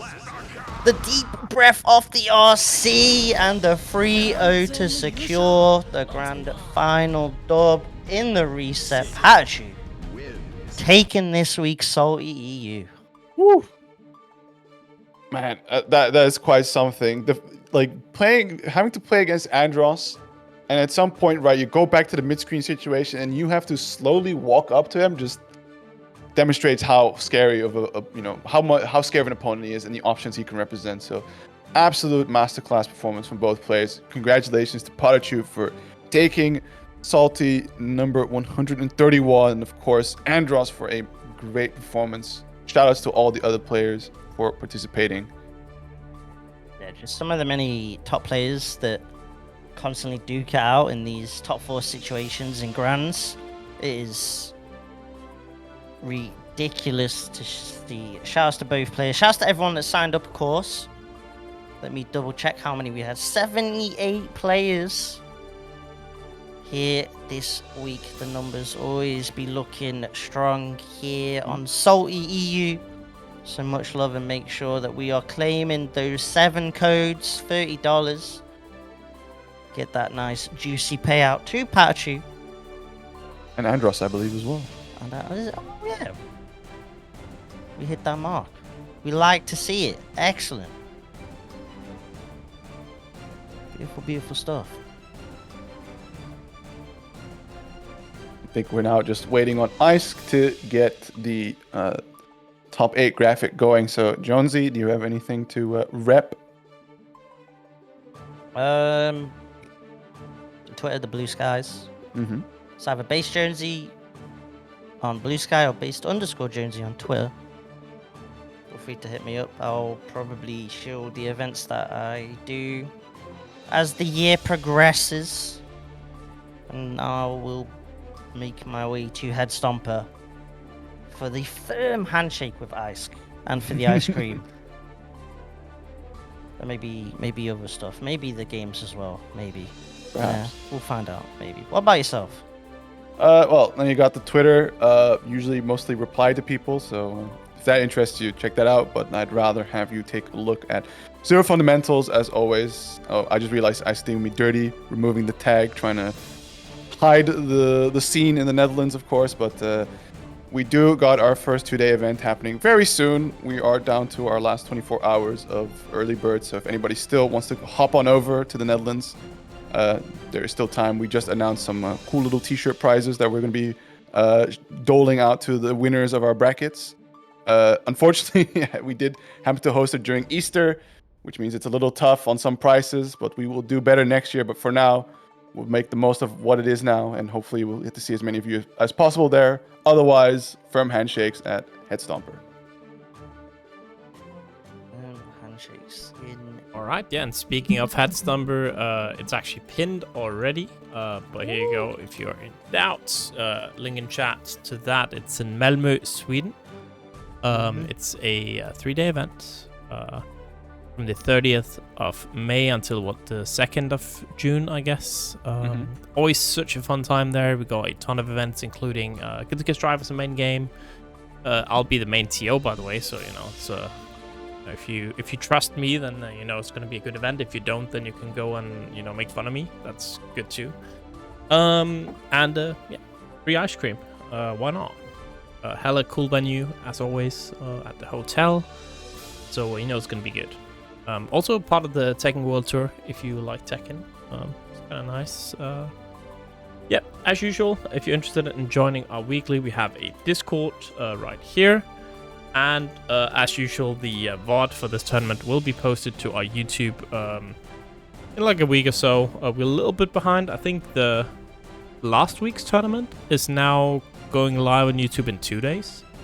This one should be in YouTube in like 5 days or something. So we actually caught up fully pretty much with Strive, which is amazing because we were like 30 editions behind at one point. It's kind of cool. But yeah, I pretty much don't have anything else to say. I'm looking forward to the patch for Tekken in like 20 minutes. That's going to be pretty damn hype. I guess we should go to Wildtide. They're having an anniversary event. Grand finals right now over there. It's a team tournament. So 50-50s are gap up against the Psych Ward Puppy Girls. So that sounds pretty good to me. Yeah, gonna go over there, raid them. Oh, shoutouts. If you're interested in volunteering for Headstumber, signing up for commentary, helping out in any case, there's also, if you follow the link, oh wait, get the Twitter there, I guess. There is a sign up form for that as well, if you're interested in helping out in any way. We do need some people running brackets, stuff like that. You can find it over on Twitter. Yeah. Hope you have a good rest of your Monday. We'll be back next Friday with Virtua Fighter. Expect something to be announced on Wednesday because in a month-ish, on the 28th of April, we'll be on the front page of Twitch on a Monday, which means that stream is going to be a little bit cooler than normal, even though, normal streams are really cool. I'll try and do something even better for that one. I'm just waiting for Twitch to reply to something before I can say what it is. And yeah, it's gonna be kind of damn cool, I hope. On front page, crazy. And yeah, hope you all enjoy. Have a good one.